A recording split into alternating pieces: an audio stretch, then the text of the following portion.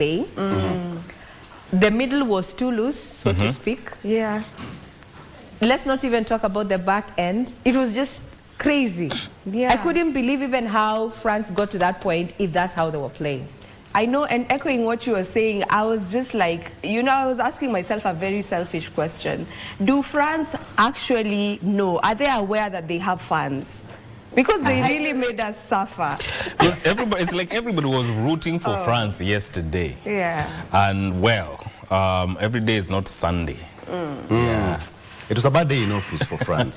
That was an extremely bad day. Absolutely. Yeah. They did their best. That was their third consecutive time getting to the semis. And I hope they have just gotten some lessons. Mbappe was completely fixed. I know. Dembele was fixed. The two were not seen yesterday. Yeah, we couldn't even hear them being mentioned, No. you know, at all. But I think they wasted the opportunity at the first half. And that, though it is controversial in terms of awarding of the penalty and everything else, I think it really destabilized how they played in the first half. Had they played the first half the way they did towards the last few minutes of the game, around the 70th minute, maybe the result would have been different. But it was crazy. Now I'm very worried. I'm very worried about England and Argentina, Victor. Who are you rooting for? Well, at this point, given the game that how the game went between Argentina and Egypt, I am rooting for Harry Kane and his team for the very first time. Maybe it's the high time that England brought it home. Yeah. I'm with you on that. I really want Argentina out of the World Cup 2026. I don't know how that will work, though. England was as one. They need to bundle out Argentina out of the World Cup. That is the sole responsibility they have to do. But for me, I think I'll go the opposite direction. Argentina, they've been quite good from the group stages up to where they are right now. They know how to mount a lot of pressure on their opponent. I normally say that Messi has a brain, I mean, all the 22 players, Messi has their brain in one head. So I'm looking at how Messi is going to crack the England defense, all right? And Harry Kane is also lethal with the ball. And I'm just thinking that it's going to be a tough match. I'm rooting for a 3-2 or a 3-1 win in favor of Argentina. All right. Well, let me just read what you've said. 3-2, and that is very that's telling. on the mark side. That's on the marks. 3-1, 3-2. At the back of this particular daily, they've given some bit of history between Argentina and England. So the last meeting between these two teams was a 3-2 friendly win for England in November 2005 when Michael Owen scored twice, and Messi then was 18 and has made his international debut 3 months earlier, but he did not play in that particular game. The last time that these two teams met, that is England and Argentina, was in 2005 for a friendly in November where England carried the day on a 3-2 score. So, Victor, that is quite telling. I just hope what you've said doesn't come to pass. Me and you both, because there's no way I am rooting for Argentina. I mean, I do not refute the fact that they have such a good game. But if you know, you know why. Well, if you know, you know why. We're not rooting for them. Since Egypt, no. Okay. So it's going to be tonight. Let's wait and see how it's going to go tonight. But personally, Argentina is going to pick it. All right. Let's come back home. So today, let's talk about Honorable Eliud Owalo, who resigned from the cabinet. He was the ICT cabinet secretary and he resigned from that position to vie for the presidency of this country. He'll be here at exactly 7. Let's talk about his ambition. He just launched his presidential bid a few days ago. And he's telling us what the party is all about, what is his agenda, manifesto, etc., etc., and why he thinks that he's the best bet for this country in next year's general election. That is Owalo's State House quest. He'll be here at exactly 7. If you have any question, please send them to at Regina Manyara, right, at Mike Migwe, and as well as at Vivian Degwa. All right, talk to us, and at KBC Channel 1, he'll be able to answer them all at 7. Join us then.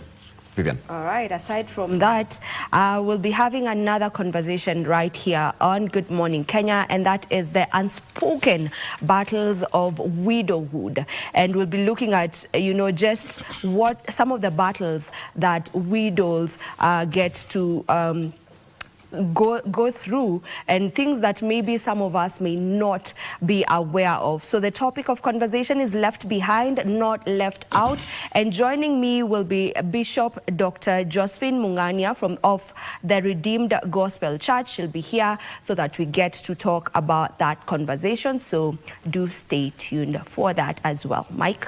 Let's talk about matters environment, and we are talking about protecting Kenya's ecosystem, and within that ecosystem is Mount Kenya, which is Africa's second highest peak, a UNESCO World Heritage, and one of the 5 major water towers within the country. However, matters of climate change, illegal activities, population pressure do threaten that ecosystem. So the question is, are we doing enough to protect this while meeting our development needs? That is a conversation I'll be having with Edward Mutitu, who is the CEO Mount Kenya Conservation Forum, and Patrick Wanjohi, who is the chairman Mount Kenya Conservation Forum. He's also an entrepreneur. That conversation will be coming to you at around 8 a.m. So I implore you to be part of this conversation and join this live broadcast. My name is Mike Migwe. Ray? Thank you very much. Now, before we bring you up to speed with all stories that have been making headlines as we have been preparing them here on KBC Channel 1, I just want to draw your attention to the front page of the Standard, one of the dailies that we're going to be perusing in the course of this particular show. Too little, too late. And that is tomorrow's All Kalau by-election has become a chilling dress rehearsal for the 2027 general election. So much has been said. So on this particular daily, the allegations of voter bribery, goonism, as well as violence. Remember, you can be part of this conversation. Get us on X at KBC Channel 1, and we start on that particular point. As the clock ticks to Thursday's poll, the country's top security, National Cohesion and Integration Commission, as well as the electoral body, presented a unified front assuring the electorate in All Kalau of adequate security. Inspector General of Police Douglas Kanja said over 1,000 police officers have been deployed to man the poll, with IEBC confirming it had begun distributing voting material. And CSC appealed for calm, issuing a stern warning against activities that threaten national cohesion. A petition has meanwhile been filed in court by activist Francis Awina to block the All Kalau mini poll on grounds of voter bribery and intimidation. Yusuf Farah with the details. With less than 48 hours left to the All Kalau by-elections, the Electoral Commission says it's all set for the mini-poll, as police confirm they will provide adequate security. In a joint briefing Tuesday, IEBC, NPS and NCRC called for peaceful polls, urging voters to ensure they remain calm during and after the voting process. With security at the center of the preparations, Inspector General of Police Douglas Kanja announced security plans ahead of the D-Day. We have a minimum of 2 police officers per every polling station. Their work shall be to safeguard the voting materials, the voting process itself, while offering adequate security at each and every polling station, ensuring the electoral officials perform their duties well and unhindered. Additionally, there are alert standby teams deployed at all polling stations. They comprise of not less than 14 officers at each and every polling station. I have deployed 4 platoons of the General Service Unit officers. I have deployed 4 platoons of anti-stock theft unit officers. I've also deployed 4 water cannons. The Independent Electoral and Boundaries Commission announced plans to crack down on unaccredited agents seeking to disrupt the process. We will not allow anybody, whether it's a senior politician or a leader in this country, who has not been cleared and accredited by IBC, to come with their security or their supporters to try and disturb the peace at the polling station or even overrun the polling station. We have asked the National Police Service and all security agencies to help us to deal with this phenomenon of super agents, who are mainly some of the senior politicians in this country. The National Cohesion and Integration Commission chairperson Bishop Dr. Kefa Omwaye urged residents to reject hate speech and ethnic profiling. Your words carry weight. Use them to unite, not to divide. No cause, no campaign is worth a Kenyan's blood. Other stakeholders agreed to deploy a multi-stakeholder approach towards ensuring the Thursday mini poll is free, fair, peaceful and credible. Any form of voter bribery or, for that matter, any unethical practices is not entertained whatsoever. But as the electoral players confirmed all is set for the poll, and activist Francis Owino has moved to the High Court seeking to stop the by-election, alleging electoral violence, voter intimidation, bribery and misuse of state resources which could undermine the credibility of the poll. Isufar reporting for Good Morning Kenya. So the by-election still stands. Now, talking about the by-election, we have a team on ground, and this following report is just on the readiness of the polls that is from the ground, that the Independent Electoral and Boundaries Commission has fined Nakuru Town East Legislator David Gikaria 2.5 million shillings over electoral code violations. Electoral Code of Conduct Enforcement Committee of the electoral body IBC, under the leadership of Alutala Mukhwana, has also ordered Gikaria to issue a public apology within 48 hours or face suspension from IBC supervised electoral activities. The legislator is accused of breaching the Electoral Code of Conduct during the campaign in Olkalau by-election, Nyandarua County. According to the complaint before the commission, Gikaria engaged in voter bribery while campaigning for United Democratic Alliance UDA candidate Samuel Mushena Nyaga, while giving the ruling. The chairman of the Electoral Code of Conduct Enforcement Committee, Mukhwana, said the decision and findings of the committee are to be officially referred to the office the Director of Public Prosecutions to investigate potential offences under the Election Offences Act. If the offences are established, Gikaria will be criminally prosecuted under the law. The Honorable David Gikaria is hereby condemned to pay a fine of Kenya shillings 2.5 million within 48 hours of this determination. And finally, that failure to comply with these orders will attract further sanctions that will include, but will not be limited to, barring the Honorable David Gikaria from participating in any further electoral activity conducted and supervised by this commission. We are dissatisfied with that particular decision, and in the circumstances, Chair, we shall be requesting for certified copies of the judgment as well as certified copies of the proceedings to enable us advise our client on the available legal remedies. Well, we'll be keeping tabs on Olkalau.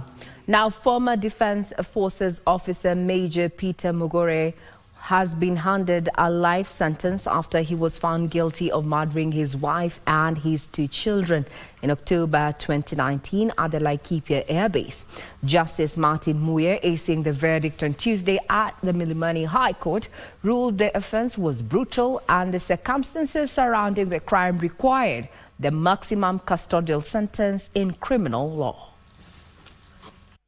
Tuesday at Milimani's High Court, an ex-KDF officer was in the rank of a major at the time of the incident in 2019. I have taken into consideration the heavy words by the accused person, but however, he has not shown any iota of remorse. Judge Martin Muya delivering the verdict sentence Mugure to jail for life. The offense of murder carries punishment of death. This was infanticide and femicide. These are offenses which have become very rampant in our country, and they call for severe punishment. The judge stated that although Mugure had already spent time in remand during the trial, the gravity of the offense outweighed any mitigating factors. The prosecution has called for death penalty. I am aware that the Moruatetu case has not made it illegal, but in the circumstances of this case, and in bearing in mind the time the accused person has been in custody, I sentence him to life imprisonment. Mugure waited headlines in 2019 after he was charged with the murder of his wife and 2 children. Will now serve a life sentence. However, dissatisfied with the pronouncement. Your Lordship, it is a well-accepted altruism that it is only the wearer of the shoe who knows where it pinches the most. It is a further altruism that it is always darkest just before dawn. Mugure informed the judge that he does not agree with the verdict and will appeal the decision. Your Lordship, it is for that reason that I have instructed my advocates not to challenge the legality or severity of whatever sentence you deem fit to impose on me, but to challenge only the convictions. And for that, Your Lordship, I thank you for your indulgence. Ruth Wambui for Good Morning, Kenya. And after that particular sentencing, indeed, it went viral on social media, especially after Mugure there just gave or rather spoke after the verdict was issued that he should serve a life sentence. We'll be keeping tabs on that, given that he's already stated that he's going to be appealing the decision there. Now, still from the courts is that 4 people have been charged with manslaughter in connection with the collapse of a building in South B that led to the death of 2 people. The 4 who are arraigned at Milimani High Court before trial magistrate Caroline Mogo pleaded not guilty and were released on bond pending pre-trial. Details of this in the Scales of Justice segments. Human rights organization approached the High Court with a petition seeking to bar both speakers of parliament from engaging in active politics owing to the independence of the legislature. However, Vocal Africa back in court barely a week after, seeking to have sanctions meted against the Speaker of the National Assembly, Moses Wetangula, for alleged contempt of court. Last week we were here in court and we were able to get the conservatory orders to bar the 2 speakers from engaging in active politics. Yet, over the weekend, after those court orders were issued, we saw the Speaker of the National Assembly, openly defying those court orders. While giving his directions on the notice of motion dated Sunday 12th July, Justice David Mburu ordered the application be served immediately as it was found to raise matters requiring urgent consideration. I gave instructions for my clients, and I did file an application for contempt of court orders yesterday evening, and today that application was placed before the Honorable Judge, who was able to certify that application quite urgently. The human rights group informed the court that Wetangula had continued engaging in active partisan politics despite an earlier court order requiring him to remain politically impartial. The Speaker of the National Assembly, Moses Wetangula, did not shy away from participating in 6 events that required him not to participate, but he chose to participate in those particular events. Justice Mburu will give a ruling on Thursday this week as he ordered the parties to be served immediately. A court order is not a mere suggestion. It's a demand, it's an obligation that you should follow. when you choose to disobey court orders, it puts you under contempt. Vocal Africa in its petition seeks to compel the speakers to uphold the constitution under the doctrine of separation of powers between the executive and the legislature. This should actually be a clear message to anybody who thinks that they can disobey court orders. You cannot. Not at least in Kenya. Bruce Mayoyo for Prime Edition. Now we cross over to business, where the government will deploy a 945 million shillings fuel subsidy in the July-August pricing cycle to maintain the current pump prices. Energy Cabinet Secretary Opiyo Wandayi says the subsidy, to be financed through the Petroleum Development Levy, is part of measures aimed at cushioning households and businesses from high fuel prices linked to volatility due to tensions in the Middle East. The Energy Cabinet Secretary says the government-to-government fuel import arrangement has helped maintain stable supplies while shielding Kenyans from higher prices. As a country, we have been able to benefit greatly, and our consumers have been able to feel cushioned adequately, even as prices continue to escalate worldwide. The point is that if it were not for the G2G fuel importation arrangement, we would have had very, very, very serious situations where prices go beyond our control.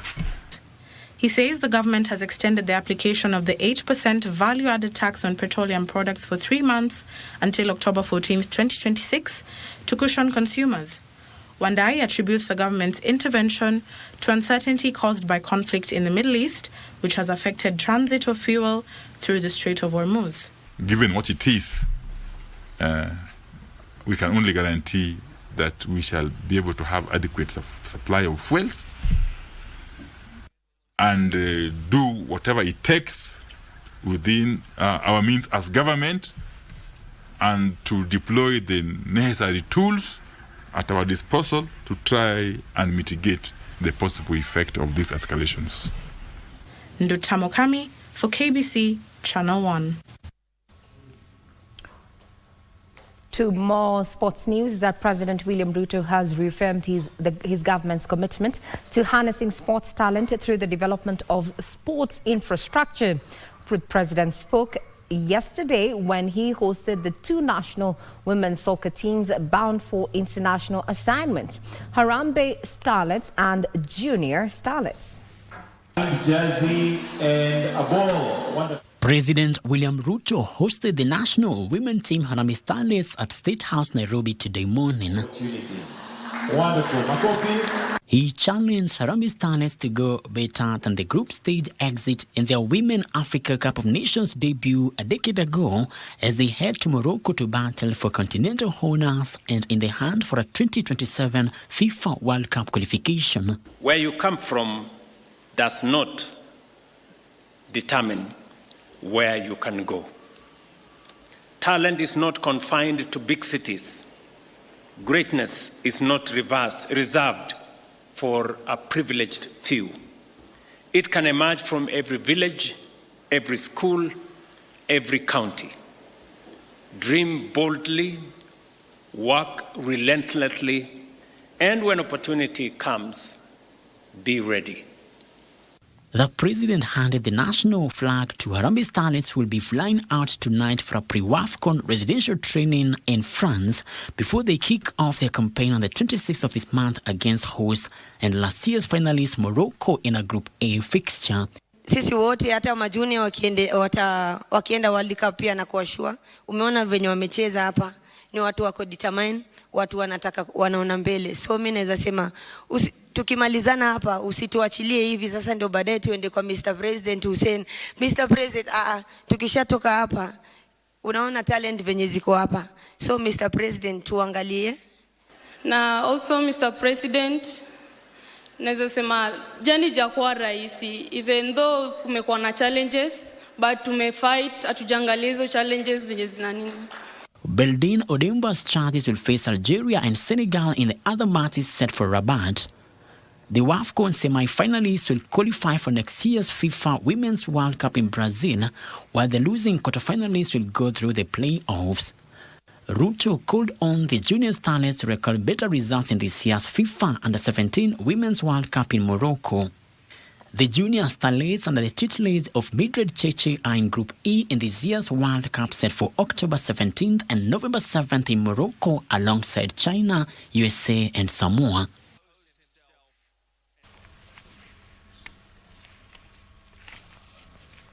That particular bit puts a cap on matters in the headlines this morning. Just remember to peruse our website, that is www.kbc.co.ke, for further updates in regard to what is making headlines, not only in current affairs or other politics, but also business and the sporting arena. As I bring this conversation to a close on this end, in as far as news is concerned, is that an outbreak surge has been reported in DRC that puts East Africa on alert. South Sudan, Uganda, Kenya are strengthening preparedness as the DRC outbreak expands. Experts have said that coordinated regional surveillance is key to avoid the cross-border transmission.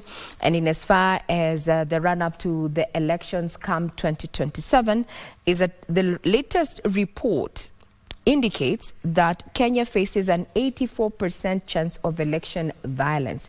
This is according to the latest report by an observer.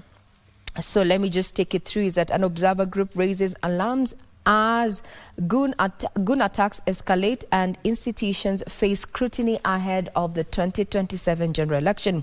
The report cites economic hardship, youth protests, police conduct, and political tensions as key drivers of potential unrest. I'm sure this is some of the areas, or rather some of the questions that my colleague Victor Olo is going to be putting across our guest this morning, who is eyeing the very top seat come the general elections in 2027. There's been a lot of conversation, Victor, in that Gunism is something that we're getting enculturated to.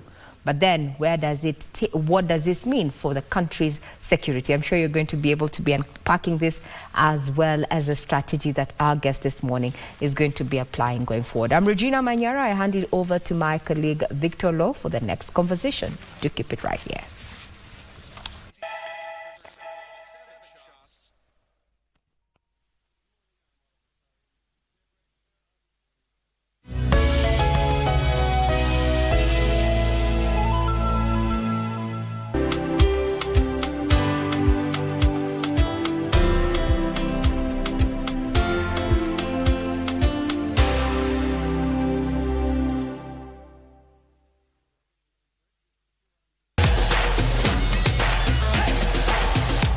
I'm very happy that KBC is making it possible for Kenyans to watch World Cup. I'm still hedging my bets on the teams that are there. Don't ask me which one for now. Let's leave that one for another day.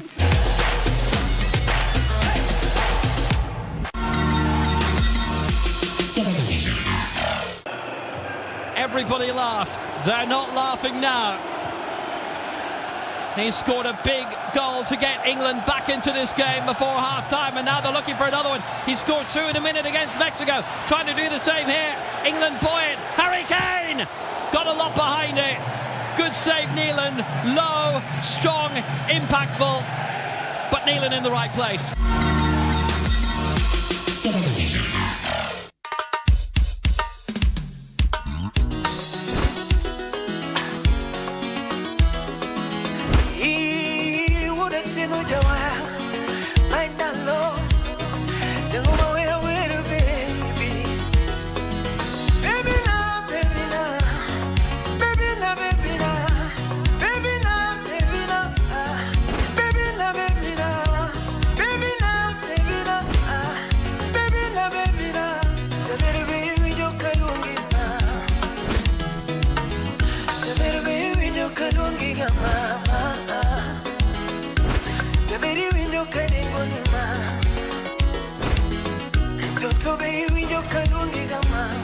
Slim Nyarawendo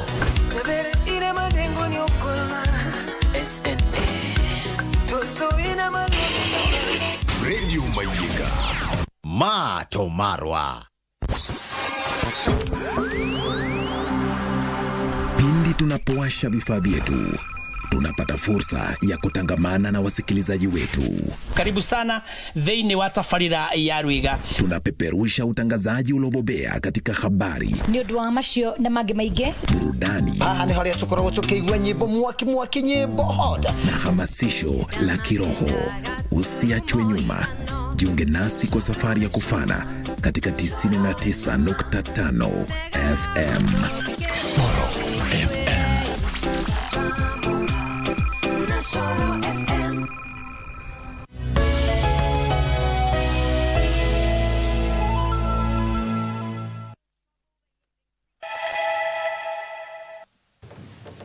All right, welcome back. It's now time for us to get to the discussion. Today being Wednesday is the viewpoint, and we want to have a special view on the presidency of one gentleman, Eliud Owalo. He resigned from the cabinet and he said that he is the best bet for this country come 2027 general election. He's here with me in studio to answer all your questions, and of course some of them that I will also be asking him. Let him tell us what his agenda is and why he thinks that he is the best man to take us to the next general election until 2032, and if possible, for the next 10 years, right? Thank you. Good morning. Morning to you. Good to see you. Yes. Just to mention, that is my former boss. I hope there's no conflict. No. Because I'm no longer in that position. I'm no longer in that position. No, I'm not conflicted. No. But good to have you. Thank you. You did well. Yes. As you can see. Yes. What is your projection? What can you see around? No, I like the ambience. Yeah, I believe KBC has the potential. Yes. Yeah, a bit of engineering here and there, and you'll be good to go. We thank you. Good. You did your part. Thank you. Okay, as usual, we'll take through the front page of the local dailies before we get to the discussion. Let me start with the Star. The Star says that Kalonzo Sifuna Matiang'i in high-stakes scramble to take on Ruto. The anti-Ruto drive in disarray as internal wars rock opposition. That's on the front page of the Star newspaper. Still on the front page, the multi-agency yesterday had a press conference where they said that there's a major test for IBC as all Kalau heads to the ballot. That is tomorrow. The Inspector General Police was there. IBC official was there. We also had the NCIC officials and many stakeholders. Yesterday said that they're up to task to ensure that the all Kalau by-election is taken care of as per the law. Again, the president also hosted the Harambee Starlets in State House for breakfast yesterday. They are also proceeding to the Under-17 Women's World Cup that will be taking place in Morocco. That happened. Okay, that's on the front page of the Star newspaper. What do you have on the front page of the Daily Nation, Mheshimiwa? A recipe for chaos, that we are courting disaster, courtesy of Gunism. Yes. Which is spreading in different parts of the country. Yes. Unfortunate. Unfortunate. If you ask me. Basically, even my colleague Regina read about it. And it's something that, so to start, let me just start from there. Does it really worry you by the trend? Because for the past few months, it's been Gunism. There is nothing positive to report about it. Absolutely. I don't believe that we should be using violence or inflicting violence on political opponents as a means of scaring them. Yes. I believe that we need to have a level playing ground where each and every candidate can sell his or her agenda without fear or favor or without intimidation from any quarter whatsoever. It's unfortunate that these acts of violence seem to be spiraling in different parts of the country. And if you ask me, I feel they are being abetted from somewhere. Yeah, I don't believe that the government cannot stop the Gunism. Yeah. Our security apparatus is one of the most sophisticated in this part of the world. And you can't tell me that you can have goons armed with machetes and with bows and arrows, in broad daylight, and they cannot be apprehended by the police. Where is our police? CS Murkomen said that a number of people were arrested over the weekend. I mean, but they need to be arrested and convicted. Yes. Yeah? These fellows are known. I mean, it was all over the media. Yeah? And these people, their faces are known. Like the ones in Kisumu, they are known. The people behind them are also known. Why is it that government cannot stop these acts of violence? It's mind-boggling, if you ask me. It's mind-boggling. Yeah. I just hope that something is going to be done, and let's come back home again on the Standard. The Standard says too little, too late. That's on the front page of the Standard. Too little, too late. The Standard reports that tomorrow's Olkalau by-election has become a chilling dress rehearsal for the 2027 general election, with voter bribery, violence, intimidation, and gun attacks exposing glaring failures by security agencies and the Electoral Commission. As IEBC promises a credible poll, an international report warns Kenya faces an 84.1% likelihood of electoral violence next year, raising fresh questions over whether institutions can prevent the country from sliding into another democratic crisis. This headline reminds us of 2007. It's quite unfortunate. I believe that our institutions charged with the responsibility of overseeing elections need to exercise their mandates impartially, without fear or favor or without instructions, exterior instructions from any quarter. They must ensure that we have got a level playing ground for all the political players. Yes. I would be very, very disappointed if we go into these coming elections with a lopsided field. IEBC need to exercise its mandate in accordance with the law and without any sort of discrimination. It should be as impartial as possible so that we have a free and fair elections and so that the will of the people can prevail. Yeah. Very good. So now, a few days ago, 4 or so days ago, you launched your political party officially. Yeah. So is all systems go? Yeah, it is all systems go. We are geared. We now have the People's Prosperity Party, PPP, which is anchored on a very strong ideological orientation of distributed social democracy. Yes. The implication of this is that a PPP government will strive to ensure equitability in distribution of Kenya's resources. The challenge we have been having in this country is that the resources of the country is in the hands of a few individuals. So much so that even when we have economic growth, that economic growth is not translated into economic development. It does not translate into a rise in the standards of living of the people at the grassroots. This is the paradigm that we want to shift.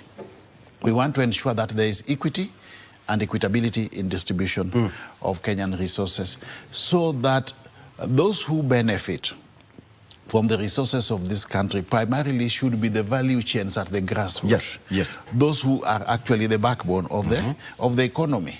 Today you find the farmers thriving, you find the fishermen thriving, but the benefits accrue to other people within the top echelons, the so-called merchants of business.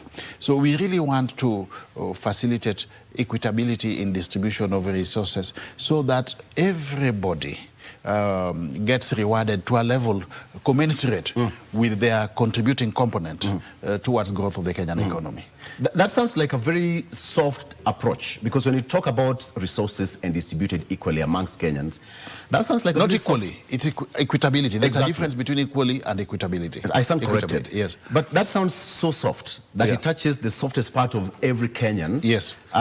Emotionally speaking. Yes. Most of the presidential candidates will say the same thing. Yeah. How will you do it differently? Well, there's difference between theory and practice. What I say is what I do. If I've got a plan before I join the government, it's the plan that I'm going to implement when I get elected. And that is the problem I have with the legacy politicians, because they make all sorts of promises during the campaign, but when they get into government, it's a different ballgame. Yeah. Okay. Yeah. And that's why I really believe that Kenyans should elect transformational leaders. Leaders who really want to address the challenges facing the common mwananchi. Today, talk to any Kenyan in any part of the country. They'll tell you they are facing two twin challenges. Lack of money in the pocket and difficulty in putting food on the table. I have got a plan. Which plan is that? One, in my well-considered opinion as an economist, I believe the lack of money in the pocket is a function of a punitive taxation regime. Yeah?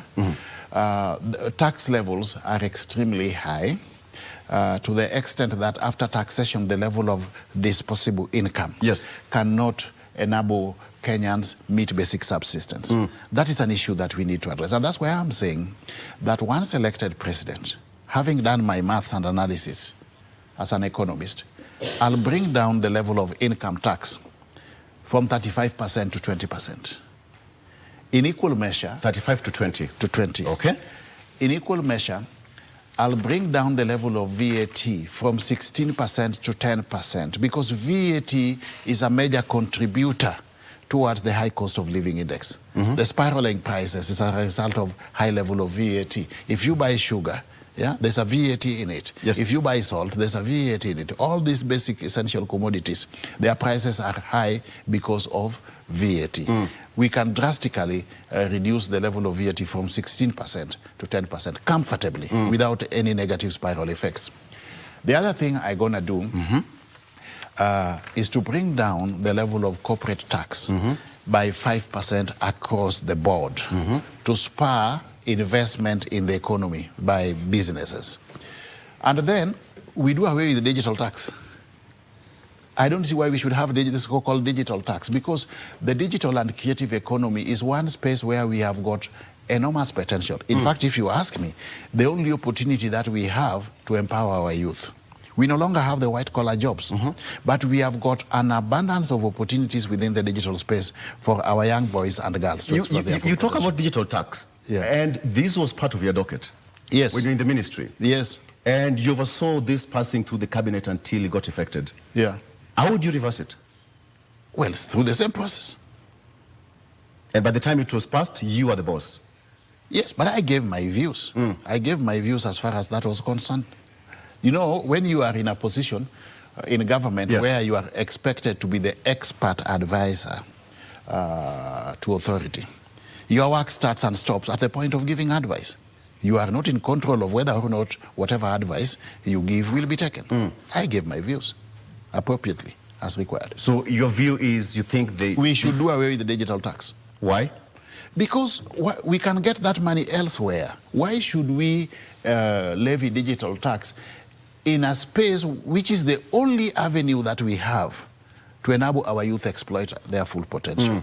Every young boy and girl today on the phone can earn a living in the digital space, so long as they have the digital skills. There's an abundance of digital jobs there which they can do. They can be here in Kenya but working for different companies in different parts of the world, and they are being paid in foreign currencies. Yeah.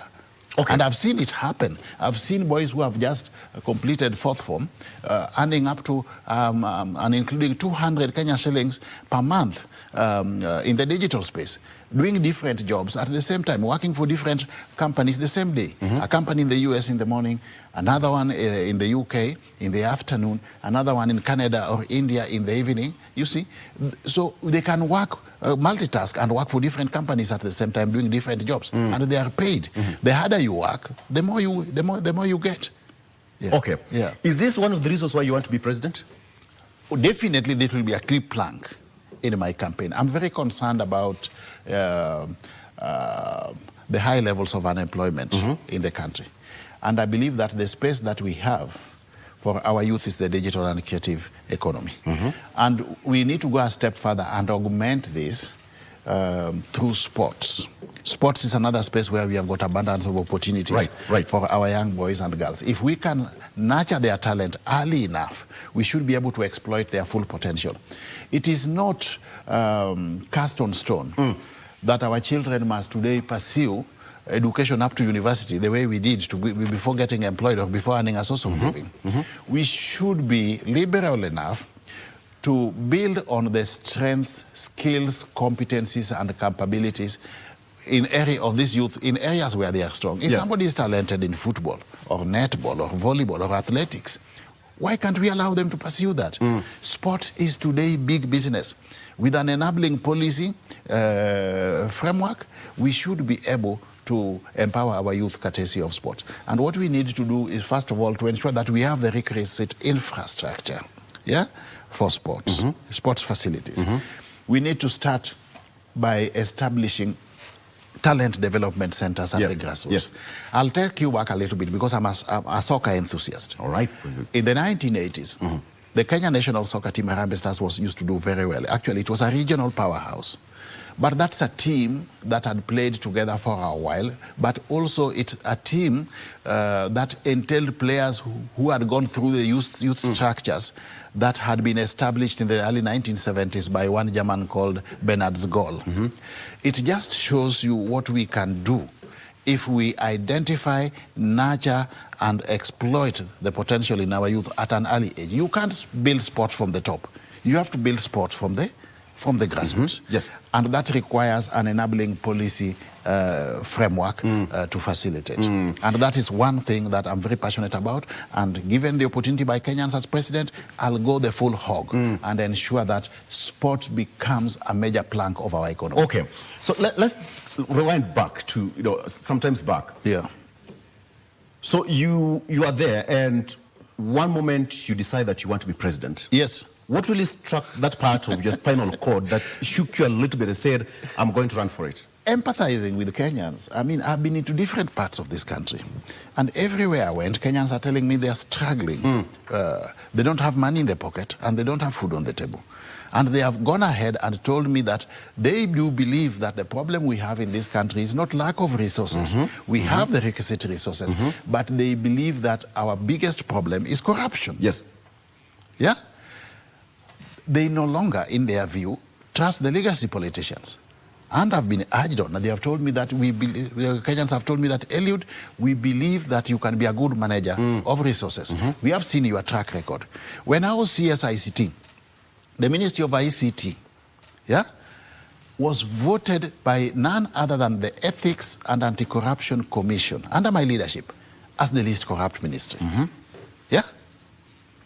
The Corruption Perception Index was at its lowest ebb when I was the CSICT, okay?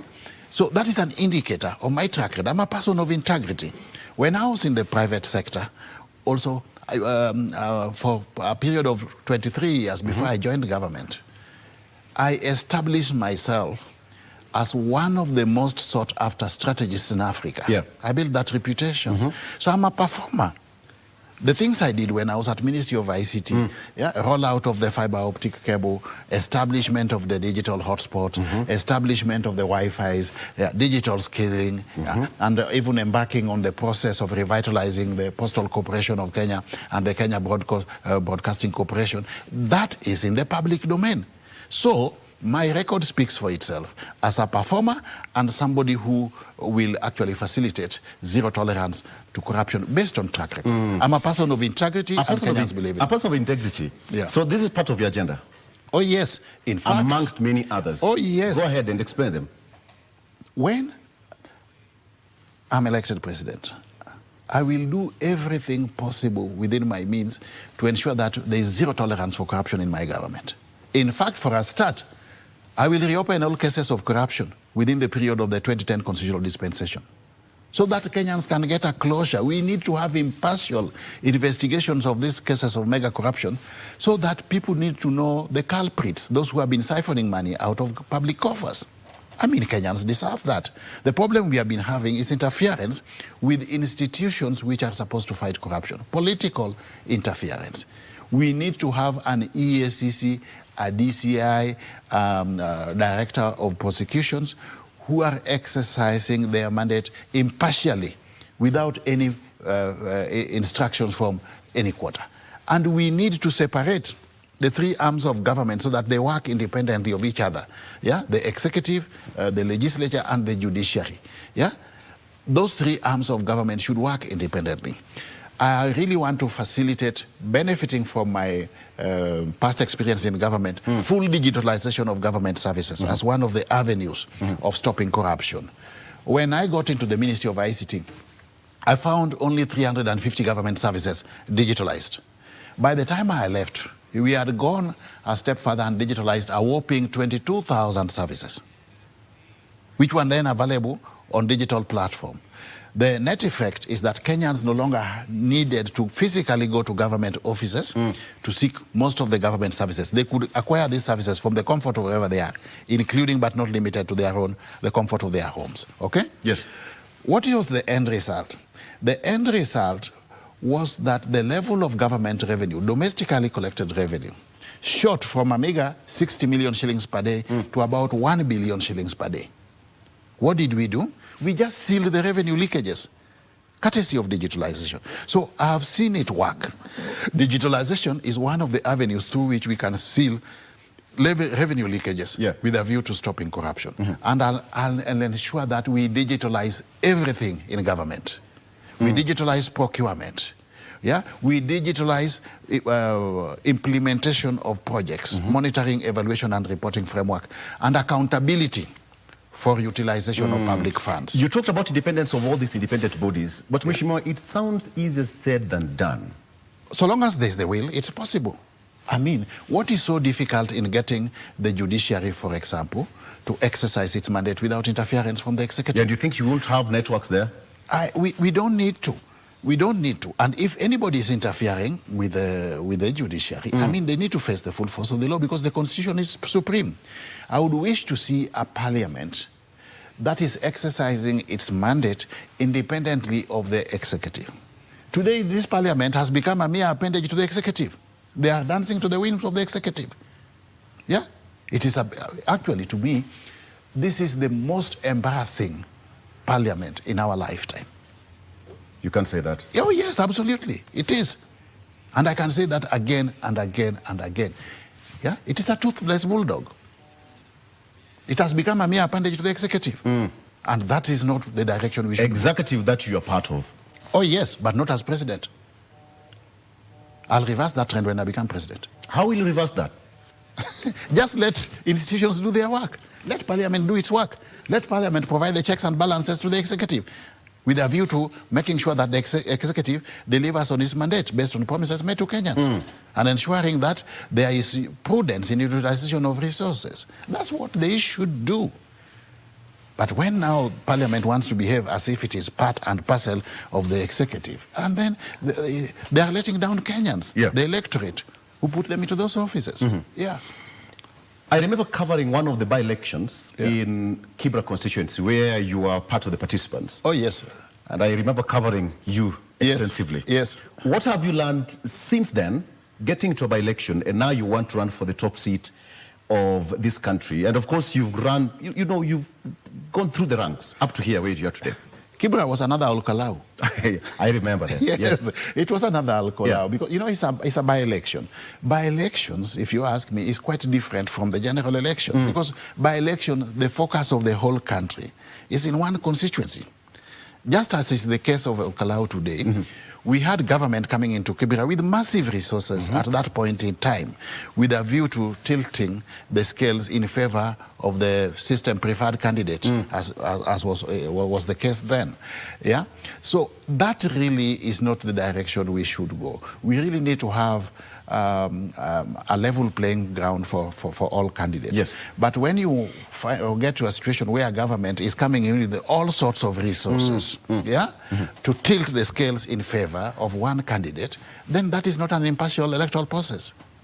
And this is happening in the full glare of the IEBC. And they keep quiet about it. I mean, who does not see the type of goodies in Al-Kalau today, government goodies in Al-Kalau today? Yeah? Why can't we? Those are campaign, the development materials taken to that region because they deserve the better as well. Yeah, but why is it just aligned to the period of this by-election? Why couldn't that development be done earlier? Why should transformers be relocated from Bere to Al-Kalau? I mean, we are actually perpetuating a wrong system for future generations. Okay. Yeah. Why would Wanjiku in Peketoni, Wanjiku in Turkana, Wanjiku in North Hor, Wanjiku in Nyatiki Wuthogik should trust you with her vote? Because I'm believable and I have a track record as a transformational leader. What I say is what I do. Ask anybody who has interacted with me. When I take a position, I stick to that position. And I'll not take Kenyans for a ride. Believe you me, I'll not take Kenyans a ride. What I promise to do is what I will do when I'm elected president. I've talked about taxation. The other issue which I want to bring to the fore is debt. Our level of spiraling debt. We must address it. The problem we are facing today is that we come up with a budgetary framework with the notion in the background that we will use debt to fill the revenue gap. Yeah?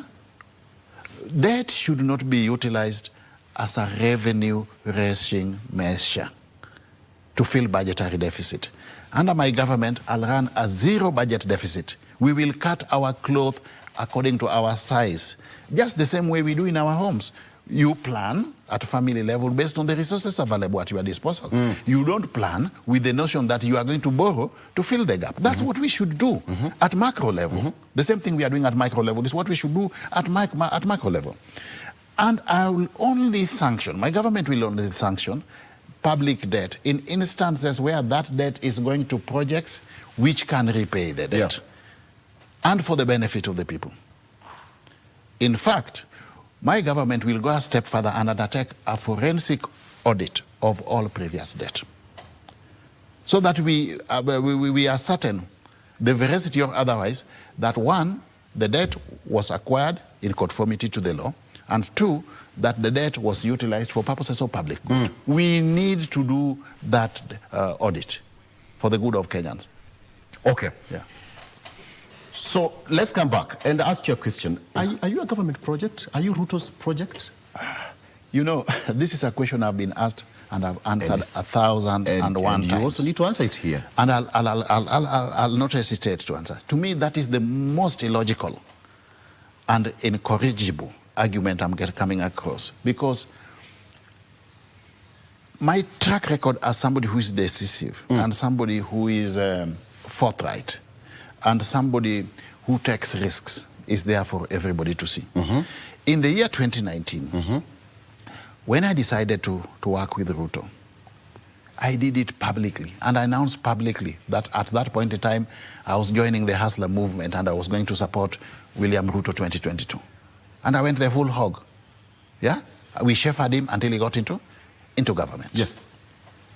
I do not see the rationale, if I wanted to work with William Ruto towards 2027, of quitting government, the top echelons of government at a cabinet level position, to go and work with him from outside. In government, there are backdoor silent dealings, Mr. Yes, yes. So probably you are part and parcel of that. I'm not part of those ping-pong games.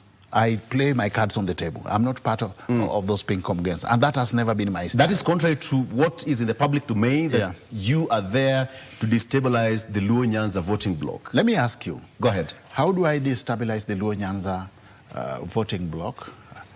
In the current prevailing political arrangement, if we held all factors constant, it is presumed that Luo Nyanza voting bloc is within the ambit of the Orange Democratic Movement Party, isn't it? Which today is in bed with Ruto, isn't it? If I put my candidature forward, does that help Ruto or it works against Ruto? Because Ruto will want those Luo votes as a bloc, courtesy of ODM. That is if ODM is still in control of that Luo Nyanza vote. That's a question we need to address another day. You're part of the network, allegations that you're part of the network to mobilize that voting bloc. And then the voting bloc votes for me or votes for Ruto? Let's take a break. I mean, we need to be precise. Does that voting bloc vote for me or vote for Ruto? If it votes for me, then the answer is in the negative. It does not work in favor of Ruto. We answer more. I still have more to ask you about that question. Yes. Stay with us. Yes. We're taking a break with my former boss. Who's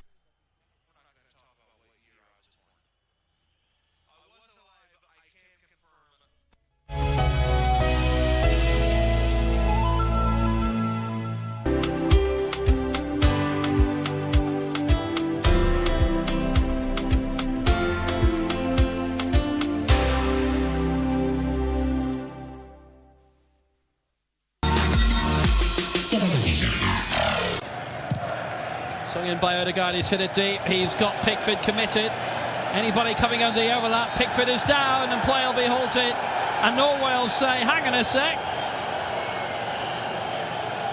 Yeah, protesting, and he's been cautioned by Turpin.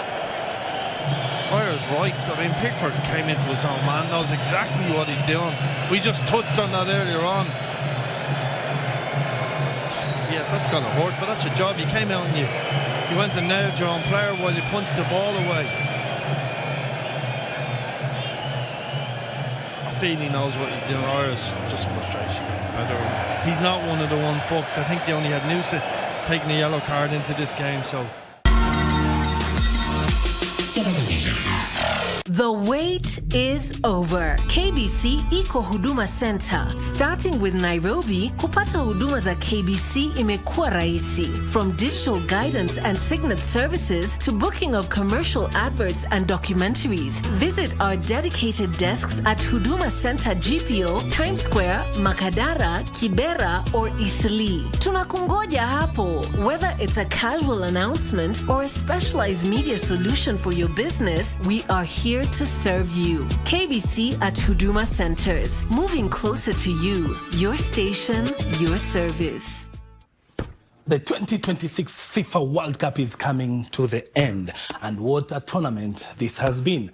Giants have fallen. Brazil, Germany, and even the fairy tale of Cabo Verde has come to an end. Now only 4 teams remain, and as we start the kick-off to the semi-finals and the finals, BBC World Service and KBC English Service will bring you live the action of the remaining matches. Catch all of them on KBC English Service and BBC World Service.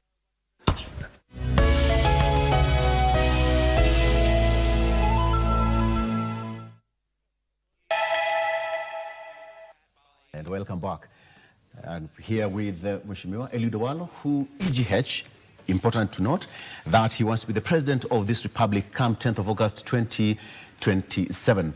Many questions coming in, and I will be sampling some of them later on. But Mheshimiwa, I ask a question about you being the government project, why you quit the government, and there was a specific direction and order that you're supposed to handle, with a specific focus on the Luo Nyanza voting bloc. First of all, I'm not a Luo candidate. I'm a Kenyan presidential candidate. And if you look at my track record and even my pronouncement since I declared my presidential candidature, I've avoided tribal posturing because I don't believe that's the politics that we need to be practicing. We need to have a paradigm shift. So my stronghold is economic, and that's why I'm riding on an economic agenda. I'm not preoccupied with getting votes from where I was born. I want to get votes from majority of Kenyans across the board. And my stronghold is economic as opposed to tribal. I want to get votes from the youth who believe that I've got an agenda that will create an enabling environment for them to exploit their full potential. I want to get vote from women who believe that my agenda can facilitate an opportunity for them to undertake itinerary trade, because they have got that potential, but they don't have the requisite resources. I want to be the candidate of choice for civil servants, those in government today, who at the end of the month have no money because of punitive taxation. I want to be their candidate. I want to be the candidate of the farmers. I want to be the candidate of the fisher folk. So I want to work with value chains. My stronghold is the value chains. It's not tribal. And I'm not going to be part and parcel of tribal conglomerations, because I've seen it in this country since independence, and it's not helped Kenyans. People putting together tribes, leaders putting together their ethnic communities, cobbling ethnic arrangements for purposes of attaining political power. And once they get into government, they forget about the people. I'm not going to be part and parcel of that. I want to ride on a transformational agenda, which is truly people-centric and with the ultimate objective of addressing the challenges facing the common one. You've really talked about your agenda for this country. One of them is to tackle corruption. One of them is to tackle the debt that is the debt.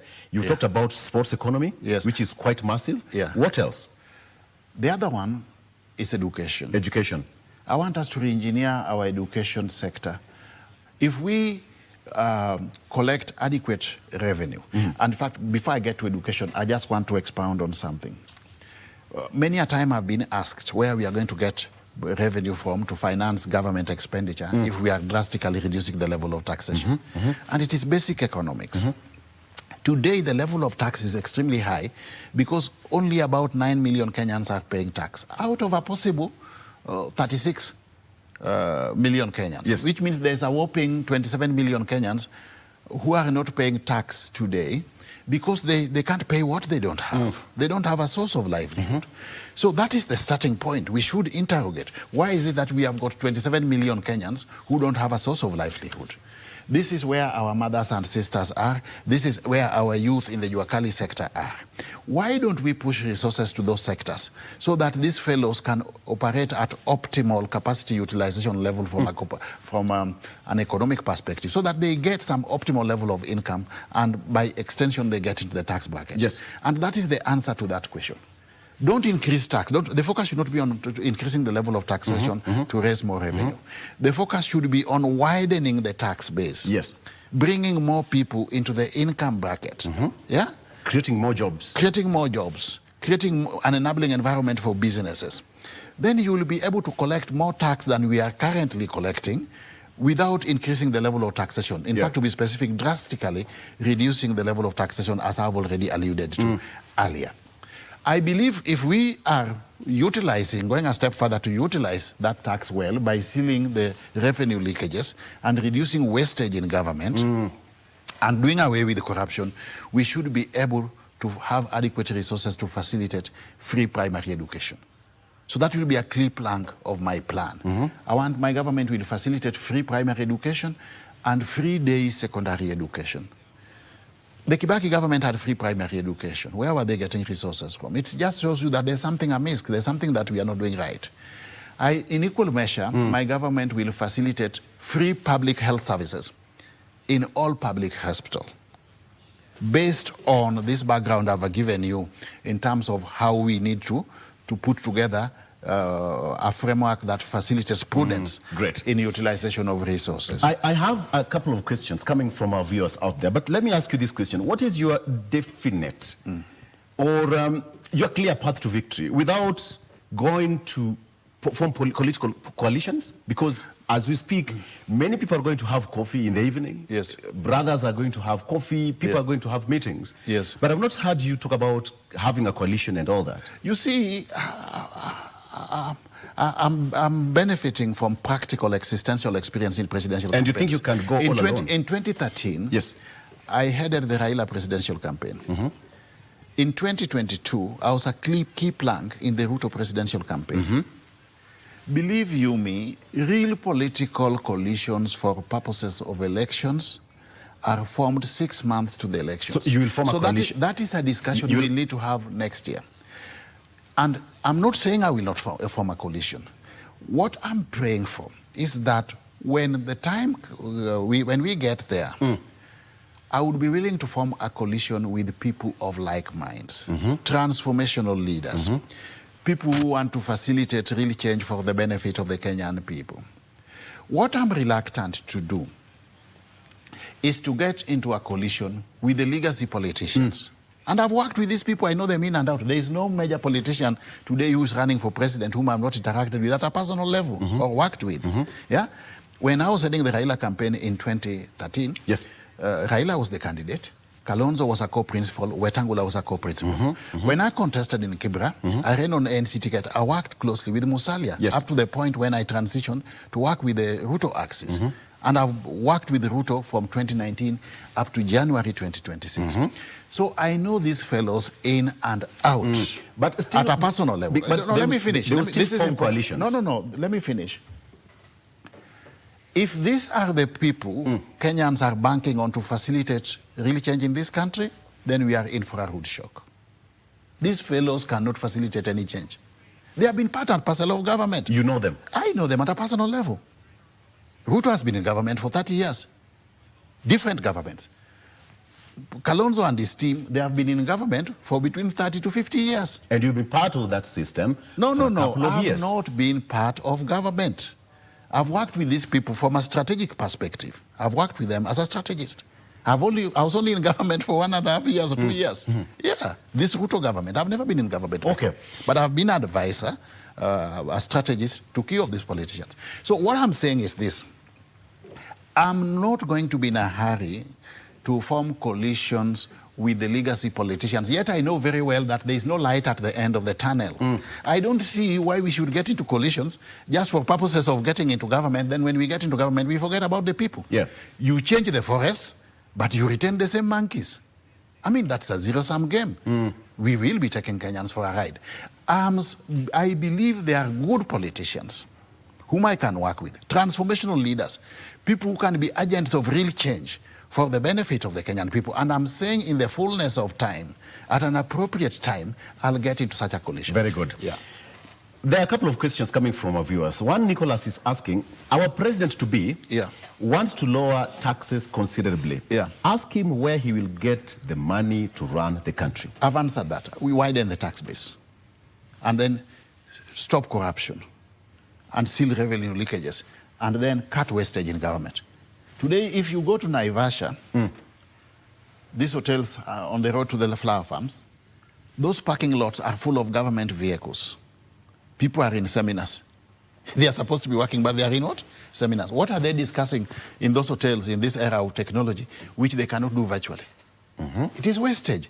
The amount of money we spend on travel, both domestic and foreign, the amount of money we spend on allowances for public servants is astronomical.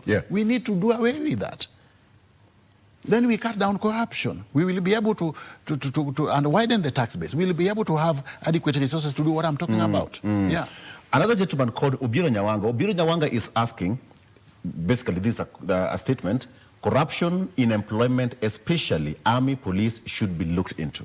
Oh yes, absolutely. It should not be based on technical know-how, but technical know-how. And this should apply across the board in all recruitment processes. Yeah? Let us employ people in government based on their skills, competencies, capabilities, as opposed to whom they know. Today, there's a lot of political interference in recruitment processes. I've been in government, and I know this happens. It's unfortunate. What would happen to our children, the boys and girls who don't know anybody at all in government? How are they? And yet they have gone to school. I mean, we are killing the future of our children. Okay. Yeah. Obiro has got 3 concerns. I think you should hire Obiro as your advisor because he has got 3 pieces of advice here for you. He says that unemployment among trained youths be addressed. Absolutely. And I've talked about addressing it through the digital and the creative economy. Okay. Last one. The government should regulate college intakes to meet yearly demand in the country. That cannot be gainsaid. He is right. How would you do that? Because when it comes to intakes, there's a lot of problem, coups failing, you know, the 100% transition also here and there. We must have, first of all, a system that works. If it is an IC system, it should be foolproof. We can't have a system that is on and off. That is the starting point. And everybody should have equal access to those opportunities. But even having said that, one of the things I really want to address in the educational system is matching the training that we are offering our youth to the demands of the market. Okay?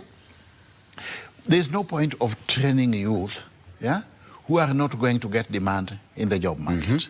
We should be able, in fact, I would really strengthen issues to do with the technical and vocational training, because that will enable our youth not just get white-collar jobs, but they can actually become entrepreneurs as opposed to job seekers at the tail end.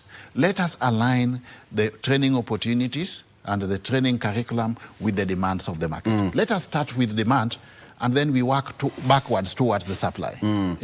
Another question here, this is a little bit lengthy, Mheshimiwa. What does Eliud Owalo really want? Could it be sibling rivalry and extreme projection of bitterness? Because he worked with President Uhuru Kenyatta only to be... No, I never worked with Uhuru Kenyatta. I've never worked with Uhuru Kenyatta. I was never part of Uhuru Kenyatta's government. Okay. Yeah. Okay, then I need to restructure that because you say that he has done the same with Ruto now. Yeah. Okay. So this is one question that makes people doubt Owalo's intentions. So My intention is to serve Kenyans. You know, I differ with these fellows because we have a plan, and then midstream they change their mindset and forget about the people. And that's why I've said this time around, this coming election, I'm not going to work for any single politician. I'll work for the Kenyan people, and that's why I want to be president. I'm a very principled person. And if we agree on something, and then you change your mind midstream, in total disregard to what the aspirations of the Kenyan people are, I'll tell you, no, I'm not boarding. Yeah. Okay. Yeah. Toretich says that EGH Owalo is my preferred presidential aspirant in 2032, not 2027. Why should I wait for 2032? What if there is no country to rule in 2032? There will be a country. Why should I wait for 2032, yet there may be no country by 2032 if we don't fix things by 2027? Kenya can easily go down the drain. But there is a statement with Toretich. What he says, 2032? Yeah, but why? Why should I wait for 2032? Yet we have a problem right now which he has hope in you, but not 2027. No, why? I mean, that is escapist. You need to put facts on the table. We must fix the country now. We cannot wait for another 6 years. Yes. Yeah. That's why I've stepped forward. I've come forward as an agent of necessity to fix the challenges facing the country right now. I cannot wait for 2032. There may be no country to govern in 2032. Okay. Yeah. There's another lady called Mary. Mary asks, Mheshimiwa, you are part of the cabinet. What is your take on SHA? Mwananchi anaumia. SHA has got challenges. SHA has got challenges and it needs re-engineering. It needs to be relooked afresh. What I've done so far is not to wait to get into government again to confront this issue. I've already constituted a team of health sector experts, to look into the health sector issues in totality, SHA inclusive, and come up with a report together with attendant recommendations as to what we need to do to sort out the challenges in the health sector and facilitate free public health services in all public hospitals. So that's work in progress. Now, let's come back a little bit. Yeah. So 2027, August 10th, elections done, and God willing, you are the clear winner. Yeah. First 90 days in office? Free primary education and free day secondary education. Free public health services in all public We will hold hospitals. you to account, Mheshimiwa. Oh, yes. Oh, yes. We will hold you to account. Oh, yes. Instantly. I'll do that. Free primary education? Free primary education. And that will be a performance indicator for me within 90 days. Free public health services in all public hospitals. It's a question of just re-engineering government. What else? Okay. Because when you talk about health and education, that touches the backbone of... Oh, yes. And then taxes will go down, as I've already espoused. I bring down income tax from 35% to 20%. I bring down VAT from 16 to 10%. I do away with the digital tax, and I cut corporate tax by 5% across the board. And to me, I would really wish to have as a performance indicator for my government a rise in the standards of living of the people. The problem we are facing today is that there are a lot of projects, here and there, which are being bandied around. But this has not translated to a rise in the standards of living of the people. People don't have the disposable income. Yes. The purchasing power of the people has gone down. I would wish that my greatest performance indicator, first and foremost, is a rise in the purchasing power of the consumer. Yeah. A rise in the level of disposable income. Yeah? Pesa mfukoni, chakula mezani, elimu bora, na afya njema. Those should be my performance indicators. That sounds okay. Pesa mfukoni, chakula mezani, elimu bora, na afya njema. Those are my 4 key performance indicators. Very good. In government. A gentleman from Good Morning Kenya, Rubani Rob from Lesos, Nandi County. He says, I love Mheshimiwa Eliud Owalo and will consider him in 2032 because he is a bit late at the moment. That is Rubani Rob from Lesos. You know, I think these are fellows who are still living in the past. They believe because I supported Ruto. You have 2 gentlemen also projecting you 2032. Yeah, they believe because I supported Ruto in 2022, that I need to support him again in 2027. That is wishful thinking. It's not going to happen. It's his payback time. If he realizes he can't win, so you think the onus is on him. So the president should support you? Yeah, yes. Why not? I mean, all factors being held constant, yeah, we have a problem. Yeah, go to any part of the country and people saying they don't have money and they don't have food. And I'm telling you that I'm stepping forward as an agent of necessity to sort out these two twin challenges.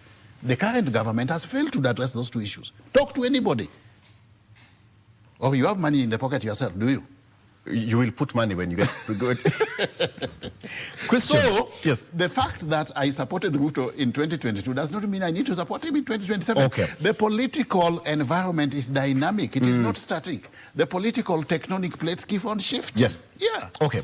Another question is that, Mheshimiwa, stop saying free, Mheshimiwa. Be realistic. You have the agenda, but cutting taxes, you just end borrowing. Okay, I think I got it right. I've answered that. I think I got it right. Yeah. Okay.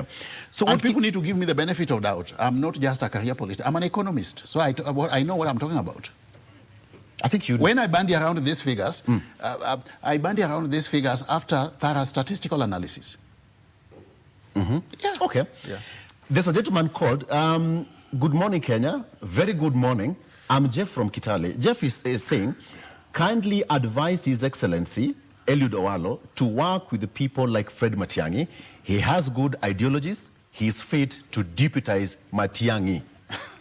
Those are bridges that we are going to cross when we get there. It's too early to talk about who is going to be the candidate and who is going to be the candidate's running mate at this point in time. We will cross that bridge. So you don't have a running mate right now? It's too early. It's too early to talk about that. Okay. I'll address that early next year. Yeah. Okay. Yeah. Naitwa Mark Odia from Siaya County, Alega Usonga.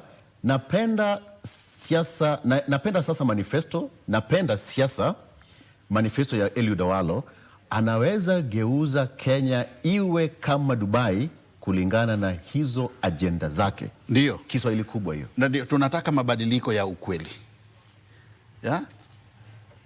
Siasa ya kutumia wananchi ili watu waingie kwa serikali, halafu tukiingia kwa serikali tunasahau wananchi. Hiyo ndio siasa ambayo inatakikana tuwache na tuzike katika kaburi la sahau. So you are so sure that tunaweza geuza Kenya kuwa kama Dubai? Ndio. Kama Dubai, hapana Singapore. Very good. What keeps you awake at night? I think of what I need to do the following day. I mean, I'm always thinking of what I need to do the following day. Yeah. Yeah, I'm always thinking. I'm always planning. Yeah. A question here. Do you miss Raila Odinga? Oh, yes. I mean, he's your former boss. Give it to him. You know, all factors being held constant. I don't think we have had any impactful politician within our current political dispensation other than Raila Odinga. Yeah? I mean, this guy was part of the advent from single-party dictatorship to multi-party democracy. He was a facilitator, a key facilitator of our 2010 constitutional dispensation, the father of the evolution in Kenya. I mean, he's left a gap. I don't think there's any single politician in Kenya today who can fit in his shoes, myself inclusive. Yeah. Oh, okay. Yeah, you must give it to him. More questions coming, Mheshimiwa. Yeah. Good morning. I'm not a Guko. There's a colleague called a Guko Ram. My name is Victor. Yeah. Good morning, Victor. Say hi to Waziri Owalo. We are behind him. He's such a great resource. I'll pass by the office to say hi. David Oyola. Sure. David Oyola? I look forward to seeing David. Ingia kwa ofisi, say hi. He's a friend of mine. Okay. Yeah. Another one. An enterprising young man. Oh, absolutely. Yeah. I'm Nancy from Eldoret. Yeah. I like Owalo's manifestation. Too much taxation closed so many businesses that has led Kenyan to be poorer than ever. Yeah, I like the objectivity of Kenyans. When we need to confront issues, and I would wish that we have issue-based politics moving forward, so that we confront the challenges facing the common mwananchi indiscriminately, without taking note of our backgrounds, our religions. You know, let us face the challenges facing the common mwananchi. As Kenyans, we need to have that approach, and that's why personally I've decided that I want to work with people of like minds so that we can go back to factory settings and have a fresh start for Kenya. Yeah? That's why I will not be engaged in issues of one-term politics or two-term politics. Okay? All right. I want a fresh term for Kenya. Fresh term. Led by Eliud Owalo. That's a nice one. Yeah. Fresh term. Fresh term. One last question here from gentleman. Good morning, Kenya. Mr. President-to-be, bring those manifestos kwa muungano na Sifuna tujenge Kenya. Otherwise, you are good to go. Tafuta mizizi, you understand the political ethics of Kenya. Ni Chief Moses. We have to change our political fabric. We have to re-engineer our body politic. And that also involves Kenyans themselves, the voter. The voter must also change the mindset so that we start voting in people based on their track record, people, leaders of integrity, not based on power of the pocket. Today you see leaders carrying sacks of money and distributing it in the countryside, and they look great. I mean, we should be looking at these leaders, politicians in the eye and asking them, where have you gotten this money from? Yeah, okay. Because it is taxpayers' money they have stolen, and then now you are going ahead, you steal from me, and then you want to bring me back the money. I mean, I'll tell you no. Yeah. Another question, I wonder how to trust Waziri. If he's not just a project, then let him justify why he had to quit his job. But in line, he's ambitious. But in line with his ambitions. I mean, there is what is called responsibility, collective responsibility in government. I was not going to be part and parcel of the high echelons of government, yet criticizing it from within. That will be in discordance with the ethics in government. I had to step out and pursue, do my thing from outside. Yeah. And that is why I stepped out, so that I can start working on my presidential campaign and agenda. Today we have a party, the People's Prosperity Party, which is anchored on ideological orientation of distributist social democracy. Distributing wealth, getting wealth from the high and mighty, who have been milking the sweat of Kenyans since independence, and taking it to the masses. That's why I want really to appeal to Kenyans to join me in this third liberation agenda. Our first liberation was independence. The second liberation was multi-party democracy. The one and only remaining liberation today, the third liberation, is economic. And that is the liberation movement I want to lead moving forward, courtesy of the People's Prosperity Party. And I'm appealing to all Kenyans to join us in the People's Prosperity Party as members of the party, so that we can walk this journey together. Dial *509 *509 hash, and then proceed to choose PPP, the People's Prosperity Party, and register as a member so that we work together. Wishme, we are out of time, but just allow me to, that question came from Evans from Kisii. Another question, this is just a comment. Yes. Good morning, Kenya. I'm Wilkista Makoha, Anyaki Makoha. Yeah. This guy is good. I like Eliud Owalo's ideologies. Advise him to work closely with Mr. Fix-It, you know. All right? Who is Mr. Fix-It? His Excellency, Dr. Fred Matiang'i. He can work well under him. In fact, he can be the best advisor to the Excellency, Dr. Fred Matiang'i. That is according to him. Will Kista talking to her. And finally, good morning, Kenya. Pass my warmest regards to Mr. Owalo. Mr. Owalo is an issue-based politician who is looking for long-term solution to our country's fiscal challenges. We should make President Ibrahim Traore of Burkina Faso our best friend. Have a blessed day. Lastly, this is a long one. I don't know whether I can read this one. Hello. I'm Honorable Ian Koros from Belgut. The ideas with Honorable Owalo is great. Which party is he standing? PPP. PPP. He's answered that. And finally, Haimwesh, if ODM is dead, convert its members to PPP and we work the journey together. Lily. Thank you so much. I could put it in any better way. Asante sana. Thank you. We have to wrap it up there. There are so many questions coming now, and many people are watching. 30 seconds. You're a good man. To the camera. 30 seconds. Let us work together as Kenyans within the third liberation movement so that we can address the challenges facing the common mwananchi. As Eliud Owalo, I've stepped forward to pursue the presidency of the Republic of Kenya as an agent of real change for the good of our country.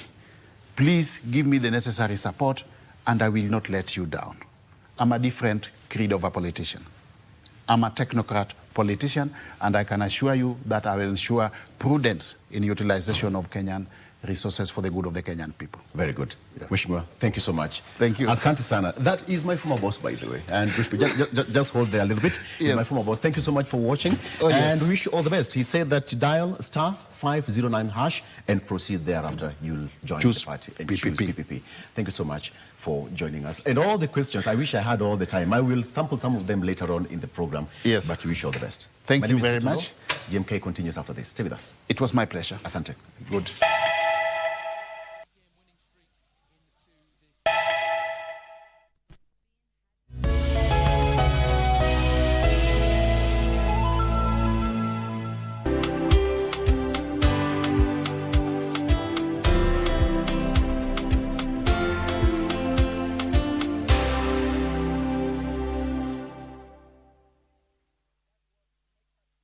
The wait is over. KBC Iko Huduma Center. Starting with Nairobi, kupata huduma za KBC imekuwa rahisi. From digital guidance and signet services to booking of commercial adverts and documentaries. Visit our dedicated desks at Huduma Center GPO, Times Square, Makadara, Kibera, or Eastleigh. Tunakungoja hapo. Whether it's a casual announcement or a specialized media solution for your business, we are here to serve you. KBC at Huduma Centers. Moving closer to you. Your station, your service.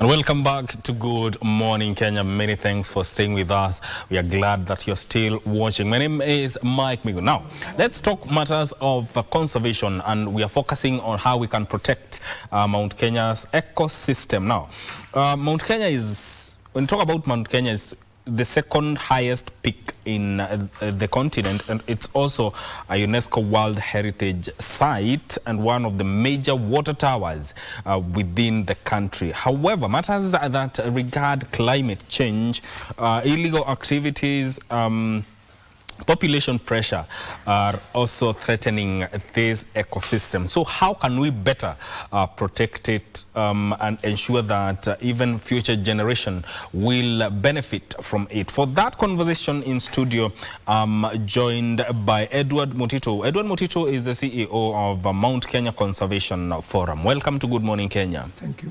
And also Mr. Patrick Wanjohi, who is the chairman of Mount Kenya Conservation Forum. He is also an entrepreneur. Karibu sana. Let's get into the conversation now. And when we talk about the Mount Kenya ecosystem, I'll start with you, Mr. Edward. You know, Mount Kenya has had glaciers over time, and UNESCO has noted that these glaciers have shrunk for decades. And we have those that are remaining today. But my question is, what does the disappearance of these glaciers tell us about the health of the Mount Kenya ecosystem in general? Thank you. And that is a fair question. Well, as you said, my name is Edward Mutito. Yes. And I'm the CEO of Mount Kenya Conservation Forum. Yeah. Mount Kenya Conservation Forum primarily deals with the ecosystem, Mount Kenya ecosystem. And as you say that there is reduction of glacier in Mount Kenya, that is true. Yes. Because some time back, 30 years ago, you would see Mount Kenya with a lot of glaciers on the mountain. It remained white all through. Yeah. And at the same time, your eyes could laugh seeing Mount Kenya. No, each and everybody. Especially in the mornings. Exactly, that is how it is. Yeah. And most of people thought there are no, the glacier did not have stones inside. It was just snow covering, standing. Yes. But we came to understand later that snow stands on the rocks. And due to the climate change, now Mount Kenya, the snow is too little. Yeah. You can just see when it rains, we have a lot of snow in Mount Kenya. And the following day, that is gone. Mount Kenya conservation, Mount Kenya has been affected, the ecosystem has been affected by reduction of the glacier melting. Because due to melting, we have a lot of problem because degradation of Mount Kenya has appeared now. It's now being seen well, not as before. And people or the community or Mount Kenya itself, we have started seeing problems because, the flow of the river's flow, the water flow, is too low. And that is because, the glaciers melts and goes down, and then it forms those tributaries that forms the river. And as you understand, Mount Kenya has almost 12 rivers that flows from Mount Kenya. So now that problem has been persistent due to the change of climate. And it has been a difficult thing to recover. And that's why we are now in to make sure that we turn back Mount Kenya as it was before. That is through partnership with other the government, conservation partners whom we partner with, and also the community, because benefits from Mount Kenya, the community benefit from Mount Kenya. If you come to Mount Kenya, you'll be able to see those people surrounding Mount Kenya are going up there, and they are, that's where they get there. It's a job. It creates job. There's a livelihood there. Exactly, that's where they get their livelihood. But due to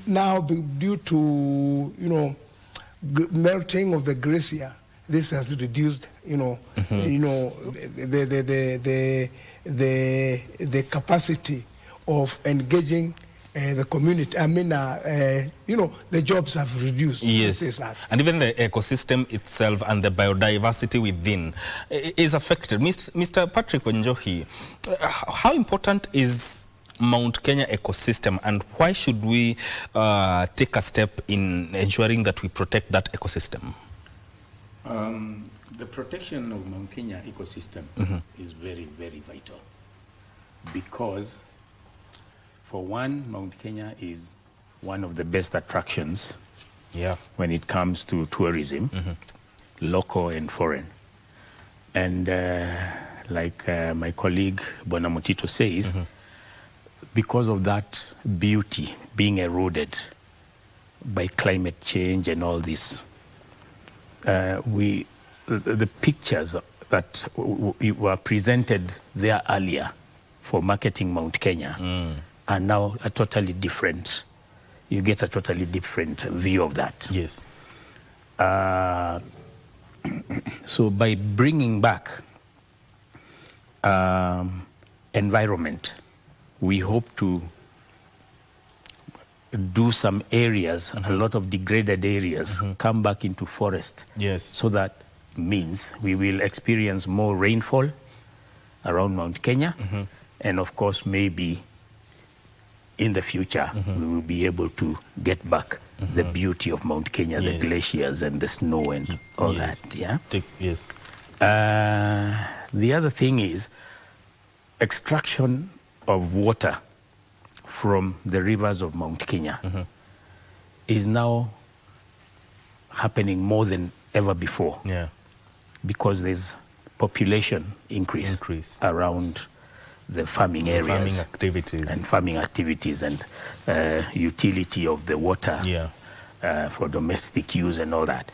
So when we try and bring back the riparian areas of Mount Kenya, rehabilitate them, plant indigenous trees that do well on the banks of the river, we are actually conserving a lot of the water that is getting lost through evaporation. Because when the rivers are directly exposed to the sun, there's a lot of evaporation. So what we're trying to do is rehabilitate the riparian areas so that we can bring back the shade, so that little water that is flowing from Mount Kenya, even after being utilized by the communities upstream, does get to even the communities that depend on it. Very important. In the downstream. So we are trying, as a conservation drive, to have depleted areas of Mount Kenya back into their natural format. Restoration efforts. And Mr. Edward Mutito, you brought a very important aspect when it comes to matters of conservation, collaboration between NGOs, the government, and even communities, local communities, and even higher learning institutions. They have a role to play in that. Talk about the importance of this multi-stakeholder approach in making sure that we achieve long-term conservation efforts that have better outcomes. Yeah, thank you. You see now, conservation of the ecosystem cannot be done by one person. Yes. This should be collaborative. And it's not wise doing this with conflict. You are doing this in Mount Kenya. This is an NGO working in Mount Kenya, doing conservation works. There's another NGO doing tree planting. There's another NGO. We need to come together and have a policy, a clear policy that can bring all these conservation partners together, so that we would be able to work together and form one bylaw that will be used by all other partners. You see, because you cannot just do alone, as the chairman have just said, that we are working with the community. We are working with the community. Because if we just put away the community, we may not be able to sustain. In fact, I would appreciate, and actually, I thank the government because of the collaboration the government has done to make sure that all conservation partners that are working in Mount Kenya come together and do one work, not different works, and have one policy, a policy that will be followed by each and everyone. Let me give an example. Yes. Currently, we are doing rehabilitation in Mount Kenya ecosystem, and especially now we have been allocated 1,000 acres by Kenya Forest Service under a framework for collaboration of 5 years, renewable 5 years. And the work that we are doing, I just want to bring you a picture how we can do what we call sustainability. Yes. Because when we do tree planting, we plant, yes. But that's nothing. Planting a tree is nothing. That's not work. Yes. Work is to grow a tree. That's what we call growing a tree or growing conservation. Meaning you plant a tree and you have a follow-up. How do you sustain this tree? I wish now you go now to Mount Kenya right now. The place is too dry. Everything is getting dry. In fact, even we are fearing any time we can have some fires, the wildfires of Mount Kenya. We are fearing because the place is too dry. But I would like you to come and see what we have done as an example to other conservation partners. All right? We have planted trees, many indigenous trees, all right? we only deal with indigenous trees because they regenerate. And actually, they don't have much value for being felled. It's not commercial. They'll live for longer, all right? And now, due to problems that arise when you plant trees or when you grow trees, we have the communities around. They have to benefit from the same ecosystem. One, by grazing, all right? Two, firewood, and also harbor, all right? There are so many benefits that the community gets from Mount Kenya or from the ecosystem. But see now, having started planting trees in that area that we have been given by Kenya Forest Service, we have had a lot of problem because when we plant tree, you just get grazers graze there in those trees. And at the same time, we really do not want a conflict between the conservationists and the community. So now what have we done? What we are doing is we are fencing the whole area. We have elected an electric fence in the whole area that we are planting. We are doing the plantation. And we are collaborating with the community to know what we are doing right now. Yes. All right? When we have tree planting period, all right, or season, we invite the community. They benefit from, from planting those trees, and they get something. You see, what I'm trying to say is to have a sustainable survival of our work, we have to fence. Now, we have some partners who have come to see how we can work together. In fact, we have received a lot of assistance from the Rhino Ark Charitable Trust. I don't know whether you know Rhino Ark. The Rhino Ark has always been at the forefront of conservation of Mount Kenya ecosystem, Aberdeen ecosystem, and the Mau. And we are working together. And we have done a good thing that even if you come now where we are doing that rehabilitation, you'll enjoy. Your eyes, you'll see that something is being done. We are fenced, right? And in every season we plant indigenous trees, all right? These trees do not have stress now. They are growing very well. And then after doing all that work in that 1,000 acres, we will then shift from there with our fence and then go to another place. All right? Not only in Mount Kenya ecosystem, you can go anywhere, but much of it we are dealing with the forest reserves. Yes. All right? Number two, we are also handling the issue of the community because we cannot do that work without the community. The local community. The local community are very important. They are very important. So what do we do? And let me give you another challenge. Right now, when there is a lot of the drought is too high, you get that the pastoralist comes with herds of cattle in Mount Kenya, and in fact, they have right to do so. What have we done now? We have fenced off the area, so even if they bring their cattle, all right, we still remain as friends. All right? So now what I'm trying to say is that we can do what we call, as you say, how we can sustain. We can only sustain if we come together. The government itself, as it has done right now, because it's the government that has allocated that piece of land, and they do come and monitor and see what we are doing.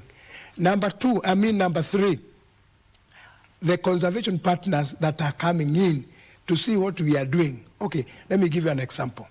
We only hear that there's KBC television, all right? How do you know KBC works well apart from seeing from the television? And that's why when we were small children, we are being brought here years ago to come and see. And when we see, we really change our mind when we go back. And that's why we got some other, by coming here, they became presenters.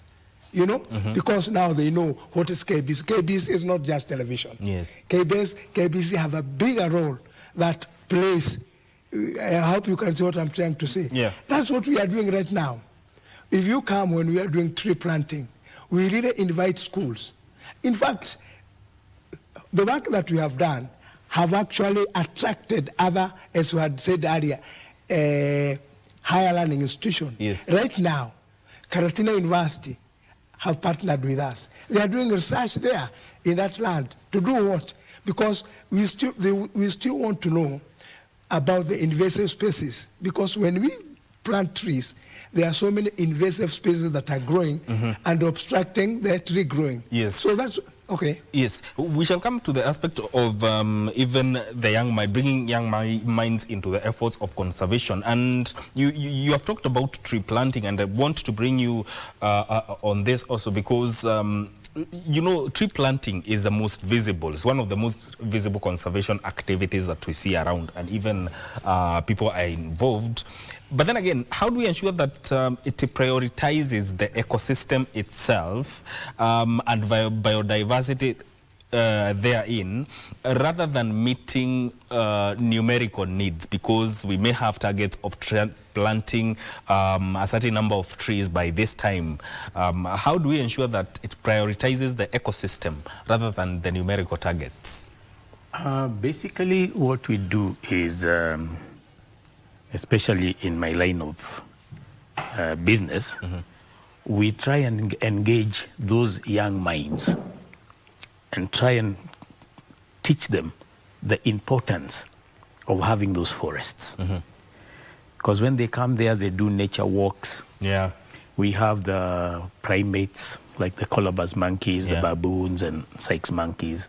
We have elephants, we have waterbucks, bushbucks, quite a variety of wildlife. So when they are doing their nature walk, the guides emphasize to these young minds on the importance of the forest. Because if somebody had not taken the initiative to protect those forests before, when they're coming to visit, they won't meet those environments. And we have to pass it on. Somebody else has to take that interest and that initiative. So yes, we try and make it something sustainable for the future. Something that you create in people, in young people's minds, that this is very important to be done. Not just planting the trees, making sure the trees mature so that they can sustain, they can bring back that the birds that were in the forest, that had no environment to nest in the forest, bring back the wildlife. Like now we have, just by the little efforts we have done, we have a huge population of elephants that have now come back to the area. And this is what you'd want to see in the forest. You'd want to walk around the forest, see all sorts of animals, enjoy all sorts of bird life, and the history and the stories about the forest. So I think it's more important, like you're saying, not just the number of trees we plant, but the amount of education we put around what we are doing. Yes, which is very important. Yes. And when you talk about local communities, you know, their voices are very important in these efforts, and they have to be prioritized. And this includes even in matters of climate justice and environmental policy. Is there a way that the local community is influencing conservation efforts, decisions in whatever that is being done insofar as restoring the Mount Kenya ecosystem is concerned? Yeah, thank you. You know, with the Kenya Forest Service, we have what we call the CFAs.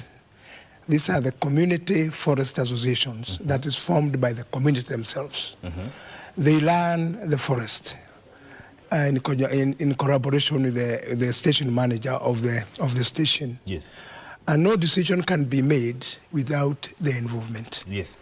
All decisions are made with the community, what we call participation, so that they can feel they own the forest. They can feel that it's their forest. And that's why you see there's a lot of, there's a good progress since the formation of community forest associations. I wish you come on the ground so that you will be able to see how the communities are working with the Kenya Forest Service regarding protection of the of the ecosystem. And they have been trained. And they're even better off because they have, they have also simplified the work of Kenya Forest Service or the station manager because they scout what is happening in the forest. As we say now, in the past, before the CFA was formed, could fire appear? I mean, could there be fire break? I mean, outbreak of fire in the forest. The communities could not actually see the need of going to put off the fire because they are not benefiting from the forest. They just here forest in Yao. Ikitaka kuchomeka, where are we coming in? But now because we are being given an opportunity of doing farming in the forest. All right? So now they own it as theirs. They have that priority of going to get firewood. They own it. They graze. They own it. Even others are keeping beehives. So they feel it's theirs. All right? They feel it is theirs. And that's why you see, we can also, even ourselves, or any other NGO that's working in Mount Kenya or in any other ecosystem, you may not do better if you don't involve the community. Yes. And Mr. Wanjohi, it's a very important aspect that you're tackling. But my question, when you look at Mount Kenya ecosystem, can it realistically sustain remain ecologically intact while supporting the needs of a rapidly growing population? What do you think?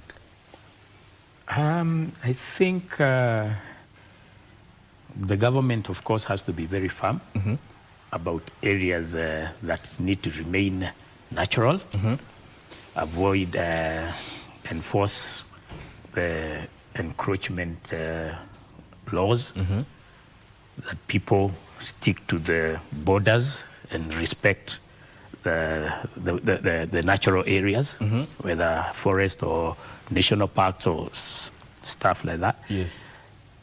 And make the communities, even if their spaces are becoming smaller, good beneficiaries of those natural protected areas.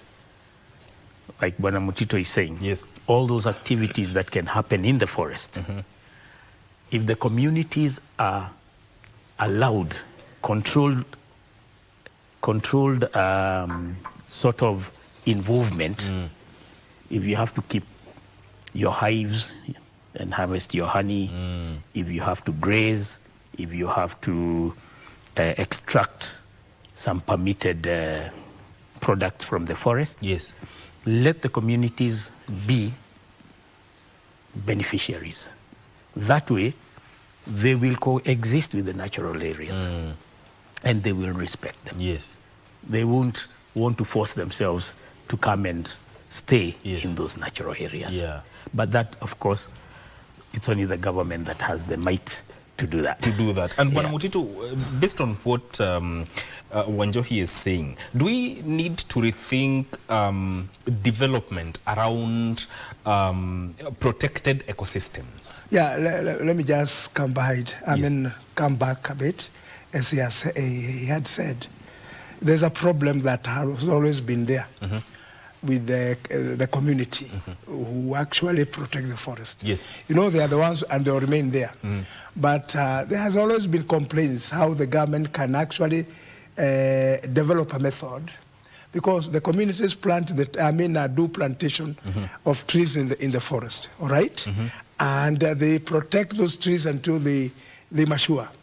But you know, sometimes it beats all odds when actually the government starts, clear felling those or harvesting those commercial trees. They don't consider those people planted. You see what this has always been a problem. Actually, let me say it. It has always been a problem because wanajiuliza, tulipanda miti, tumepalilia hii miti, tumeitunza na sasa imekuwa mzima. Alafu sasa tunasikia watu wametoka Mombasa, wengine wametoka wapi, ndio wanauziwa miti, wanabeba hiyo miti yote, si tunabakishiwa matawi. I think the government should also come in. Wale community, those communities ambao walipanda hiyo miti, wakati wa kuharvest wasipatiwe bure.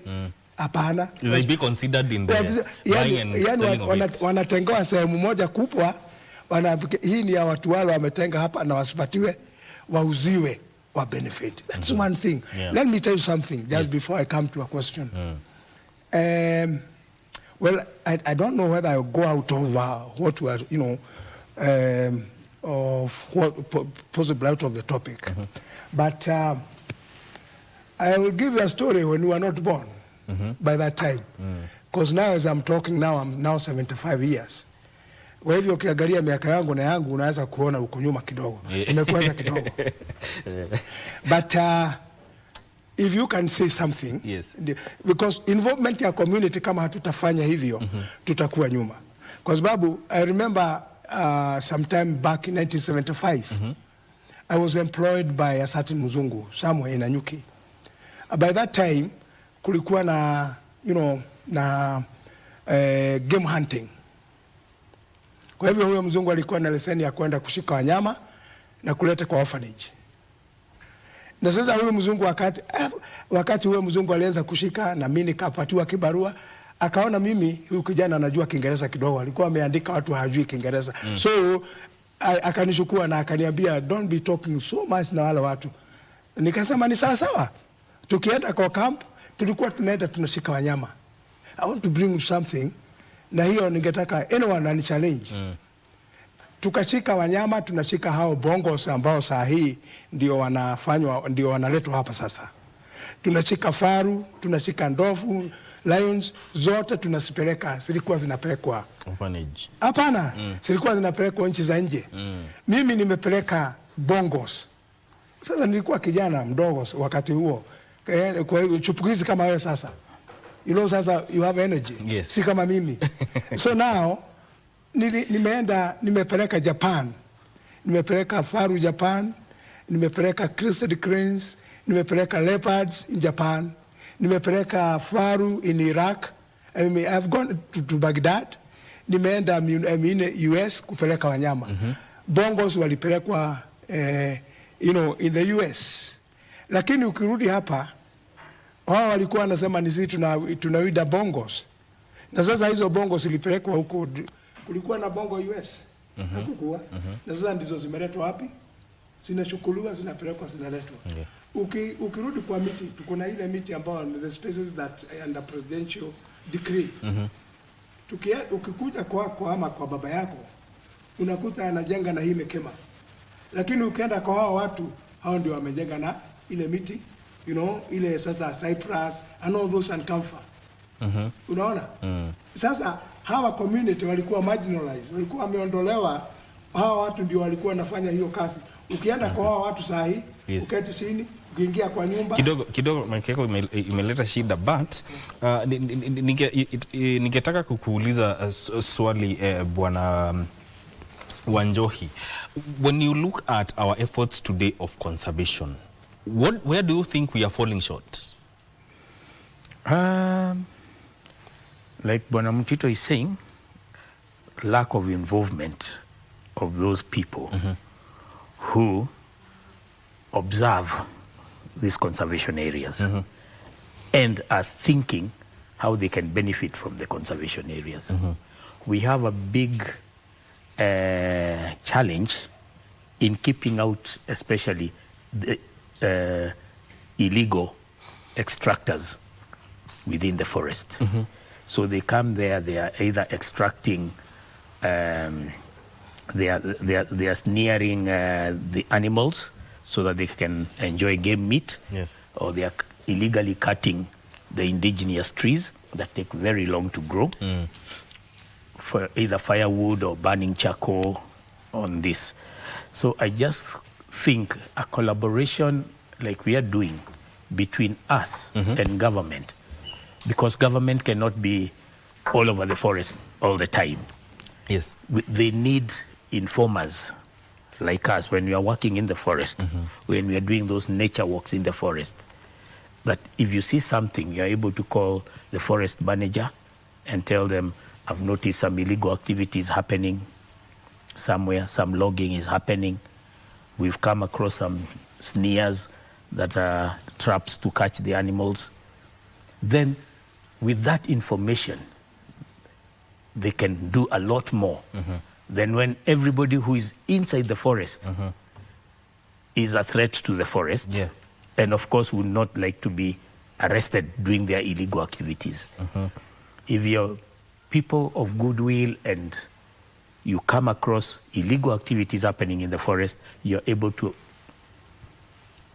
alert the authorities and they can take action. Yes. Yes. In the interest of time, one question to you, gentlemen. If we are to ensure that the conservation efforts within the Mount Kenya ecosystem will work and outcomes be experienced 20 years going to 50 years, what needs to be done starting now? I'll start with you. Well, number one is collaboration with partners. Number two is involvement of the community. Number three is to have a goal, as we are doing right now. And as you say, there has been a problem due to encroachment of the forest. Yes. And there have been a bigger debate within Mount Kenya, because now Mount Kenya is being enclosed with an electric fence all through now. Right, it's now almost complete. The system, the ecosystem should be left alone. The ecosystem should be left alone, because the whole problem we have is that we do conservation today, as I'm telling you, we do conservation today, and the work that we are doing in collaboration with other partners, it's not showing fruits. Why? Because the Mount Kenya remains open to anyone who feels to go in, either day or night. All right? But now it will be enclosed, and they will have the main entrance. So now the area will be no, the ecosystem now will be safe, because anyone who goes in the forest will be known. And as we are speaking today, Kenya Forest Service has already mounted, some cameras in the forest to make sure they are monitoring anyone who is getting in. In fact, they have even drones that are hovering around to monitor what is happening. That's the only way we can do, because, as you said earlier, we have what we call a population increase. Yes. And Mount Kenya is not increasing. Population is going high, high, high. So the need for Mount Kenya is increasing. And we do not become a bit serious, there will be some people who may think that Mount Kenya can be encroached. Yeah. So I feel survival is only fencing. Yes. What do you think? I think, just to add on what Bwana Edward has said, is that this awareness should be started from a very early age. Yeah. Since from the age of children who come, they love to come to the Mount Kenya. They have a lot to see and a lot to do. If the people who are guiding them through the Mount Kenya ecosystem can impact, because mostly it's the local community, the local schools and local community who come with their children. If that education about conservation can be impacted at that early age, all the way to university, then naturally you will get quite a good number of people interested in carrying forward the work that people like me and Motito have started. Yes. Because they're already interested in it. Yeah.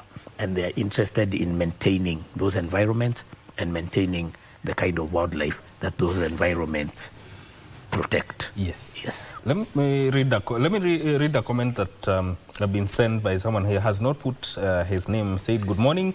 It is sad that you are cutting down hectares of trees to build an airstrip and State Lodge at the same time talking about rehabilitation of Mount Kenya ecosystem. Hasn't sent his name, but that is his comment. Gentlemen, I thank you for making time to come and talk about this issue.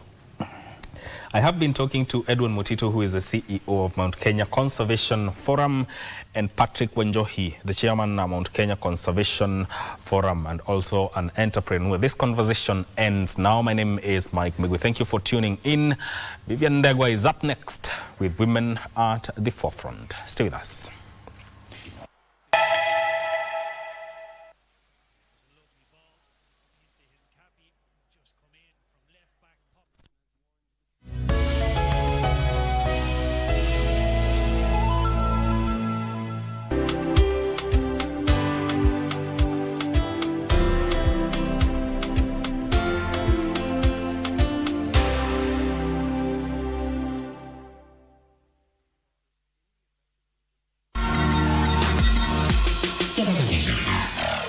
For England, he's got support down this near-hand right side. It's Saka wanting it quickly. Eze, Saka's still going. Now he's got a chance to shoot himself, but it's straight at Neelan. Yeah, shouldn't be straight at Neelan. He's got to pick out maybe another player. England back in. And they could wrap it up here. So open up edge of the area. Good chance, Spence. Saka now. What a miraculous save by Neelan. How good has Saka been?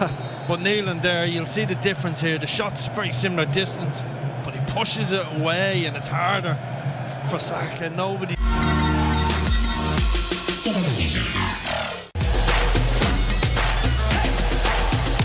Naitwa Armstrong Yatich, form ni KBC tangu kitambo, kuwatch wana stream game ya World Cup zote, fan wa Belgium, nimekuwa nikifuatilia tangu kitambo. Mimi ni fan wa France, nimekuwa nikisupport France tangu kitambo. Tuna hope hii season tutachukua na tunajitambua. Kuwakumbusha tu World Cup iko KBC, wasewa watch World Cup hapo hivyo KBC channel 1. Majina yangu naitwa Victor Nzaro. Mimi nilikuwa na support Congo lakini juu imetolewa na support Argentina, Messi to the World Cup.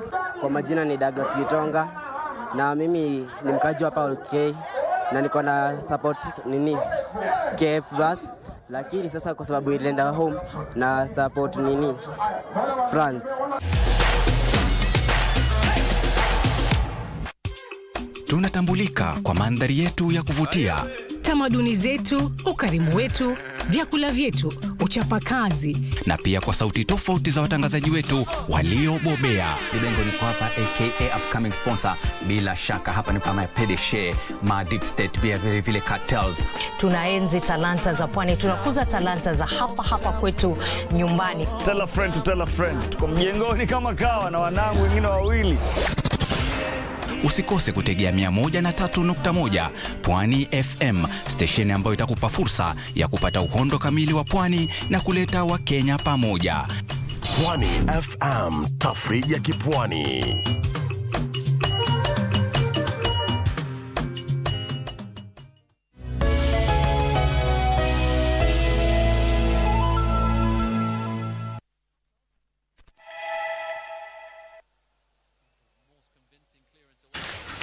And good morning, Kenya. Gets to continue. Thank you so much for staying with us. Now, the loss of a loved one is one of the hardest things that one can be able to navigate. And the worst part about it all is that everyone around you, their life usually just moves on. They say that one thing about life, it moves on. So today's conversation is more or less on the same. We're going to be talking about widowhood, and we're going to be looking at the unspoken battles of widowhood as we just try and touch on different aspects, from grief, identity, parenting, finances, society's perception, and the journey towards healing. That is what we'll be looking at today, and I'm more than pleased to be joined by Bishop Dr. Josephine Mungania of the Redeemed Gospel Church Saints Alive Center. Welcome to the program. Thank you very much.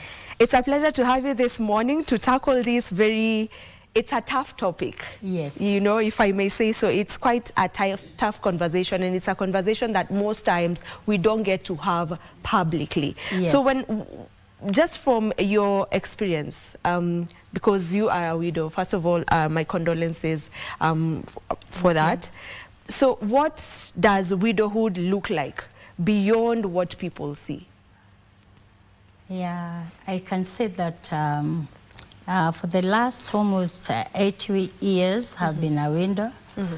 And it's not what the society sometimes does not know how deep it is for someone to be a widow, because you can be Mrs. in the morning, Mrs. so-and-so, and then in the afternoon you are a widow.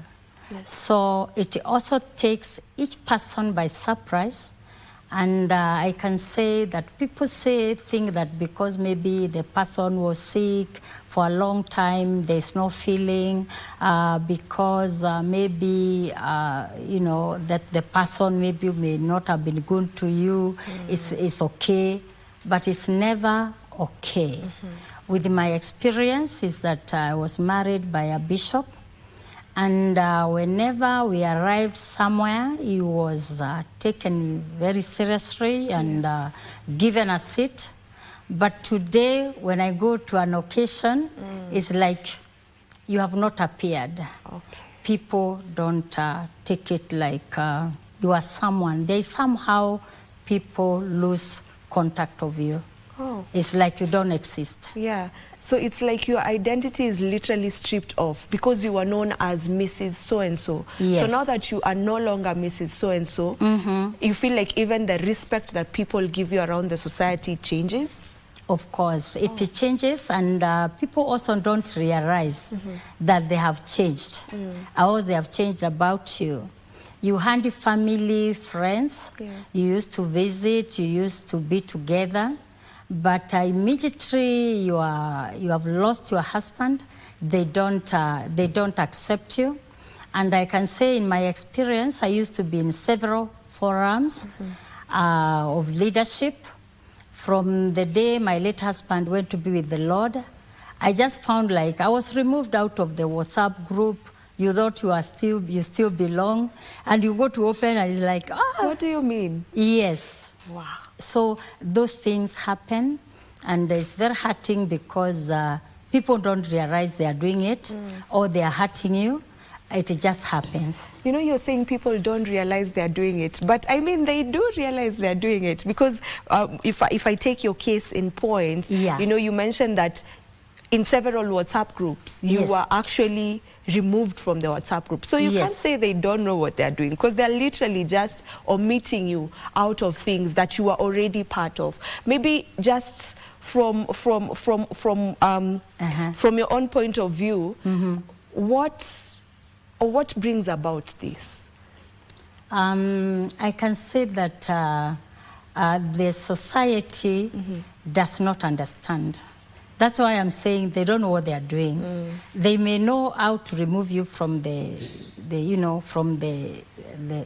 group, but the understanding of what they are doing, they don't have. Because there is the fear of the people. Like now I used to have, the way I've seen family, somebody's husband, we used to have family, friends. People start fearing you, that you have no husband. So there is a possibility of moving with someone's husband, of which, because of grief, there are some things even you don't even think. You are so vulnerable. And that is why it is very good for the society to realize that this person needs you more than when the husband was alive. Yeah. And being that this is your reality, or this has been your reality since you lost your husband, and you're someone who is in the church, you are in the church, right? You're still in the church. And the church is where most of us go to find solace. So I'm thinking of a widow who's not part of a community, a church community. If you went through that, and you are in that community, that's the church community, where we all believe that that is where you go to find peace, that is where you go to find your solace. So then what does that mean? I actually pity those people who do not know Christ. those people who are not in a certain community, because the church is the place where the way people come for comfort, people come to be, to be given the strength. But it's unfortunate that the church also has not come to understand that, because mostly during burial, people are usually with you. Yeah. They tell you, oh, we are together. If you need someone, hey, you can call me. But let me tell you, after burial, the most sad thing, I realized that the next day when we buried my husband, I was only left with my family. And nobody came even to see how we slept. And also the cause, people stopped calling. Somehow they say they don't know what to tell you, but this is something that is very serious. Actually, I would say that we need not even money. Someone needs someone to speak to them, to talk to them about how they are going on from there. But mostly people hide. Yeah. So I lost a lot of friends. Yes. And just as you've pointed out, maybe some may say they don't really know what to say to you. Exactly, they say that. How to behave around you. So maybe just for that purpose, how does support look like beyond the funeral? Because before you bury, there's support. People are always there, yes. But so how does that look like? Or how does support look like, or should look like? How should it look like beyond now the funeral? What I think, because after what I underwent, I think someone should be taken for counseling. Because you are in a new venture, you don't know what to do. You have been left, maybe like someone was left maybe with young children. They don't know how to handle. The responsibilities now are two, because the husband is not there. And so I think the first thing someone should be sent is counseling and to be spoken to. And just a call to know that someone is there. They may not speak much. Just say, I was just saying hello. And so I came to find out when I started now having strength and I started calling out, I could not even get answers. So I think the community should come, maybe cook for you just a meal quietly, even if you are not speaking. Someone to come and say, we just wanted to take you out. Yeah, there's one bishop who helped me very much, that he could come, find me in the house, take me just for a cup of tea. And that one would make me realize sometimes I don't know whether I have eaten, sometimes I don't know whether I have worn well. It is a journey. So someone just to come and tell you, what are you feeling? Can we take you out? Can we take your children out and then you rest? Small things. They don't have to do a major thing, but just those tiny things. They matter a lot. Yeah, so for the community around, be it friends, family, all that is needed from someone who maybe has lost a spouse is your presence. Just be there. Just your presence. She may not even speak. You may come and somebody is quiet, but just seeing you there, it brings some healing. Every day there's some healing that is coming in your life. All right. Yes. I want us to touch a bit on parenting and how that looks like after the loss of a spouse.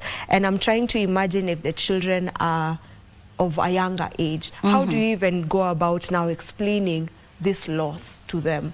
And at the same time, remember, you're also grieving. Yeah. It's a very hard thing, especially when a young widow is left. How to bring this, but what I want to say is that God comes first. The greatest comfort you can give to your children is to speak to them, let them know the truth, because there is a lot of denial, not only for the children, but also for the widow. So need to speak to the children, and also in that area, pray with the children, and let them see the reality that really dad is not there. As you continue speaking to them, and also they need counsel also. Yeah. They need counsel from someone who is experienced in counseling of, about grief and all that, and then seeing the way forward. Because these children may not live the life they lived before the dad passed away. And now as a mother, you are left as a mother, as a father, as a provider, and also as an advisor to your children. So honestly, whether you like it or not, you have to be strong to be able to carry on with your children. Yeah. And even aside from the emotional side of it, I can imagine the finances bit as well, maybe quite draining, because I mean, maybe you were used to, maybe the husband was the one who took up all the, all that responsibility, or maybe you were doing it together, so now it's just you. It's just you. Yeah. So it's really very hard for the young, if you are left with the children, it is very, that's where now the church should come in to see how they can help such a person, the community, how they can help, the relatives. But unfortunately, for the relatives, some think that you are the one actually who killed the husband. So it may not go very well, but there are some relatives who are very good, who stand up with the children of their brother, their sister, they do that. So it is important that thing to be taken seriously, especially in the community where you are. Yeah, because children, they are really, they don't know what happened. Their life was going on, they hand a car, and sometimes due to cultural we have our culture. There may be brothers who may take even the car, the property, and then they are left more poor than when the dad was alive. And it's unfortunate that, this is a reality for many women. The fact that after the husband dies, then the relatives of the husband now take control of everything. Yes. And, as they say, even when they are taking this or taking that, they don't have in mind that, there's this woman who has children. These children need to keep going to school. These children need to maintain the lifestyle they were used to. So it's really unfortunate that that is a reality. Yeah, I had a case of a lady who lost her husband, and the children were in the primary school. And the money that was gotten from the husband's, place of work, the brother said that they will keep the money until they go to secondary. Then how will they reach secondary school if they have not done primary? Yeah, and how do they navigate their day-to-day? What are they eating? What are they... Exactly. Yeah. So it was a very sad thing, but by the grace of God, the lady was doing some business, and I would just ask every woman to do something. That's what I would like to ask every woman. By doing something, what do you mean? Some business, something to bring something on the table, because when things turn out like that, you may suffer emotionally.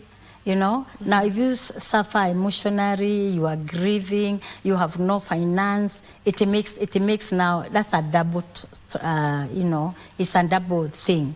Yeah, tragedy. Yeah, it's a double tragedy. Yeah. Why do you think the emotional realities of widowhood are rarely talked about openly? I think it's because of our culture. Our culture has also taken a woman, not, she's there, but there is much that is not there. As I've said, when I used to have my husband, when I go somewhere in an occasion, we don't even stop. We are taken direct to the front seat. But now when I enter as a woman, it's like nothing has happened. So there is the area of the woman, and the society says that she should understand. She should move on. How do you move on? You are still grieving. You don't know what to do. It is there. So many people tell you be strong, but I'm telling you, it's not there. I need someone to take me through, speak to me, because healing is not a one-day agenda. It goes slowly by slowly. Today you can talk about him. There's things you could not talk about it, but as you continue with the years, now you can talk freely. So it is good to let someone to heal, slowly, and not to tell them it's okay. It's not okay. I've lost. You are telling me you understand. You don't understand. You haven't lost. So that area is very, it needs to be taken care of very seriously. Yeah. Yeah. And even from what you mentioned, whereby people expect you to just move on. And sometimes people put timelines to someone's grief, and you expect, it's been a year, come on, can you just move on? But I would like for you to speak on that and the fact that people grieve differently. Exactly. It's very different. I just give my example of myself. After we buried my husband, like on a Friday, on Saturday, because I'm a prayer person, the Lord just told me that I wanted to stay 3 months not doing anything in the church. But through the advice of God, he told me, if you stay 3 months, when you come back to church, there will be nobody. Remember, this man was a comfort to someone. He was paying school fees to someone. He was a mentor to someone. So if you don't go back to church, in 3 months, people will look for other mentors. They will look for other people to continue their life. And true enough, after 3 months, someone came and told me, Mommy, thanks for staying. I was looking for another pastor where I could be comforted. But when I saw you in a doubt, I never saw you missing church, I decided if you can bear it, I can also bear it. So this area is we are very different. So me, I continued. But there's someone who has been left, who was the husband, was working. This woman was left with the children. This woman was, a housewife. To cope up, could not have taken like mine, because my children were already grown up. So I didn't have anybody to take care of, but take care of myself and also speak to the grown-ups. They are grown-ups. So that is very different depending on where you are left. There's someone who's saying that during the funeral, the lady was crying, and people thought she was crying because the husband is dead. But she was crying because now, who will pay the mortgage? We cry differently, we mourn differently. So we should understand where this somebody is coming from. Yeah. So sometimes you don't just lose the person, yes, you've lost the person, but you've also lost so many things that come with this person. Exactly like identity. Like now when I say identity, that wherever we went, we were great people. Now he's gone. I'm not a great person. I'm no longer great because the greatness that made me be great is not there. So that is how it comes from. I've been removed from seats. I sit somewhere and I've told, no, here, this is for couples. Single people are not sitting here. My goodness. So imagine how you feel. And the person who is removing you is someone you have reared, someone you have mentored. But now, since my husband is not there, I'm not taken as a person. So these are things that happen, and especially also for the families.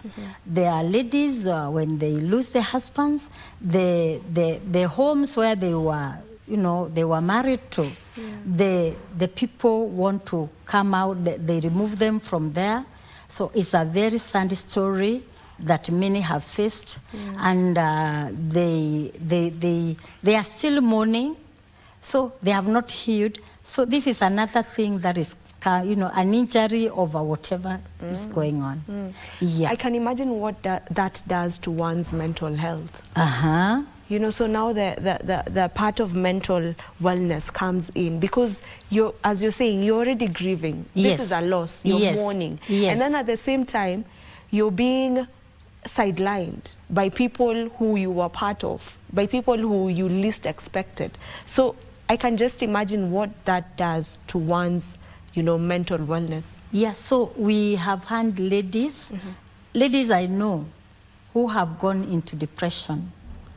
Yeah, because they didn't find help from anywhere. And when they looked, they saw as though life has come to an end. But thank God, for those who know God, they know that God has a new beginning. God can give you a new beginning. It may not be like the former one, but God can give you comfort. He is the God of all strength. But I know a lady who is now, I'm talking over 12 years, the husband passed away 2014. Now she's depressed. She doesn't leave the house. And when you try we try to talk to her, it hasn't, she's still not okay. So I think immediately after burial, now people should take responsibility of, coming in and helping such people out. Yeah, because I can imagine 12 years later. Yes, she's still not okay. Yeah. She's still not okay. So it depends how people behave to you after the burial. Before burial, people are very good. They even give a lot of money. They even, during the person was sick, they never came to see the person. And also after the burial, they also speak evil things. Because like my late husband had prostate cancer, and then it progressed to the chest. It progressed even to be mental. And when he passed away, someone commented that we are not sure of what disease killed him. Now, because he had lost weight, so they said he was HIV positive. So they started watching me to see how, I think I should be dead by now from that time, the way the people are talking. But it's so sad, you are grieving, people are talking negative about you. So I immediately after death, I think people should come in literally to comfort and literally to help you come out of it. Yeah. And when I began, there's something I mentioned, that there's one thing about life, which sometimes is the unfortunate bit of life, that it moves on. Yeah. So you're in that space, or I can call it like a cocoon of darkness, of sadness because of a loss. But now maybe your best friend, their life moves on. So life moves on. So where do we draw that line between, I need to check up on you, I need to ensure that you're fine, but I also have my life that is continuing, and That's where now it comes about you. Because people's lives continue. Yeah. That's now you come and sit yourself down, have a meeting with yourself. Because mostly people, if you are working, some people, they are not able to continue to work. You need to come and think, you know what? I'm not going to, my movement is not the people's movement. I have to continue maybe educating my children. I have to continue taking care of my health. I have to continue having social gatherings. I have to continue, in life. So despite mourning, despite grieving, you have to love yourself. Remember, you are there. You are alive. And since you are alive, you have to continue with life. So self-compassion. Exactly. And self-love.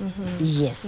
Yeah, that is very important. And sometimes it's easier said than done, because you have to strengthen yourself, I'm telling you. Like myself, I used to console myself in prayers. I would pray, and I feel a bit of little strength. The business, of course, it could not go at the level it was going on. But remember, you have to move on. Yeah. What would you say is the role of faith and spirituality in all of this? Exactly. Because without God, there's nothing much you can do. You cannot give yourself strength. You need strength from God. And you need comfort from God. So I can say that it's important you think of yourself. Even the Bible says, love yourself as you love others. And also, because you have been left does not mean that is the end of you. you have to continue with life. He has gone ahead of you, also you go. So just think that I'm left behind, but I will still follow. But life has to continue. Yeah. Yes. So try as much as you can to just try give the best you that, can. Try the that best strength. you can. Yes. Because everyone else's life Everybody is moving on. Yeah. Yes. And you can't really blame everyone for not being there sometimes. You know, death is unavoidable. Yeah. And it is natural. When you think of it like that, then you start, since it has happened, I have to continue moving on. Yeah. Yes. Now, for those who are ready to remarry and, you know, get back to dating and looking to remarry again, should this be an issue or a problem? Because, I mean, you hear of conversations where a woman was widowed maybe 10 years later, or 5, or 3, or 2, depends, and they are thinking of maybe getting remarried, and now it becomes a problem. So should this be an issue, or what would be your take on that? You see, what happens to the community when you lose your husband, they think they are the husband. So they say, why should you get married? We are here. And also they want to make decisions for you. This is a personal decision. And I would say that when we read in the Bible, Ruth was remarried. When we read about Hannah, she was married 7 years. And then she was 84 years as we were reading the Bible. She didn't get remarried.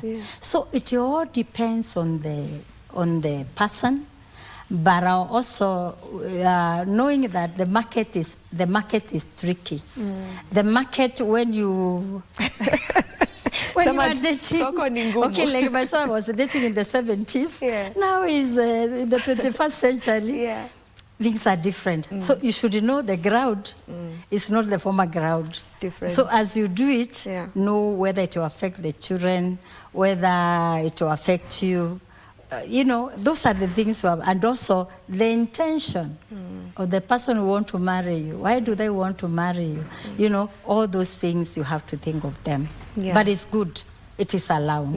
It should not be a problem. No, it's not a problem, but it's a problem to the society. And you know, with that, would you say that widows are treated differently compared to widowers, especially in that context? In my church, I was telling them that when my husband passed away after 2 years, I told them, I'm surprised. If it was my husband who lost me, you could have already looked for a wife for him. But I've been waiting for you to look for a husband for me. And you it's not forthcoming. And it is not forthcoming. So when a widower, people will even help him to get a wife. But you as a widow, you need to you need to stay like that. You are a woman. So those are the differences. But always men, people tend to go on the side of men, but I encourage women, if you are ready to get married, get married. If you are not, only check the market. The market is tricky. I like that you are concurring with most young people. Wanasema, if I can just quote, wanasema soko ni chafu. Sure. Actually, nowadays, I pray for the young people very much. Because during our time, and someone will tell you, I love you. Like now, the only thing I looked is that, are you saved? Do you love the Lord? That's all. I never looked whether you understood or you had no house. We are together, we are good. But today, but I'm really praying for the young people. I think that is a conversation that we can plan on having soon on the show. You know, as we come to a conclusion of this conversation, what would you say hope looks like after such profound loss? I can say that one thing I have learned is that your decision matters. Whether you continue or you not continue. Because that hope, although I have lost, I have hope that I can continue. So that hope makes me continue with my daily work. I'm not stopping doing what I do every day. I'm not stopping social gatherings, which we fear so much. You know, widows fear social gatherings. You should not fear. Be with the people. If you are in a church, you are serving, continue serving. If you are working with your children, continue working with your children. Yeah. So the life should continue as you do the daily things. Then hope comes. There's no hope that is lost. There is hope, even when you have lost. Yes. So for a young lady who's watching us right now, and maybe they are recently widowed, that would be your word for them, or what more would you tell them? Yes, because God created each one of us as an individual. And even though you have lost, as an individual, God is working something good for you. And your future, he says, Jeremiah 29 verse 11, that the plans I have for you are not for evil, but for good, to bring, a good future.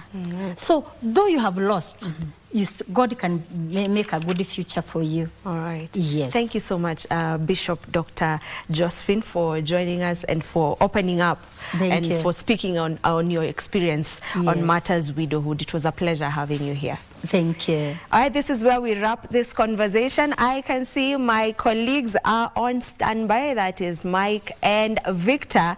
And I'm sure you've been following the conversation, and it is one conversation that is quite heavy. It is quite heavy most times. And there's one thing that Bishop has mentioned, that when it comes to the widows and the widowers are treated very differently. And especially when it comes to the question of remarrying. I don't know if you guys agree with that as gentlemen. Victor? It's a deep conversation, and I'd pick this one from the societal aspect. Yeah. There is a way society treats widows and widowers differently. And the strength of, plainly put, the strength of a man after the loss of a spouse is so different from the strength of a woman after the loss of a spouse. And there is a way the society also handles men differently after the loss of a spouse, and vice versa. Now what happens, there is something that she said, that find yourself some stable ground and get involved in all these societies. Yes, the aspect of recovery and healing is always tedious, and sometimes not even easy for people to heal fully. There will always be a reminder of your spouse, even 10 or even 15 years later after the demise. So what happens, I'll always say that a loss is a loss, and it's never that easy. Only that the community can also play a very key role in ensuring that even after that, we still feel that sense of belonging. Yeah, that is true, because even it's culture, perception, all this. And let me say this, men tend to have it quote unquote easy when there is loss of a spouse as opposed to ladies, and the perception maybe comes in terms of how the duration that one takes to remarry. But then again, it's life, but it's a big conversation that we are having now, and very importantly, that what she said, you also need to believe in yourself. Believe in yourself in as far as these things are concerned. Yeah. All right. On your conversation, on your different conversations this morning, Mike, you were looking at matters, the Mount Kenya ecosystem. And Victor, of course, on politics with Eliud Owalo, rather. Yes, Owalo, yes. So just, how can we sum up your conversations? Well, in matters of conservation, the gentleman talked about the importance of making sure that even the efforts of conservation are passed down even to young ones, so that as they grow up, they take it up as a responsibility. Because when you look at the ecosystem within Mount Kenya, it's one of the important things that we have in the country insofar as water tower is concerned. And preserving that ecosystem means the thriving of biodiversity therein, and thereby dealing with matters that relate to climate change and mitigating the effects of the same. Yeah. Victor, on Eliud Owalo's quest to State House? Absolutely. He said that his personal agenda is to turn around this country for better, and having in mind that he's worked for the late former Prime Minister Raila Odinga, who actually he worked out very closely, he said that he's going to turn around this country. But then now the question is, it's not going to be easy. How is he going to swim with the sharks? I just made that joke to him. He said that he's ready to swim with the sharks. Okay. So tonight, let's come back to football in 30 seconds. This is going to be one of the most international rivalries. This is going to be. The last time the two teams, Argentina and England, met was 21 years ago. Can you imagine that? Yeah. 21 years ago. Long so time today ago. the stakes are so high. That's the last time they met in friendlies. If you are a fan of putting your money whichever where you want to put it, both teams are going to score. Kane is there.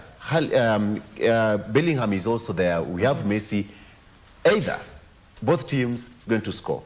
But my final prediction, I think no team has gotten this back-to-back in this tournament, and I put my money on England to proceed. Oh, you changed your mind. Wonderful. I was waiting for that.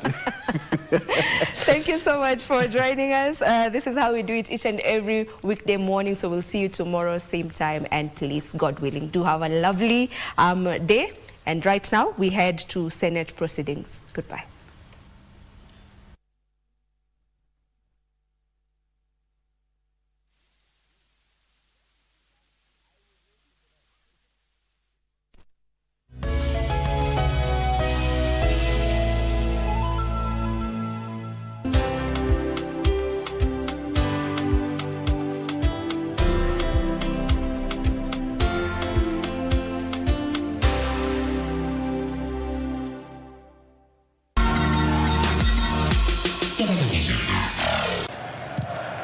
Swung in by Odegaard, he's hit it deep, he's got Pickford committed. Anybody coming under the overlap, Pickford is down and play will be halted. And Norway will say, hang on a sec. Yeah, protesting, and he's been cautioned by Turpin. Oyer's right. I mean, Pickford came into his own man, knows exactly what he's doing. We just touched on that earlier on. Yeah, that's going to hurt, but that's your job. You came out and you went and nailed your own player while you punched the ball away. I feel he knows what he's doing. Oyer's just frustration. He's not one of the ones booked. I think they only had Noosa taking a yellow card into this game, so.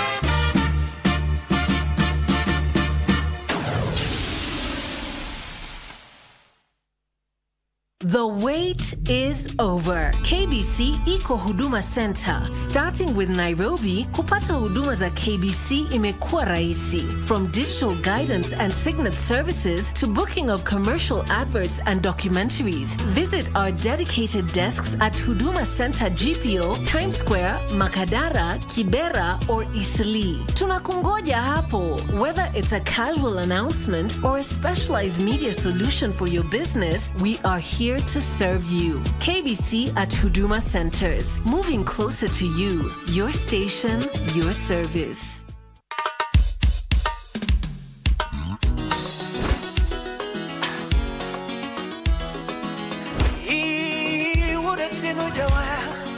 like that love. Then go away, baby. Baby now, baby now. Baby now, baby now. Baby now, baby now. Baby now, baby now. Baby now, baby now. Baby now, baby now.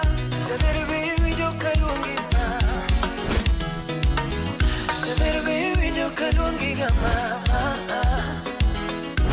The baby you can go ni ma. Toto baby you can look it mama. Slim Nyarawendo. The baby ine madengo nyokolma. SNA. Toto ine madengo.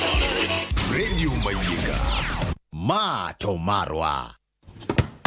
Michuano ya kombe la dunia sasa imefikia hatua muhimu sana.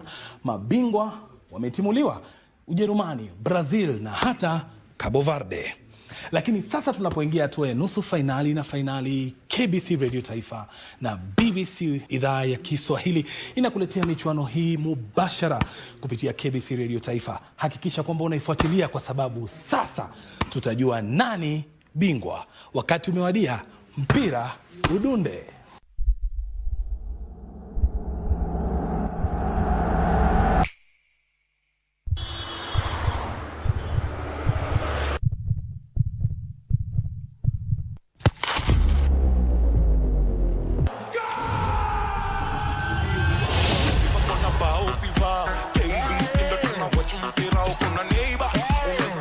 World Cup iko KBC na Kenya ina watch pamoja.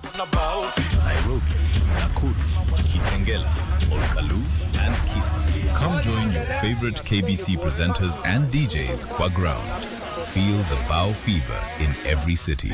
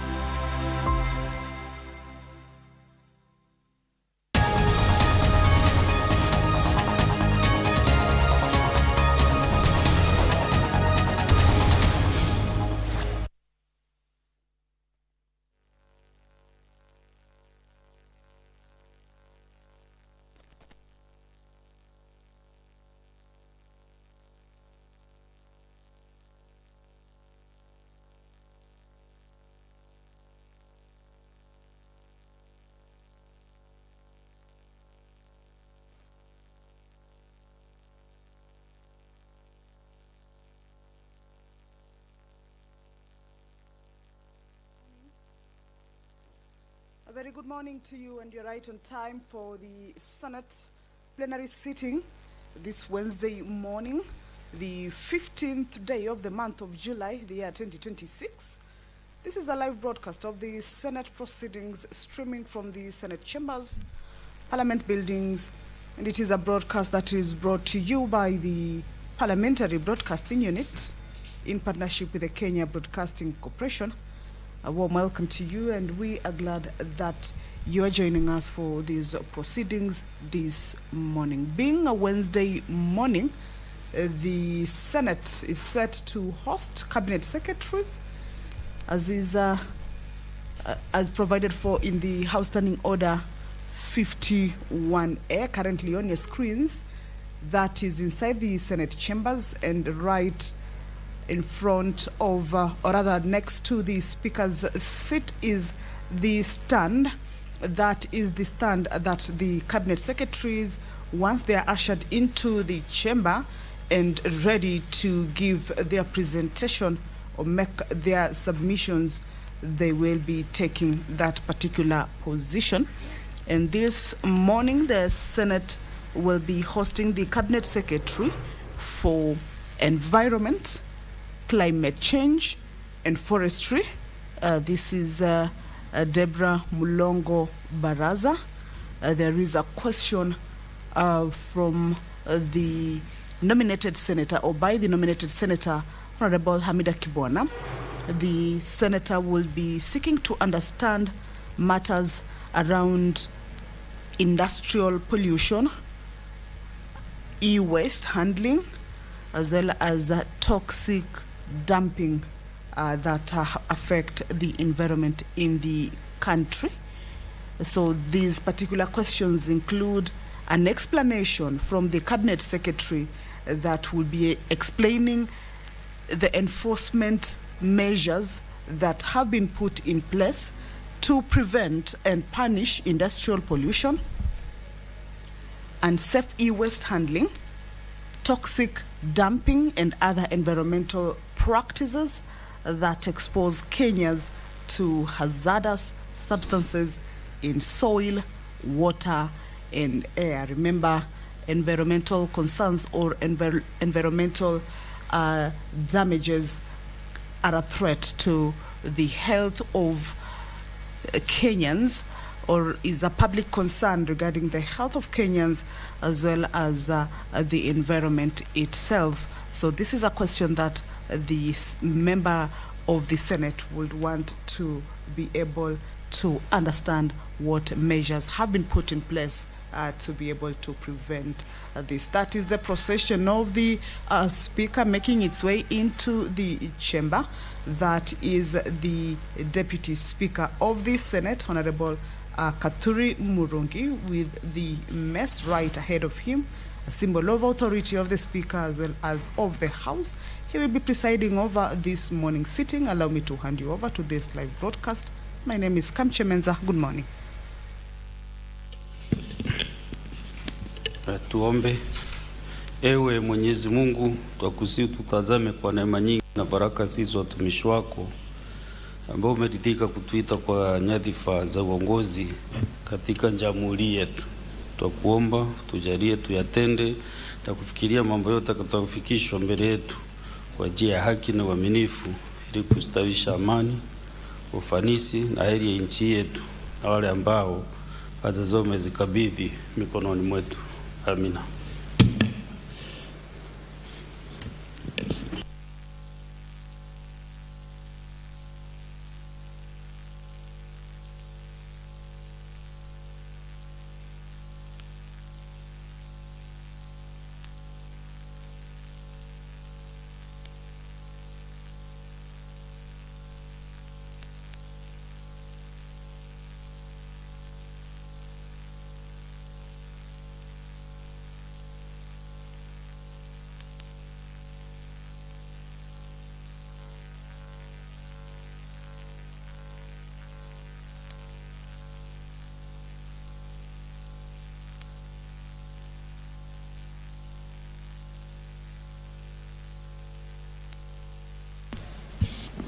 Do we have quorum, clerk? Okay. Sergeant at Arms, kindly ring the quorum bell for 10 minutes.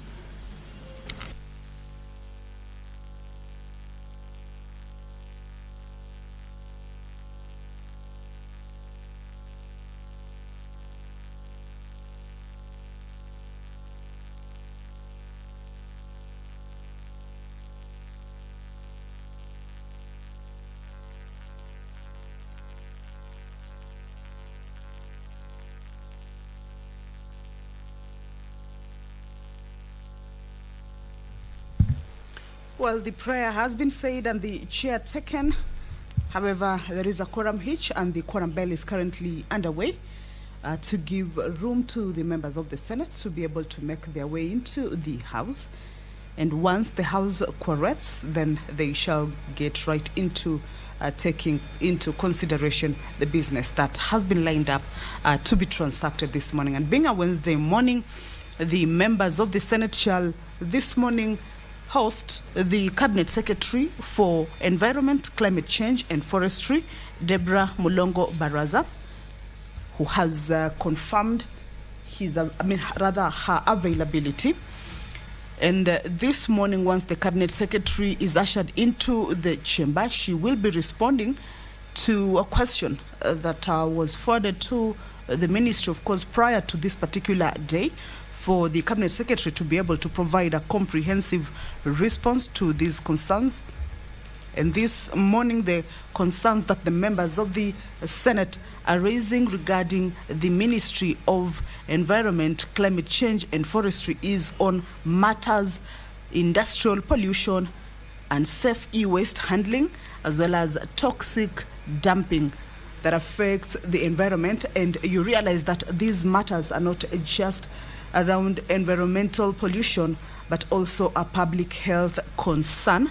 So these are issues that the Cabinet Secretary will be required to respond to. The Constitution of Kenya, Article 42, stipulates that every citizen has the explicit right to a clean and healthy environment. So this is a matter that the Senate should be able to get responses to from the Cabinet Secretary.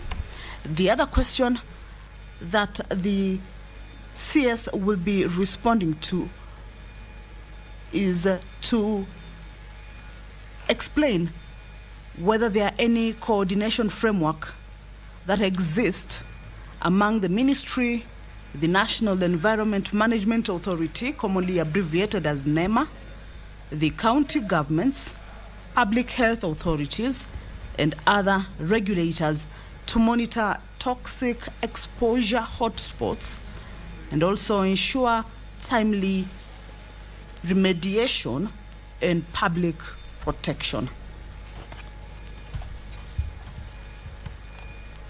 On the same breath, the Cabinet Secretary will also be required to state whether the ministry has undertaken a national or sector-based assessment of environmental health risks from lead, heavy metals, hazardous waste, open burning, and industrial contamination, and what the findings were. If there are any assessment on the environmental health risk that the ministry has undertaken and what the findings are as of today.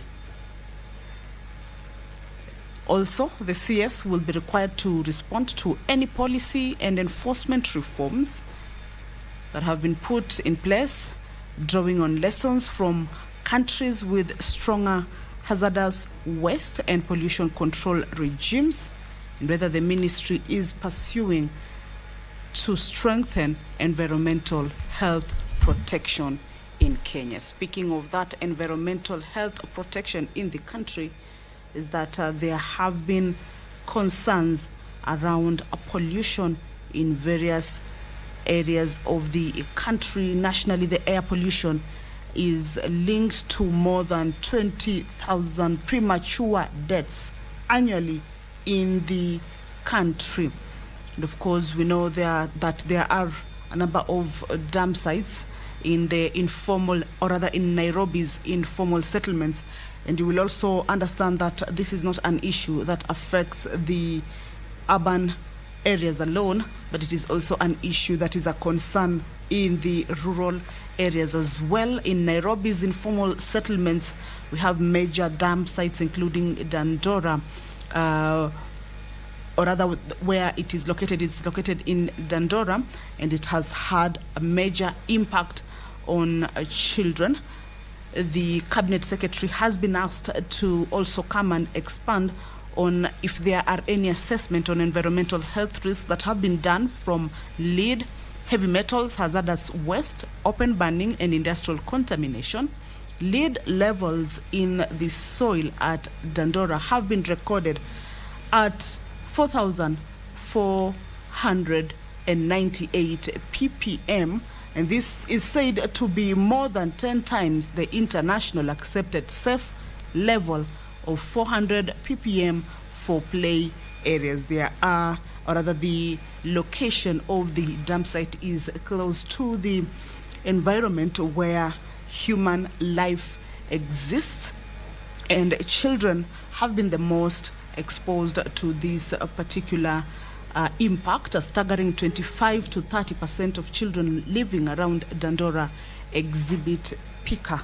This is the urge to eat non-food substances like soil due to extreme lead poisoning. So that particular question that the Cabinet Secretary will be required to understand on if there are any national or sector-based assessment of environmental health risks from lead, heavy metals, hazardous waste, open burning, and industrial contamination, and what those findings could be as of today, then will also be coming in handy to be able to respond, or can be pegged also from these concerning statistics that are coming up in some areas of the country.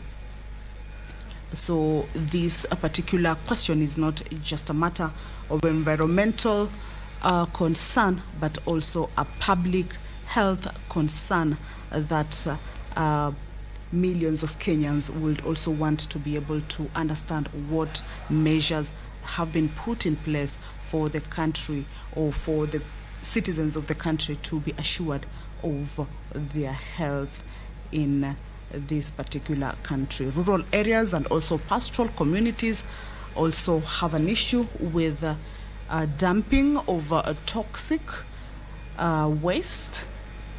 So these are concerns that once the Cabinet Secretary comes into the chamber, or is ushered into the chamber, will be able to understand. We understand that companies that manufacture or import electronics and plastics are legally obligated to manage their end-of-life cycle, and in practice, this particular issue perhaps is rarely enforced. So these are concerns that we have seen in certain questions, where the senators will want to understand any coordination framework that exists among the ministry, the National Environment Management Authority, that is NEMA, county governments and public health authorities and other regulators to monitor toxic exposure, hotspots, and ensure timely remediation and public protection. So that is part of the question, or some of the questions that once the CES for Environment, Climate Change and Forestry makes her way into the chamber, will be able to understand. Over 95% of e-waste is sorted by unregulated, unprotected, informal workers. This is a concern that has been raised in the country, and these informal workers also include children who do not have protective gear. So this is actually a matter of concern, not just for the environment, but also a public health concern. If you're just joining us, that the House is about to commence its sitting.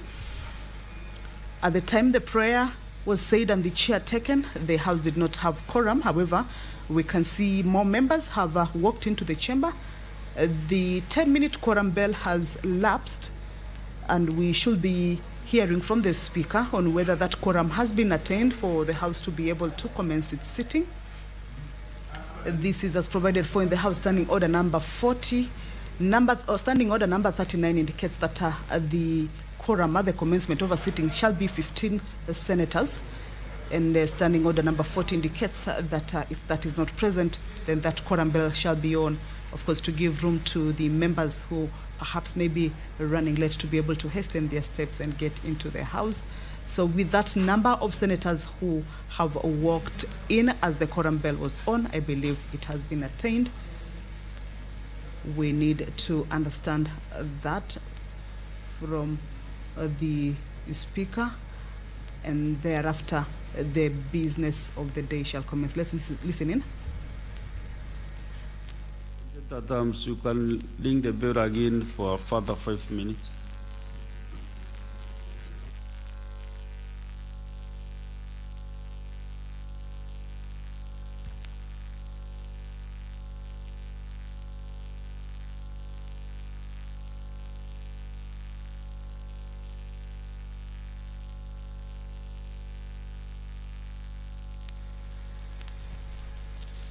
At the lapse of the 10-minute quorum bell, the House has not corrected yet, and the Speaker has directed a further 5-minute quorum bell to be on, of course, to be able to allow more members to make their way into the House. However, we have a considerable number of members already in the chamber, and the forum shall be attained in a few. Allow me to hand you over. Start business, clerk. Order, senators, order. Order number 1, administration of oath. Order number 2, communication from the chair. Next order. Order number 3, messages. Next order. Order number 4, petitions. Next order. Order number 5, papers. Next order. Order number 6, notices of motion. Next order. Order number 7, questions and statements.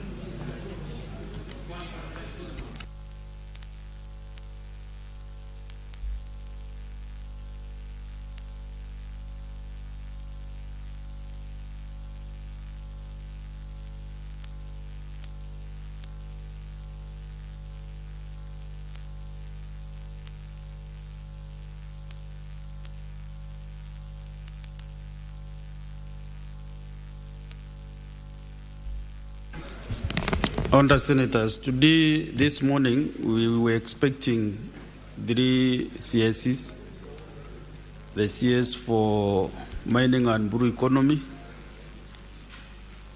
All later that is not available today due to other engagements. The CS for roads also was to appear to answer 3 questions, but also they have some engagements within the ministry. So he is also not appearing this morning. The third one is the CS for environment, climate change and forestry.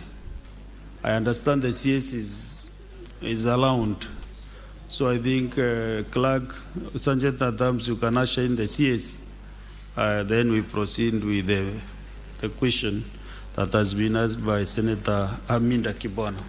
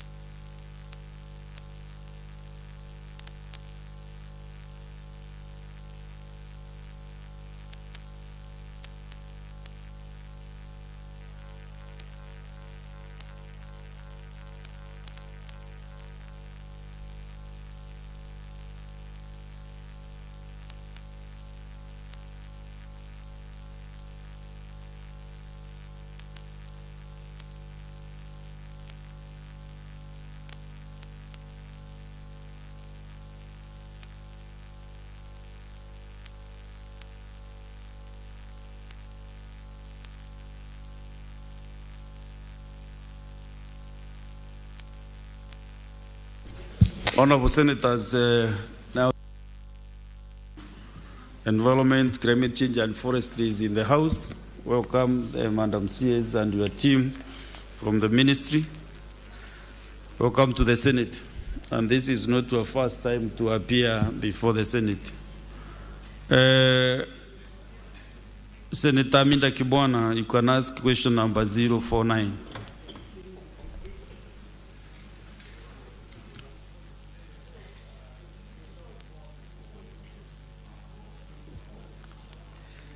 Thank you, Mr. Speaker. Good morning, Madam Waziri. Karibu. Welcome. My first question number 049. My first question, Madam CS, could you kindly explain the enforcement measures in place to prevent and punish industrial pollution, unsafe e-waste handling, toxic dumping, and other environmental practices that expose Kenyans to hazardous substances in soil, water, and air? I'll go to the second question, question B. What coordination framework exists among the ministry, the National Environment Management Authority, NEMA, county governments, public health authorities, and other regulators to monitor toxic exposure, hotspots, and ensure timely remediation and public protection? The third question, could the CS state whether the ministry has undertaken a national or sector-based assessment of environmental health risks from lead, heavy metals, hazardous waste, open burning, and industrial contamination, and what were the findings? Finally, what policy and enforcement reforms, drawing on lessons from countries with stronger hazardous waste and pollution control regimes, in the ministry pursuing to strengthen environmental health protection in Kenya? I thank you, Mr. Speaker. Madam CS, proceed and then give your response.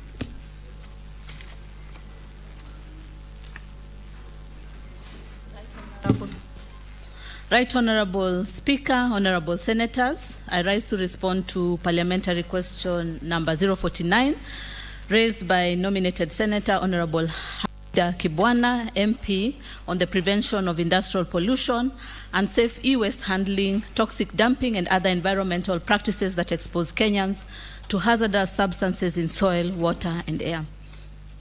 I wish to begin by thanking the Honorable Senator for raising the critical matter affecting the health, dignity, and environmental well-being of our citizens. The Ministry of Environment, Climate Change, and Forestry, through the National Environmental Management Authority, NEMA, remains committed to the pursuit of a clean, healthy, and safe environment for all, as envisaged under Article 42 of the Constitution of Kenya 2010.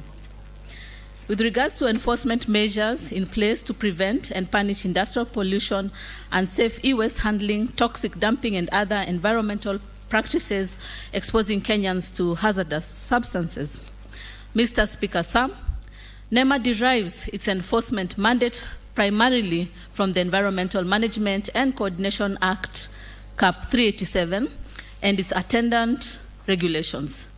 The key legislations guiding enforcement in this context include the Sustainable Waste Management Act 2022, the Environmental Management and Coordination Air Quality 2024, MCA Water Quality Regulation 2024, MCA Waste Management Regulation 2024, and the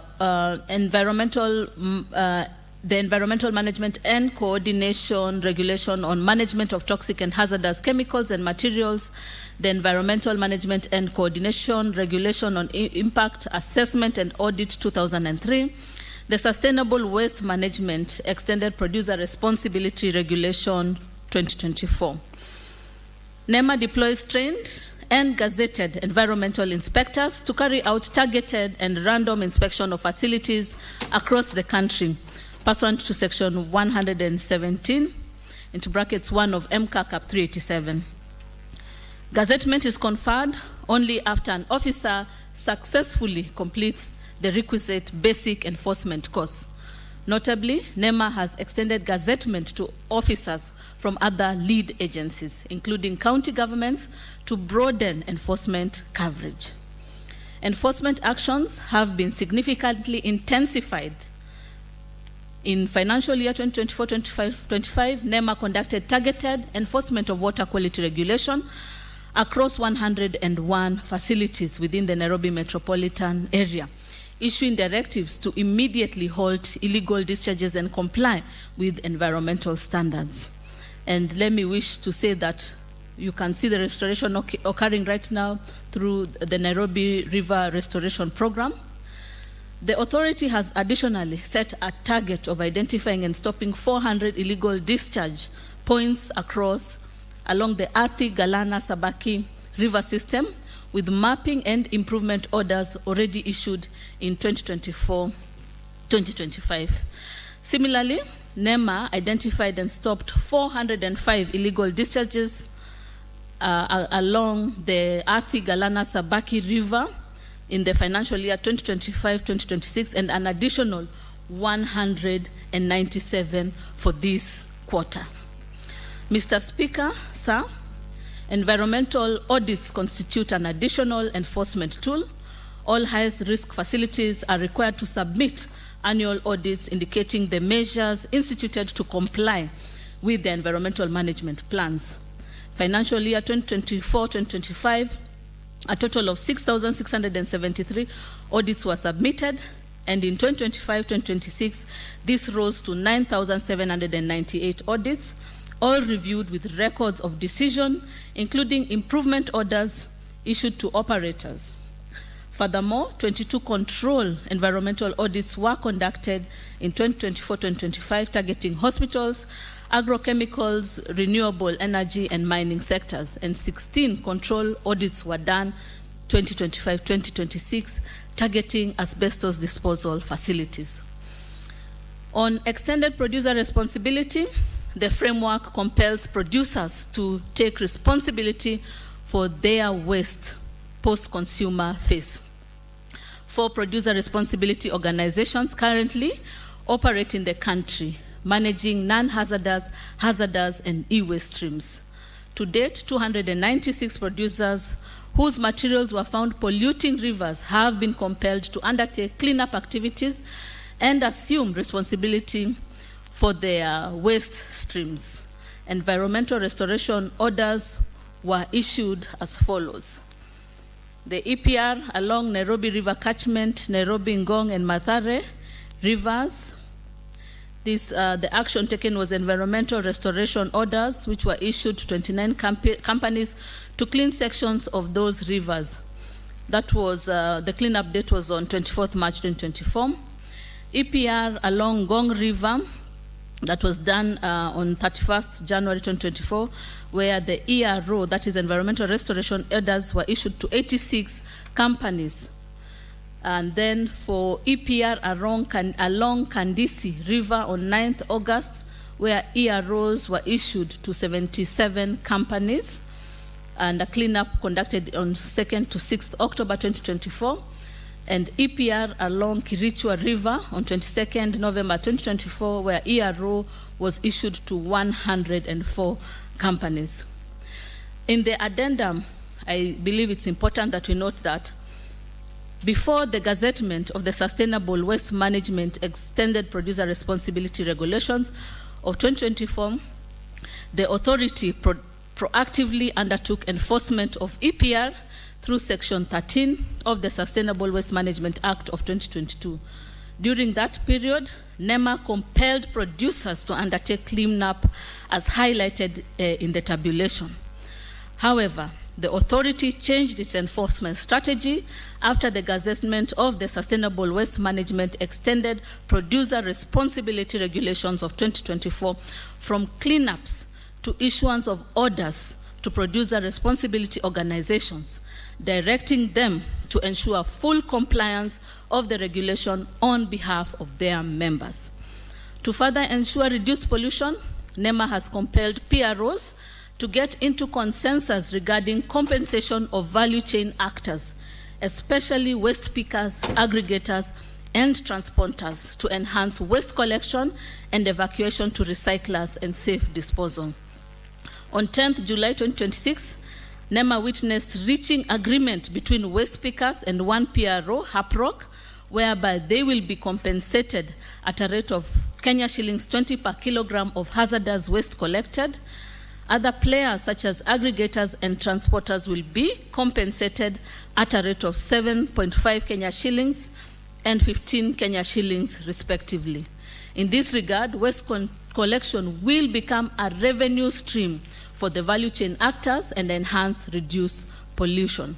NEMA has directed all PROs to enter into similar agreements with value chain actors to incentivize waste collection and management. Additionally, NEMA partnered with the Kenya National Cleaner Production Center in financial year 2023-2024 to inspect and analyze wastewaters from 260 facilities within the Nairobi River Basin, leading to identification and mitigation of key industrial pollution sources. In 2025-2026, in-plant assessments were conducted in 26 facilities. 5 industries halted pollution by installing new effluent treatment plants, and 10 non-functional ETPs were revived. Where inspections reveal non-compliance, enforcement actions available to NEMA include: number 1, improvement orders under Section 117(3)(g) of MCA, directing cessation of environmentally harmful activities and requiring remedial measures within specified timeline. Number 2, restoration orders under Section 108(1) of MCA, requiring restoration of the environment to its pre-pollution state. And number 3, closure orders under Section 117(3)(f) of MCA, directing immediate closure of non-compliant manufacturing or industrial establishment. Resumption of operation is permissible only with written approval from the Director General. 2 facilities this year, 2025-2026, were issued closure orders following inspections. And finally, arrest and prosecution before a court of law under Section 117(3)(h) of MCA as a last resort. In financial year 2024-2025, 5 individuals were arrested and prosecuted for environmental offenses related to the illegal discharge of effluents. The second one was on coordination framework among the ministry, NEMA, county government, public health authorities, and other regulators to monitor toxic exposure hotspots and ensure timely remediation and public protection. Mr. Speaker, sir, environmental pollution is most effectively addressed through a multi-agency approach. The ministry, through NEMA, has spearheaded collaboration among relevant agencies and county governments through the following mechanisms. The environmental and social impact assessment process, Section 58 of MCA, requires that ESIA process take precedence over any other regulatory process and be completed before any project commences. As part of this process, copies of ESIA reports are shared with relevant lead agencies for technical input before a record of decision is made. This multi-agency collaboration enables early identification of negative impacts on public health and the environment, with appropriate remedial conditions embedded in ESIA licenses, which cover the entire project life cycle, from pre-construction to decommissioning. The ESIA process, therefore, serves as an early warning system that safeguards public health while fostering interagency collaboration. Secondly, joint enforcement action. NEMA conducts joint enforcement operations with relevant ministries, lead agencies, and county governments targeting sector-specific high-risk facilities.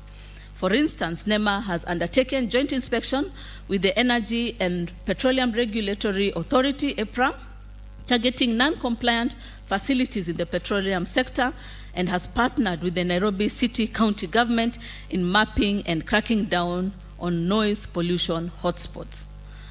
Capacity building through the basic enforcement course. NEMA trains officers from other lead agencies and county governments through the basic enforcement course. designed to equip officers with skills to undertake effective enforcement within their respective mandates. Officers completing the BEC are eligible for gazettement, extending decentralized enforcement capacity across the country. NEMA Incident Management System. NEMA operates an incident management system through which the public can report environmental incidents nationwide. The authority maintains a database of contact persons from all lead agencies across the country.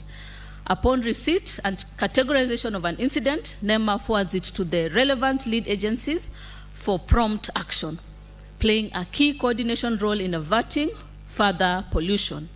In financial year 2025-2026, 12 incidences involving releases, spills, leaks, fires, or explosions with toxic or hazardous chemicals, including ammonia, chloryl, volatile organic compounds, pesticides, and industrial solvents, were responded to. These incidents remain under active monitoring pending full restoration of affected areas. National or sector-based assessment of environmental health risk from lead, heavy metals, hazardous waste, open burning, and industrial contamination, and the findings. Mr. Speaker, sir, the ministry through NEMA undertook a comprehensive nationally coordinated assessment of environmental health risk under the Africa Environmental Health and Pollution Management Program implemented between 2020 and 2025, with support from the World Bank and the Global Environmental Facility. The program specifically targeted pollution risks associated with e-waste, hazardous chemicals, and unintentional persistent organic pollutants, which are closely linked to heavy metals, open burning, and industrial contamination pathways. Key outputs of the program: a national e-waste inventory covering all 47 counties, and a countrywide solid waste situation analysis, including identification and mapping of pollution hotspots. The second output, a national database on toxic substances and e-waste generation, providing empirical evidence on the scale and distribution of hazardous materials nationwide. Thirdly, UPOPs, hotspot mapping, identifying areas with elevated risks of toxic emissions associated with open burning of waste, informal recycling, and poorly controlled disposal sites. And fourth, development and deployment of monitoring, screening, and evaluation tools for environmental inspectors, with over 100 inspectors trained to detect and track releases of hazardous pollutants. The key findings from these assessments are as follows. Open burning of mixed waste and e-waste is a significant source of toxic emissions, including UPOPs and heavy metals, posing significant serious risk to air quality and public health, particularly in urban centers where waste segregation is limited and the informal sector dominates the recycling value chain.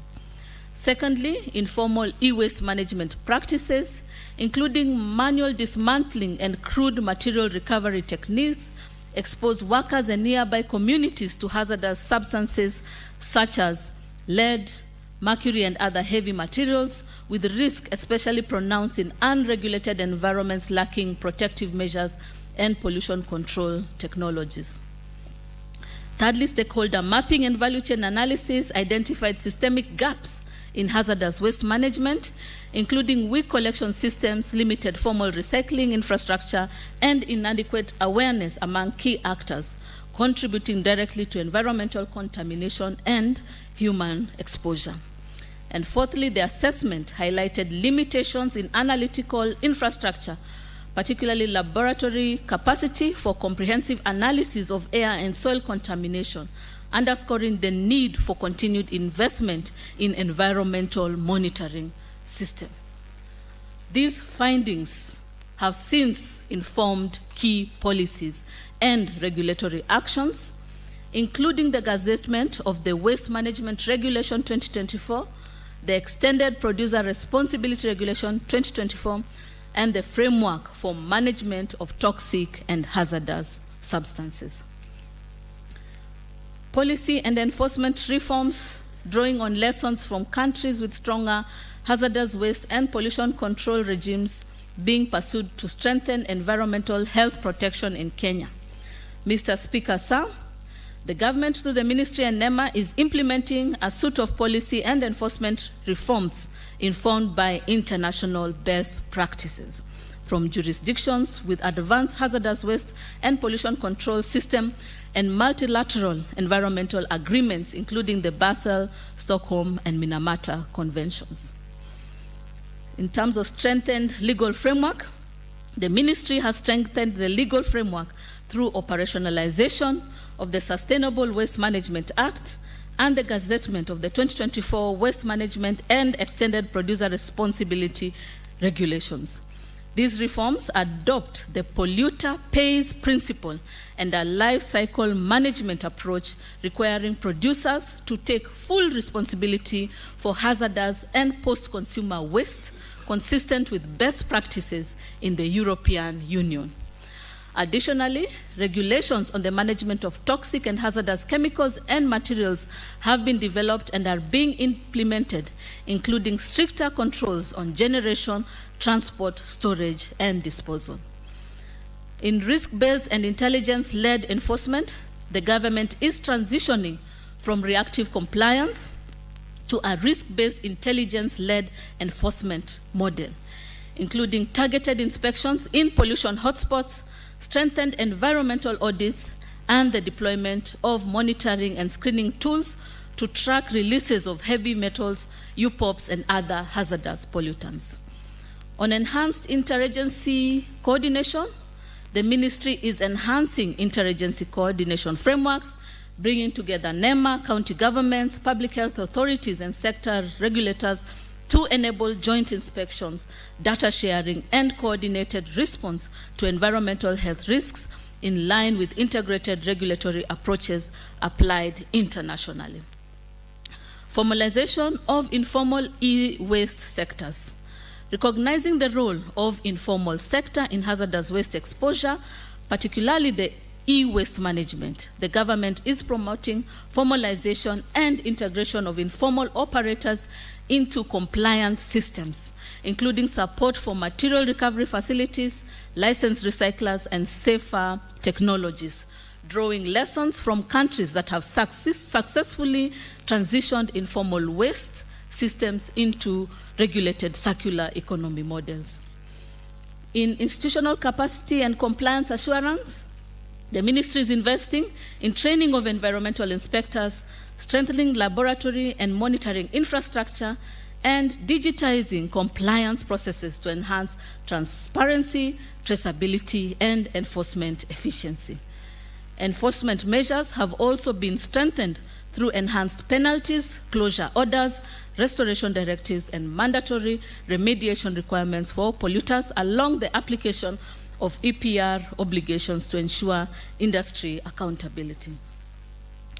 For public disclosure and community engagement, the ministry is advancing public disclosure and community engagement mechanisms, including access to environmental information and grievance redress systems, recognizing that transparency and citizen oversight are critical components of effective pollution control regimes globally. Collectively, these reforms are positioning Kenya towards a modern, preventive, and enforcement-driven environmental management system capable of effectively addressing risks from hazardous waste, industrial pollution, and toxic substances while safeguarding public health and the environment.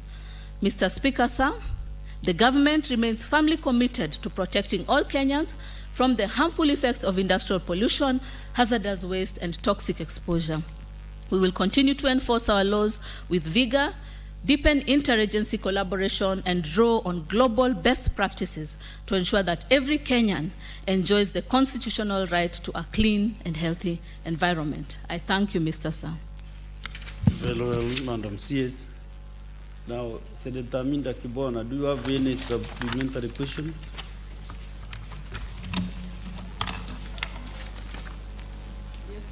You have a privilege to ask 2 supplementary questions. 2. Yes, Mr. Speaker. I thank Madam CS for her response. Though I feel some were responded, but then it still provides some broad description of laws and activities, but leaves important gaps regarding enforcement outcomes, which affects, of course, communities, timelines, and accountability. My first question is that kindly, Madam CS, explain why, despite the thousands of environment audits and widespread non-compliance, among them only 5 individuals were prosecuted. And that is financial year 2024-2025. And only 2 facilities were issued with closure orders. And the state state the outcomes of these prosecutions, because I just felt that there was, a gap hanging, and that was not explained well.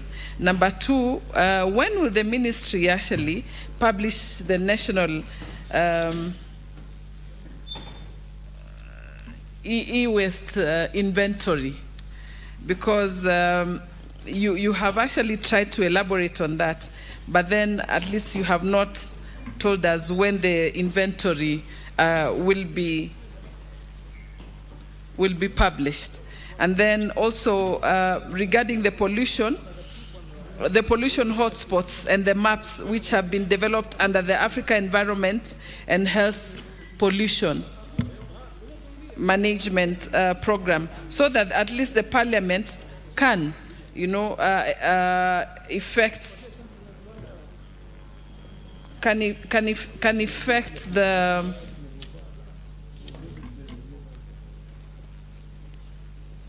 sorry, I was just looking at that response.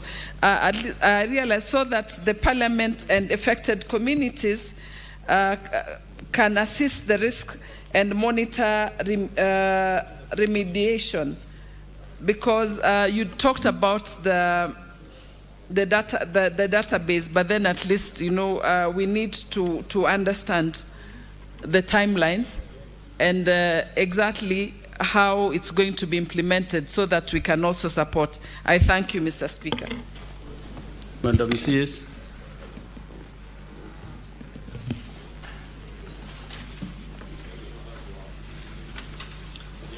Thank you. Yes, so with regards to the prosecution, what we had talked about is it is a process. First of all, we start with the improvement orders, directing the cessation of environmentally harmful activities and requiring remedial measures within specified timelines. We give timelines to the companies or the polluters.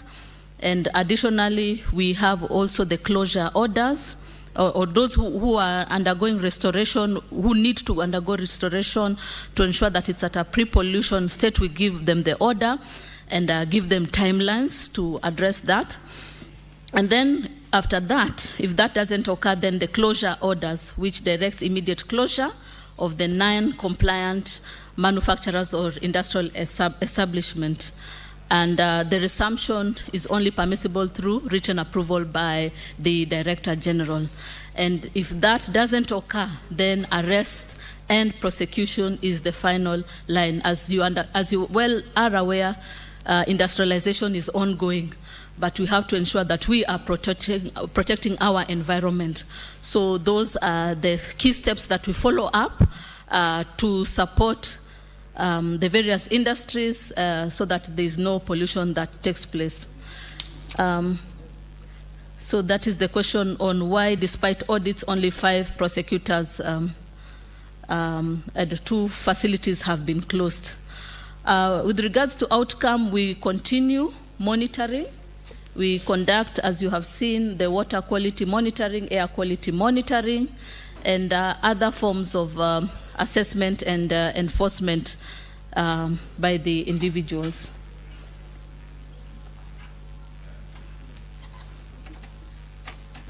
So in terms of the publication of the e-waste inventory, it is ongoing, and Honorable Speaker, honorable members, we want to assure you that we'll be able to share that with you for purposes of advocacy, even as we go to implementation.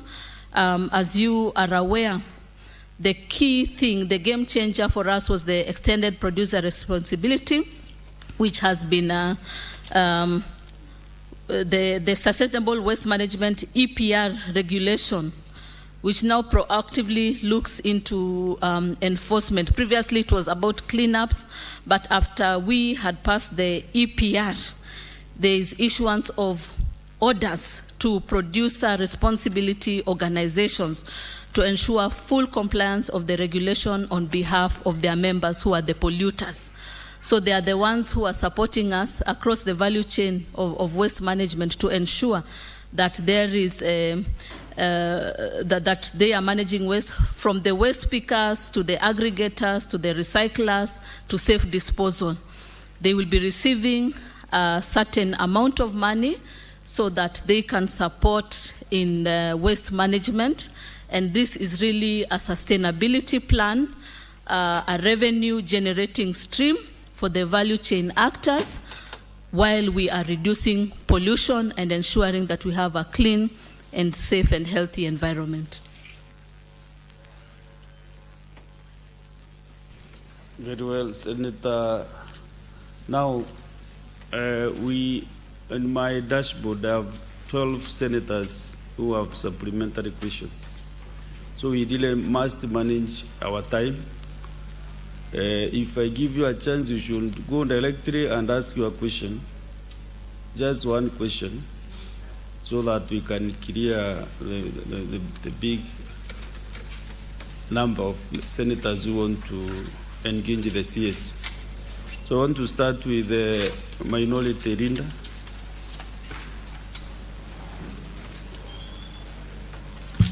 Asante Mstahiki Speaker. Mstahiki Speaker, nataka kumuuliza Bi Waziri wa Mazingira, Tabia Nchi na Misitu amechukua hatua gani ili kuweza kutetea na ni hatua gani vile vile anaweza kuadhibu hizi kampuni ambazo zinamwaga maji ya sumu au uchafu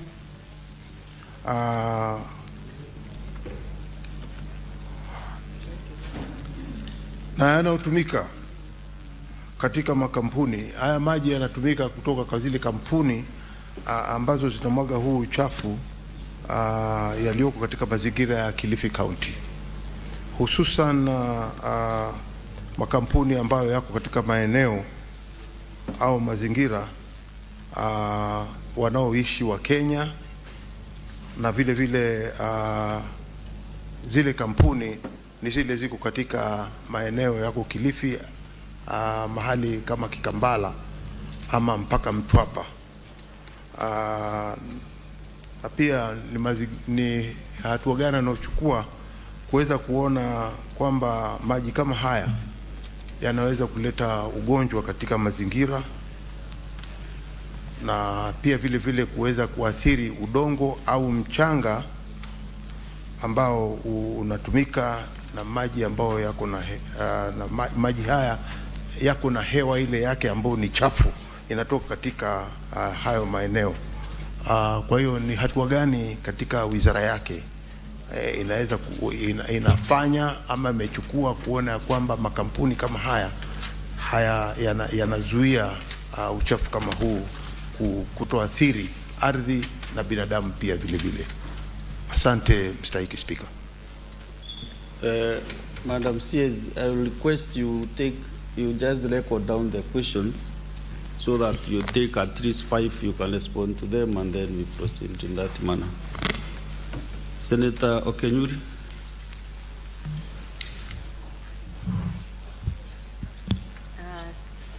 Thank you, Mr. Speaker. I also wish to direct this to the Cabinet Secretary. What happened to the 2017 ban on the polythene bags for single use?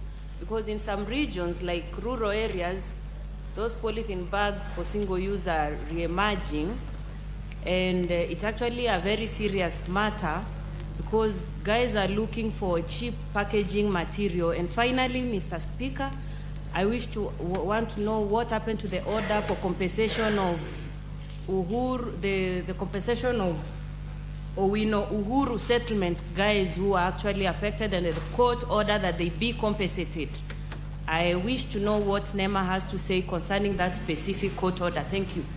Senator Okenyuri, you know you are my younger sister, so I didn't want to harass you. But kindly stick to one question. Deputy Minority Leader.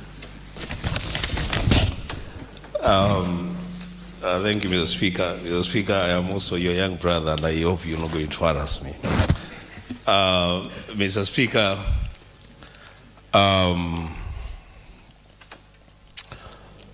following the Speaker, I would want to establish through you, Mr. Speaker, whether the Director General of NEMA accompanied the CS to this place.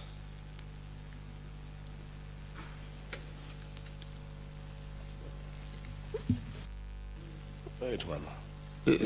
Are you done with your question? No, I just want to know, Mr. Speaker. There is a serious issue here. Very, very serious issue. So prosecute your question because the invite was. Okay, that's fine, Mr. Speaker.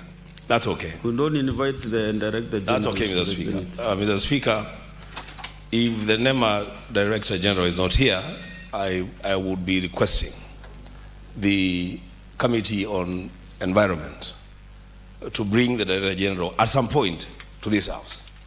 Because the Speaker, NEMA, from where I sit, is a problem, not a solution to the management of environment in this country.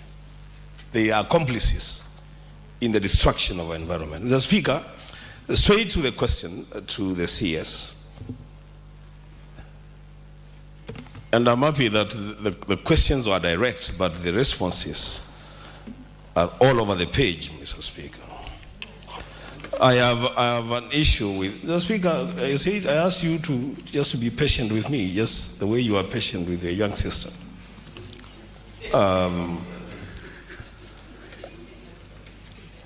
Mr. Speaker, there is a response on an environmental restoration orders to companies that have been found to be polluting our rivers. And if you look at the response, the Speaker, on page 5, you realize that the responses give a date, just one day, for restoration of rivers that have been destroyed over the years. The Speaker, is the CS serious? Does she want to own these responses, or she wants to draw them back to NEMA? Then we can deal with NEMA when they come here. Because you cannot restore a river for a day, a river that has been destroyed over the years, Mr. Speaker. I thank you.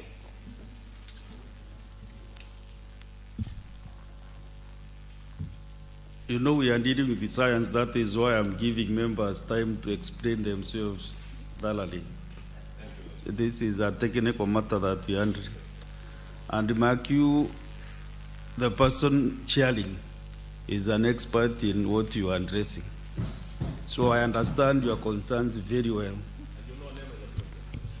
I'm a marine expert and I know what is happening around. Next is, you know, today my spirit is asking me to recognize the leadership of the House. Deputy Minority Whip, Deputy Minority Whip.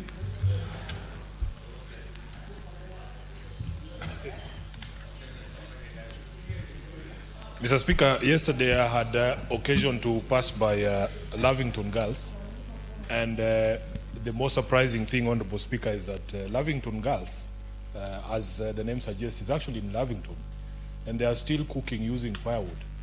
Honorable Speaker, and it is causing a very big problem to residents who live behind the school on Ndoto Road there. The smoke goes directly into their houses. At some point, this administration had assured us that we are going to transition to clean cooking in our schools.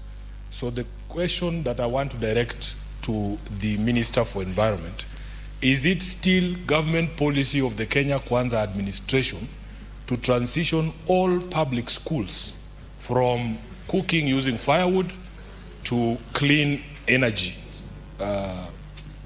cooking in our schools? Thank you, Honorable Speaker.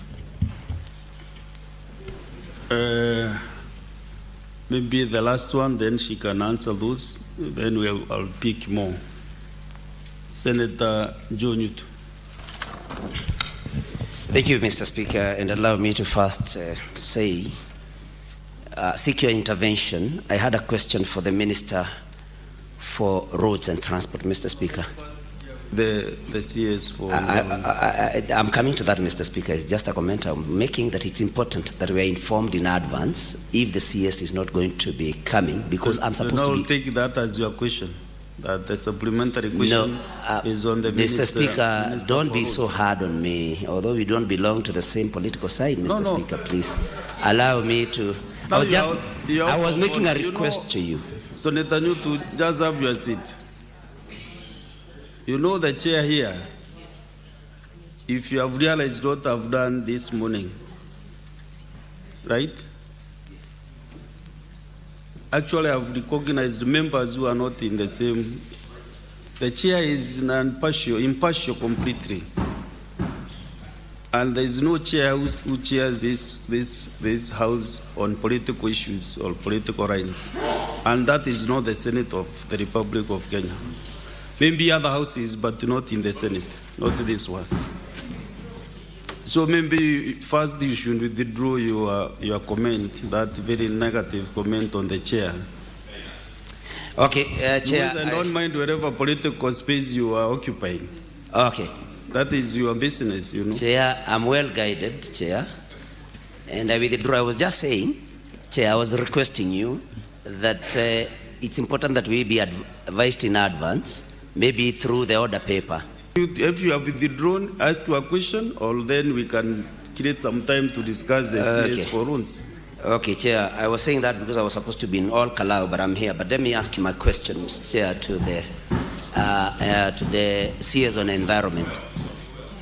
Chair, let me ask the question directly, Chair. Is the CS aware of an arrangement that the government has with avocado processors in Murang'a County to be able to absorb waste? Because, Mr. Speaker, the only useful percentage of an avocado fruit is 5%.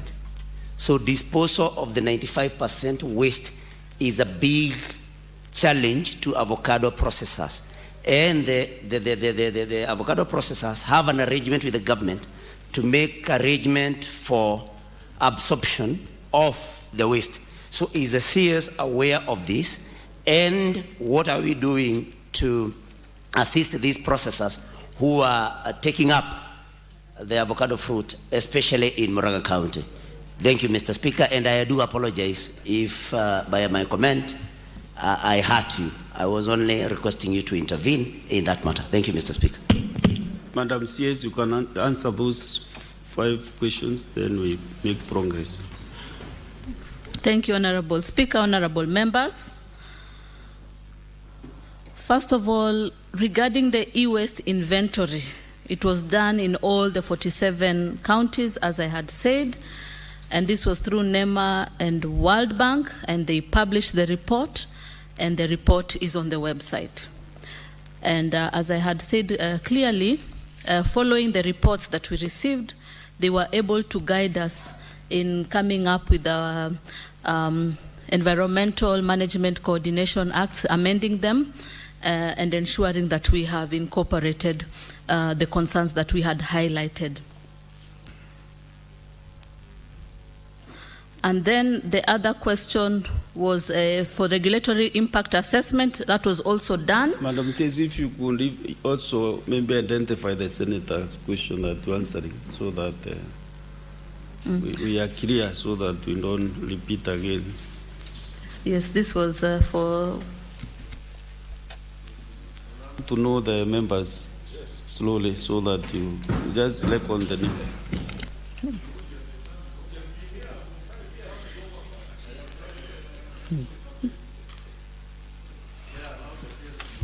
Proceed, Madam CS. Are you listening to the members? Just listen to the chair.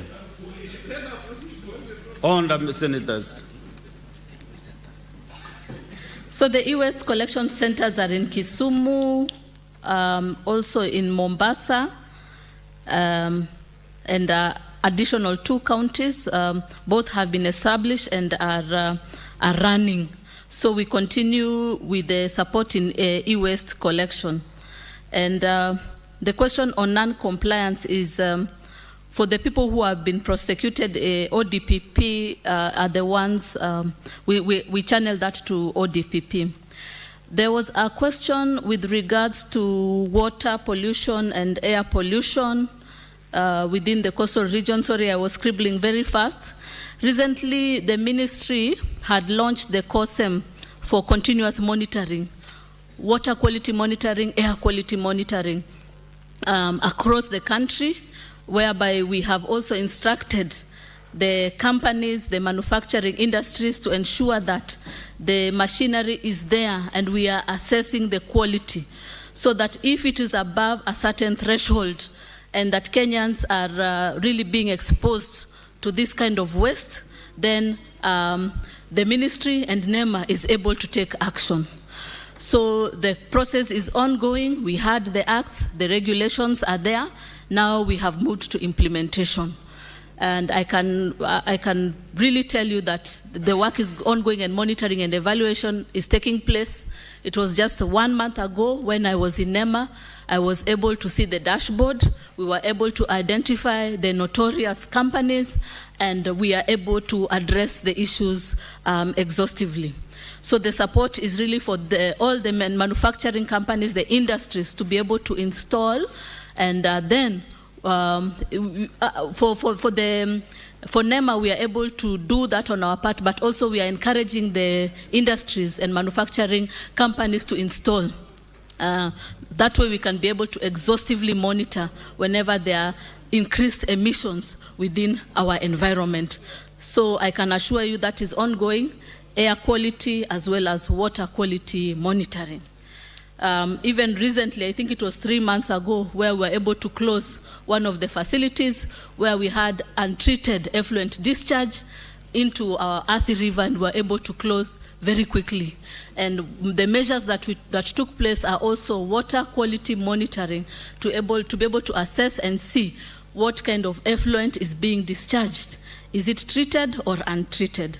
So I can assure you that work is ongoing in terms of monitoring emissions into our environment. The regulations on e-waste. The regulations on e-waste have been developed. They are still pending at AG's office. We continue to push to ensure that we can have them exhaustive and implemented holistically. In terms of industries, all industries are required to have pre-treatment of waste, as I had said, and we are monitoring the effluent, as I had said. The Owino Uhuru budget plan for this financial year is 200 million. It has been included in the budget. We hope we can get the money so that we can address that concern. Then on clean cooking, a lot has been done on clean cooking. First of all, we developed our nationally determined contribution. The second one, actually, we were second in Africa in bringing that to the global team.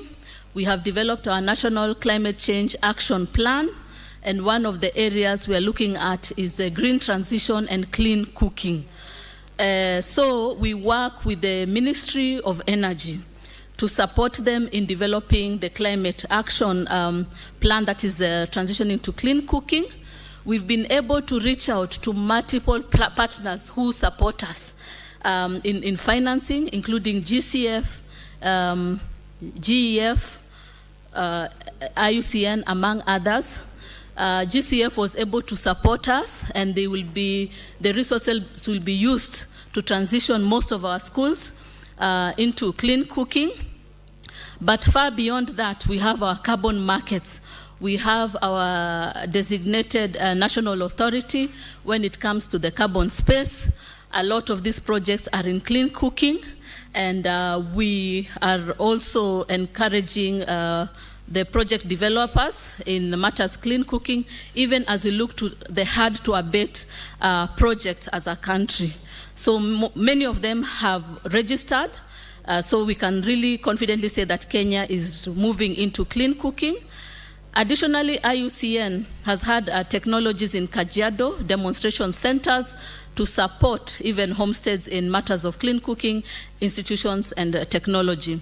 But what I request, because this is a huge topic and it needs for us to work together with the Ministry of Environment, we request for more time to give you a comprehensive, consolidated report how Kenya is really transitioning into clean cooking.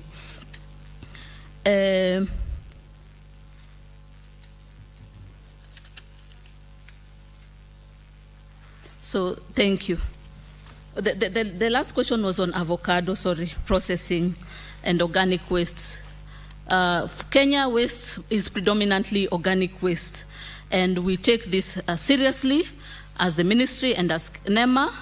And NEMA has licensed facilities to treat organic waste. What we are currently encouraging the governors is to really look at circular economy, because waste management is devolved, and seeing how we can partner, we can coordinate to improve the waste management and circular economy. And you can see what is going on currently in Nairobi, where we are addressing the concerns in a Dandora site. Predominantly, it's organic waste that needs to be addressed, and really that can produce, whether it's waste to energy, whether it's fertilizers, and that again is really bringing money into the pockets of Kenyans. So we are working. We have supported in terms of the technical, the legislative component. Now when it comes to implementation, we are continuing to license to ensure that we are addressing organic waste, including the avocado waste. So I think those are the questions. Thank you. There was an issue raised by Senator Kenyuri on the polythene bags. Yes. So for polythene bags, we continue with the banning. We take note of the concerns and enforcement. We will really ensure that we are strengthening the enforcement. But let us remember, far beyond the plastic bags, we even have the plastic bottles and other plastic wastes. That is why we had to work on the extended producer responsibility, which was passed. And this looks at how we can work with the polluters to ensure that they are paying principal, to ensure that the resources they are having is going back to address the waste that is being produced. What the manufacturers are producing. And as I said, it looks at the whole life cycle. So the EPR is really the way to go. It is all about creating jobs for the waste pickers, for the aggregators, for the transporters, and for safe disposal, among others. So the complete life cycle. It means that Kenyans will be able, people who are involved in the value chain will be able to get resources. And this is because the polluters will pay principal and the resources are going to be used in waste management. So we are creating jobs, we are recycling, and this is coming all up into the circular economy space.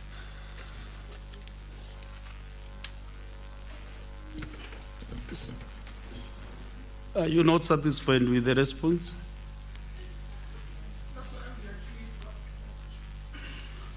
Yeah, just do a clarification very fast. Then we give other Actually, members an Speaker, opportunity. I wanted your help because you know you are an elder. Perhaps you can translate to me what the CS has said in regards to the transition in schools from firewood cooking to clean energy. Because an answer like the one she has given has left me more confused as to where we are with that program. What I expected, Honorable Speaker, is to be told we have X number of public schools that use firewood to cook. We have received a certain amount of money. This is the total budget. We have done 10% of the schools. The program will run for 6 months. We expect to be completed before the elections. I mean, that is an answer. But whatever rumblings that have come from the Speaker, from the CS, have left me more confused. Okay. I don't know what the answer was.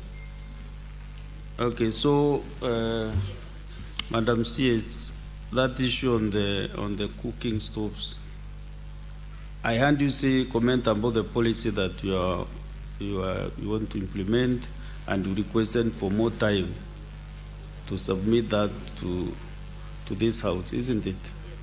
But can you maybe comment elected on Lavington girls, because that is the issue. Yes, Your Excellency, as I had said earlier, we request more time. Why? Because first of all, the implementer is the Ministry of Energy. For us, we give the policy. It's green transition. Number two, we need real-time data where we are currently. We need to map out, we need to talk to the officers so that we're able to map out and give the tangible data where we are in terms of transitioning. That is why I have requested, and you know it's also working with the Ministry of Education in the schools, working with the Ministry of Energy, and then ourselves. So if you can give us ample time, 2 weeks is adequate, we'll give you a substantive answer. Senator Sifuna, I think now you are comfortable with that response. Yes. Okay. Senator Kadri Muma. Thank you, Honorable Speaker, for the opportunity to ask a question. Honorable Speaker, I listened very carefully when the CS responded to the question by Senator Hamida. And Honorable Speaker, as an expert, you say you're an expert in this. I think you are an expert in this. I think what the CS did was just to repeat what the laws and regulations say. The CS did not respond to the real issues about the levels of pollution in this country. Honorable Speaker, I would want to ask whether when last the NEMA engaged with the industries that are polluting our water resources around Western Kenya. Let me pick that. But let me not just pick Western Kenya. If you walk around Nairobi River, it is black. Lake Victoria is so polluted. River Maji Masafi in Kibos is so polluted. And yet it's called Maji Masafi by Kibos Sugar Company. All our sugar companies are polluting the rivers next to them. They dump bagasse everywhere, and you don't need to be an environmental expert to see this. Can be seen with the naked eye. When last did the CS get a report on what is being done about pollution by all these? If we can answer even for the sugar industries alone, where bagasse is all over, methane pollution is everywhere. Can you really tell us that those beautiful regulations you are reading, which we know are very good because some of them were made here, in fact, the law was made here, the regulations were ratified from this House.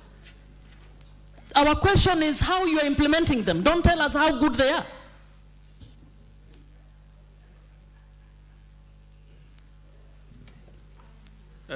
Senator Mugatana.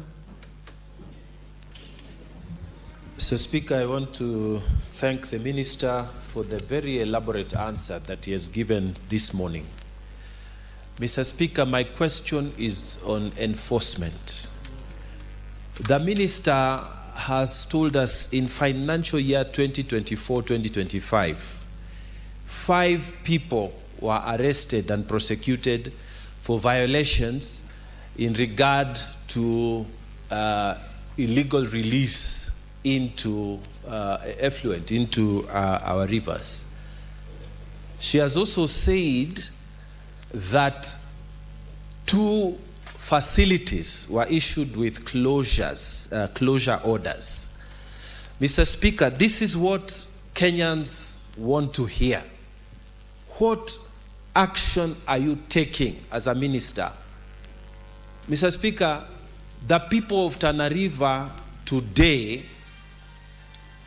are suffering because there is gypsum mining.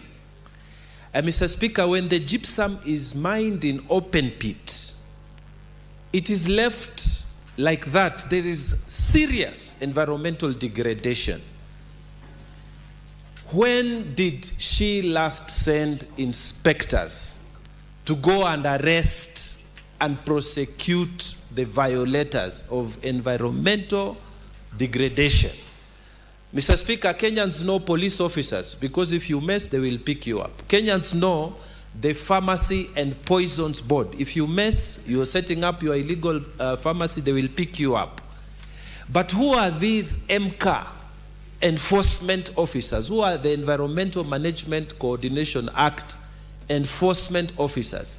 We want them to visit Tana River. Mr. Speaker, those open pits of gypsum in Charidende, in Bilbil, in Bangale, those open, they are killing animals, they are killing people, and nothing is happening. When are you going to send enforcement officers like the Pharmacy and Poisons Board to arrest people and prosecute them? Thank you, Mr. Speaker. Senator Manzo. Mr. Speaker, could the CS explain the status of cleaning up Nairobi River, bearing in mind this is a river which goes to River Athi and all the way to Malindi, and that this is the river we are about to dam, Thwake Dam, which is expected to give water supplies to Kitui County, Makueni County, Machakos County, and Kajiado, and even Konza City. What is the status of cleanness of that river? Senator Eonda Bonikarwale. Thank you, Mr. Speaker. Mr. Speaker, the Ministry of Environment is missing in Kisumu County and Kakamega County. Could the minister make an undertaking that she is going to immediately, possibly tomorrow, dispatch her team from Nairobi to go and see for herself how raw sewage at Ahero town is released into River Nyando, and see for herself how raw sewage is splashing in the city center of Kakamega town. I thank you, Mr. Speaker. Senator Okoiti.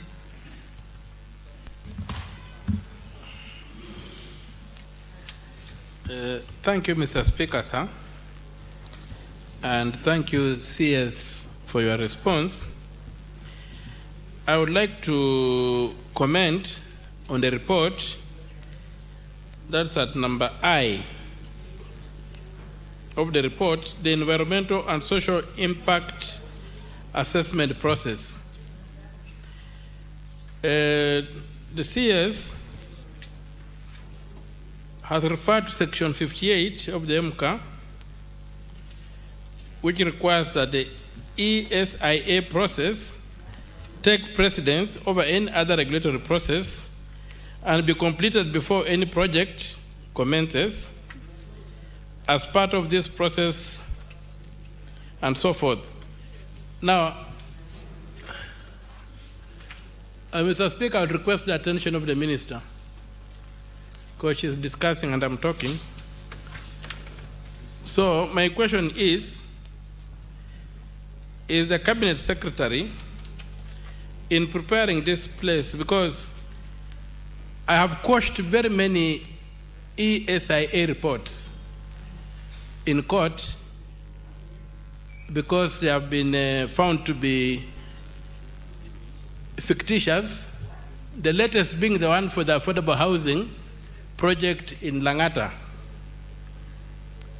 And Mr. Speaker, in my interrogation with that, I came to see that there could be a problem with section 58 clause 2. I'm laying the ground for my question. So my question is, Senator Mtata, I told you this is science, it's not other things. Just ask your question, Senator Okio Mtata. Section 58, clause 2, you quoted section 58, clause 2 provides that a project proponent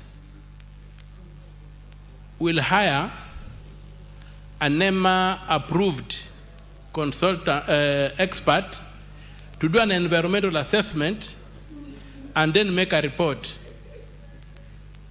That section, by ceding the regulatory authority back to the person being oversighted, does it create a problem in your experience? Because if I'm paying the person doing the oversight, who is going to write the EISA report on a project, does that person remain a regulator or does he become my consultant? And if that's the case, how does the regulatory authority enforce the NEMA requirements through a third party who is hired by the person being oversighted, paid by the person being oversighted, to write a report regulating the person paying that person?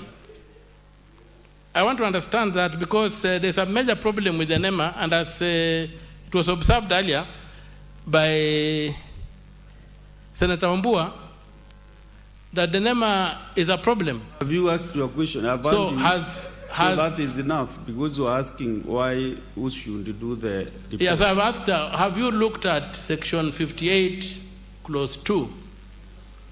I was just elaborating for the benefit of the House, because I've had the chance to read the section, and maybe the members have not read the section. So I need just for the benefit of the House to bring it out, so that does that section cause a problem in terms of NEMA regulating developers? Thank you, Mr. Speaker.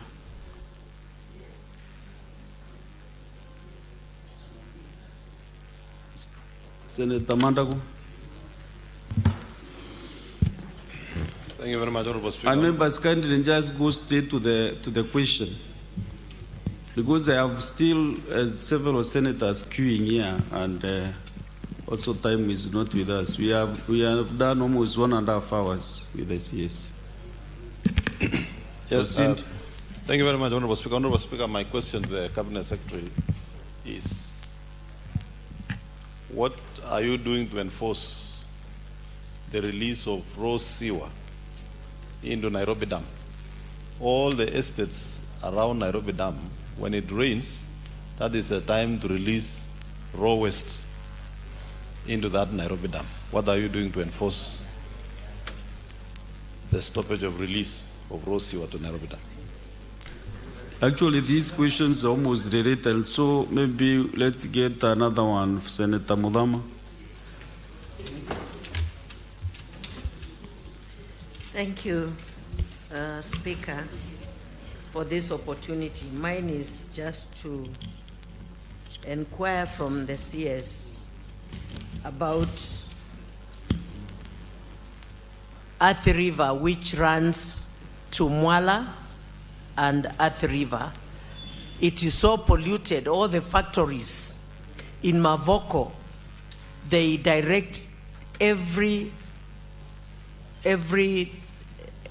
garbage there. And especially Mwala, those people are planting vegetables through that water, and we are having a lot of cancer due to this pollution in the rivers. Also at the river, Many of the nearby people are planting their vegetables, sukuma wiki, name it, spinach that we eat here in Nairobi, and tomatoes. And this is causing a lot of damage to our people. What are you doing to release people to go and check those factories through NEMA? NEMA is doing nothing. You have to be on NEMA very seriously. And I want, Madam CS, you deal with the Athi River kindly, and especially going to Mwala, and even the one going to Kinamanzo's place, Thwake Dam. Thank you. Senator Joyce Colil. Thank you very much, Honorable Speaker. Allow me to congratulate the CS for the efforts that he has put in the Ministry of Environment in terms of making sure that the state sector works despite the challenges that have been inherited from the previous governments, Honorable Speaker. The only question that I have is that a number of tea farmers have been complaining because of the effluents that are being discharged to their rivers. And I know before they are licensed, or the factories are licensed, they must comply with some regulations. I would also want to know whether the CS normally checks on the treatment of the state factories before the effluents are discharged to the state rivers. Thank you. Okay, proceed and give responses, Madam CS. Thank you. Then we'll do the last round.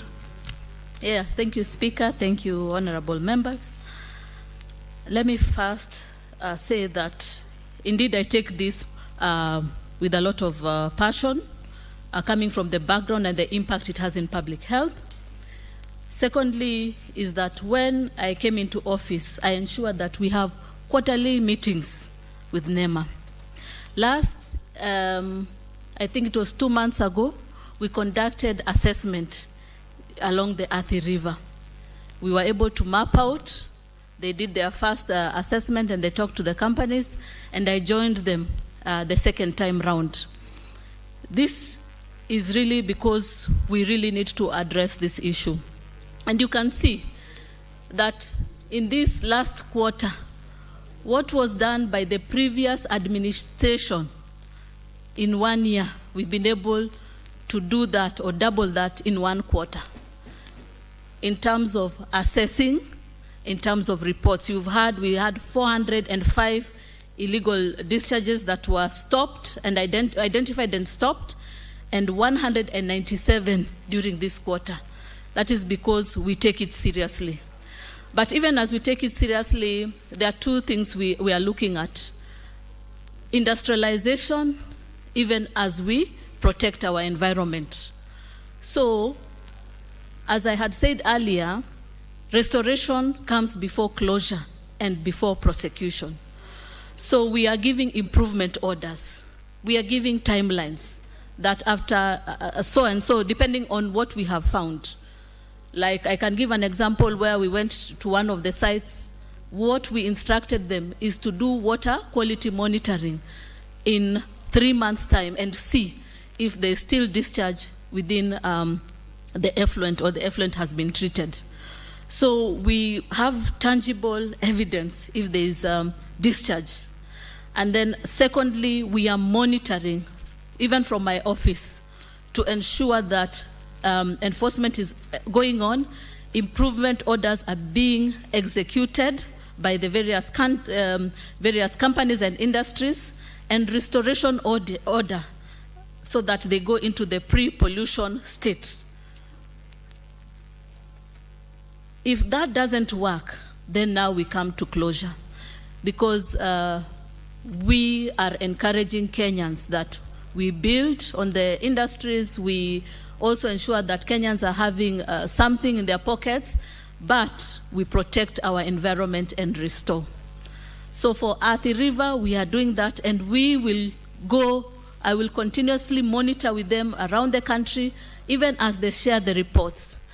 As I had said, we have a dashboard of which I am very happy to come and share with you on what we are doing on water quality monitoring and air quality monitoring by these industries. That way we can be able to see who is above the threshold that is needed, that can be damaging to the health of Kenyans. And from that report, we can now move and support them in their improvement, in their restoration. If that doesn't occur, now we move to closure and prosecution. So we have taken it up seriously, and we'll be able to share even detailed reports that will be shared in our website to show Kenyans that water quality, air quality monitoring reports must be doubled every quarter so that the impact is felt and we are restoring our environment even as we look at industrialization.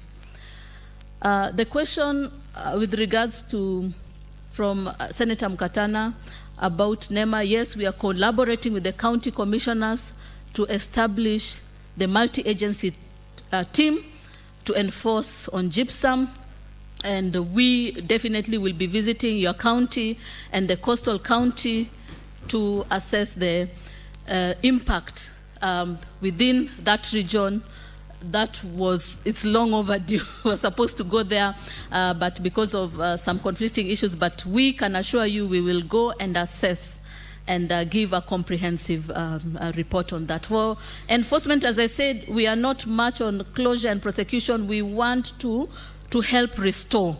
We want restoration orders. We want improvement orders to the companies. So we are working with KBC Sugar, Mara Sugar, that have been issued with the restoration orders. We have given them timelines. We will be visiting to ensure that they are implementing and ensure that the effluent that is being discharged is treated.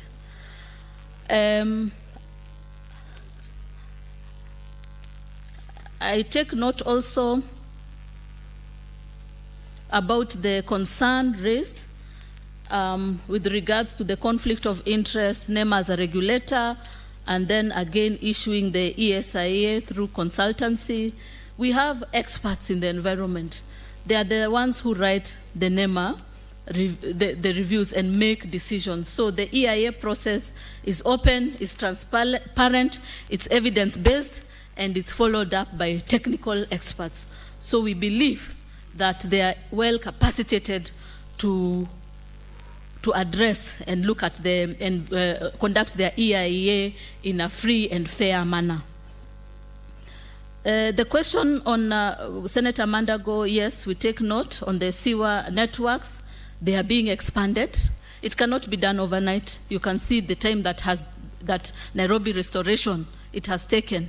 We conducted mapping. We saw who are discharging effluent. We were able to close them, and then now we are now cleaning up the Nairobi River.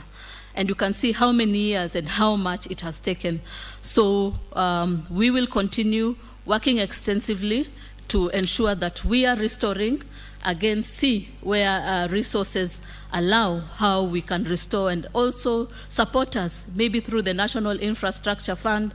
We can also look and ensure that restoration is occurring, because as we have this infrastructural development, industrialization, then the environment also has to be protected. So those are things that we are really advocating for, so that the ministry can be able to receive resources to support in those aspects. Yes, for Senator Muthama, yes, expansion of the treatment facilities is occurring in Kinanie and Machakos. Okay, that's the report. So I think those are the questions that have been raised. That one we are there because I was there. We started from the area of Mlolongo going down. So I was there, and we will continue assessing. So they give me reports routinely, and where they have challenges with the industries, then we go. Senator Mudama, you know that is not how we conduct our business in this house. And Madam CS, don't respond to the members without my authority. Thank you, Senator. Otherwise, you'll be out of order yourself, even though you are on the other side. Asante. Which questions have not been responded to? Senator, you know, she has addressed our deliver.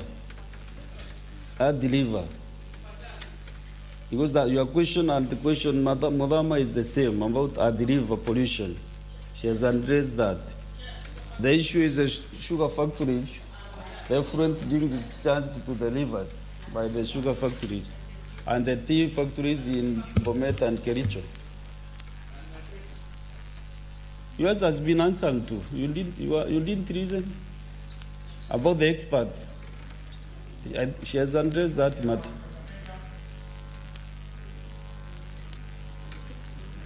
You know, your technical team should be able to assist you with the questions, registering questions so that you don't do to and fro. It's just at the river, Kakamega, Bomet, Kericho, the tea factories, and the sugar factories, the discharge of effluent into the rivers. Yes, so all of them have been mapped, and I have talked to my technical team. Restoration orders have been given. So we'll be able to highlight those ones which are highly discharging effluent, and we will visit the sites. I can assure you I will visit them personally, but the team has been deployed to conduct assessment and support. They have given restoration orders. They have given them an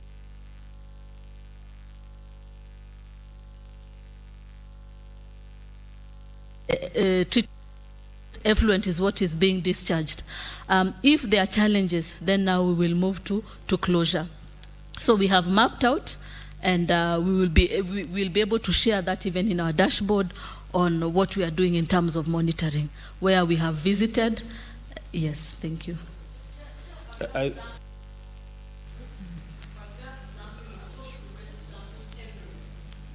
I think, Madam CS, what members are asking, you know, from the, just have your seat, you know, from the headquarters, you cannot do much. You have county offices across the country. So I think there is nothing much they are doing to monitor what is happening in the counties. That is why members are talking about Kakamega, Bomet, Kericho, about Meru, about Bungoma, because now your team is not working well, and maybe you didn't need to coordinate your NEMA team better.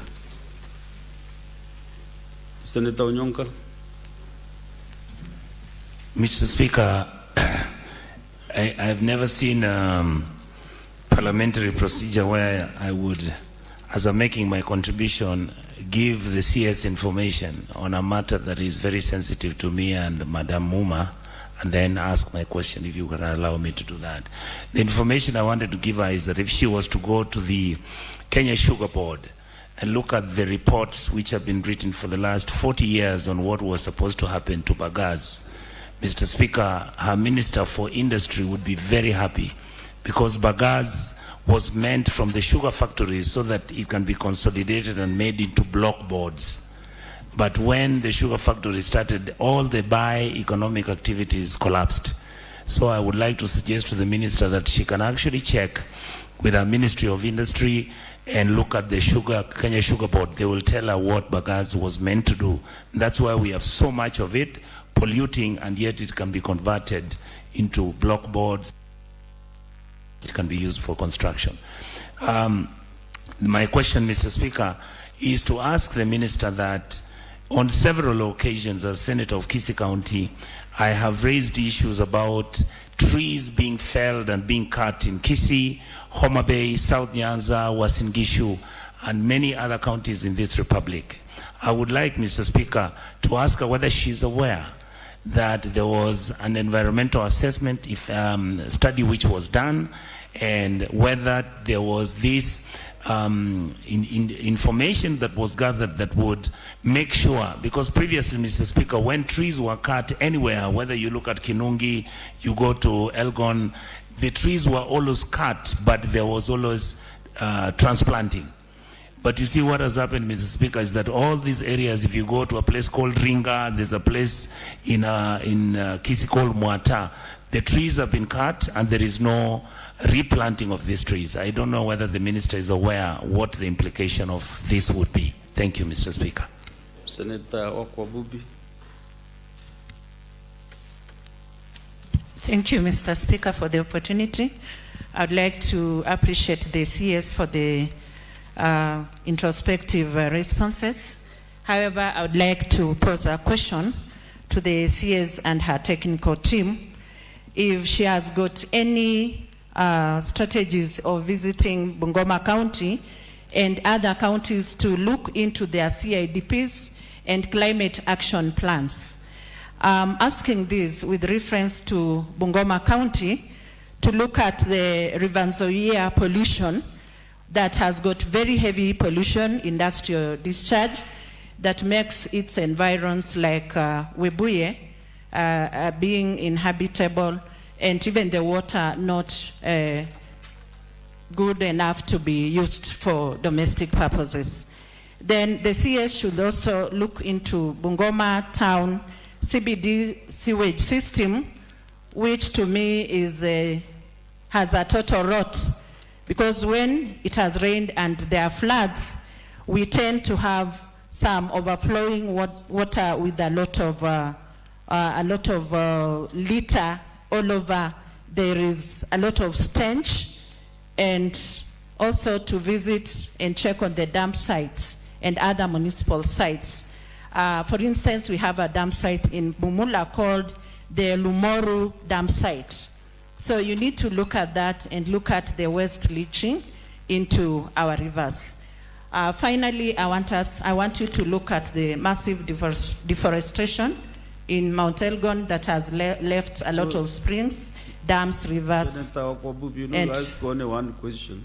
Thank you, Mr. Speaker. Well and guided. I think you deal for Bungoma. Asante sana. Thank you, Mr. Speaker. Senator Mwaruma. Yeah, thank you, Mr. Speaker, for the opportunity to ask my supplementary question. My question is on the regulation on trade of carbon credit. In 2023, we passed the Climate Change Amendment Bill of 2016, and the main objective was to regulate and have a revenue sharing basis for the proceeds of sale of carbon credit. You know, most of the carbon credit is sold in a ward called Kasigau in Taita Taveta. Now, we left the basis to regulations. What I would be wanting to know from the CS is how far the regulations or the CS has gone into formulating the regulations to give a way or a basis for revenue sharing on proceeds of carbon credit trade. Thank you, Mr. Speaker. Senator Kajwang. Mr. Speaker, my question to the CS is with regards to pollution in Lake Victoria as a result of cagefish farming. Mr. Speaker, the ministry through NEMA is involved in licensing of cagefish farmers in Lake Victoria. NEMA issues an environmental and social impact assessment, does the environmental and social impact assessments, does the site suitability reviews, does continuous monitoring, and does the EIA, environmental impact assessment. Despite that technical involvement of NEMA, Mr. Speaker, cagefish farming in Lake Victoria has contributed to an increase in pollution. It is visible, you can see it, you can smell it. Areas where some cages are, the lake is turning green, the lake is becoming a bit stinky. Mr. Speaker, despite the technical involvement of the ministry, you are still having conflict with local communities between the cagefish farmers and the indigenous communities. And Mr. Speaker, a few years ago, some lives were lost in Sindo. You are still having blockage of traditional fishing sites and trading routes, Mr. Speaker. Ngode, an island on Lake Victoria, there are some fishing sites that have been blocked as a result of cagefish farming. We are still having a disruption of tourism facilities where you find cages have been placed right opposite beautiful hotels and yet the ministry was involved in site suitability assessment. Mr. Speaker, you're still having pollution, as I've said. Can the Cabinet Secretary commit to this House that she will bring a report or she will undertake an impact assessment on pollution in Lake Victoria and take proactive measures to ensure that cagefish farming does not become another environmental disaster and that we do not prioritize the economic benefits, the tariffs and licenses that they are collecting over our environment? Thank you, Mr. Speaker. Senator Abbas. Thank you, Honourable Speaker. Honourable Speaker, I want to ask the Minister that in northern Kenya, especially in Garissa and part of Wajir, is hosting a very large number of refugees for many years. And there has been a lot of deforestation as it's taken place. And the organization responsible for refugees, the UNHCR, is not doing much of interventions. In the past, they used to have some cooking gases and these things. But of course, at the rate at which we are the trees are being cleared as a cooking energy, a source of energy, is actually causing a desertification in that area. I'm asking the Minister whether there's any plan in those areas to do afforestation or at least look for as an alternative source of energy for the refugees, because the refugees are just increasing by number, and there's a lot of deforestation taking place. So, what is the plan from the Ministry and UNHCR to stop any more cutting of trees in those areas? Thank you. Senator Lecha Julius. Thank you very much, Mr. Speaker. My question goes to the Minister for Environment. She has teams in counties, which includes West Pokot. But for some reason, her NEMA team is compromised totally. Like there is mining going on in Laminyeusi in West Pokot and Kambikaraya and Takwel and many other places. Now her team does not effectively make sure that the washing of trucks do not take soil taken out of the mining area and clear it or clean it in the rivers. There is river Muruny is terribly polluted, and even Takwel is just terrible. So what can she do, or how can she effect or make her team in counties effective? Because they are just totally compromised. In fact, they are getting a lot of money exchange so that they are not doing their work effectively. Thank you. Senator Seki.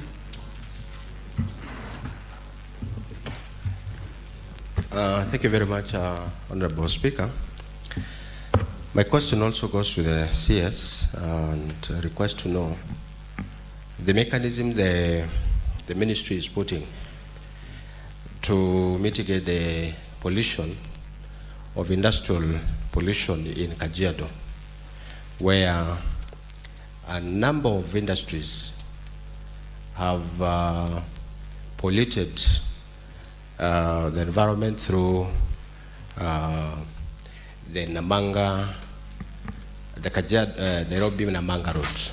We have a number of industries, and they have polluted the environment to an extent where the environment, even the habitation of grass, trees have dried up.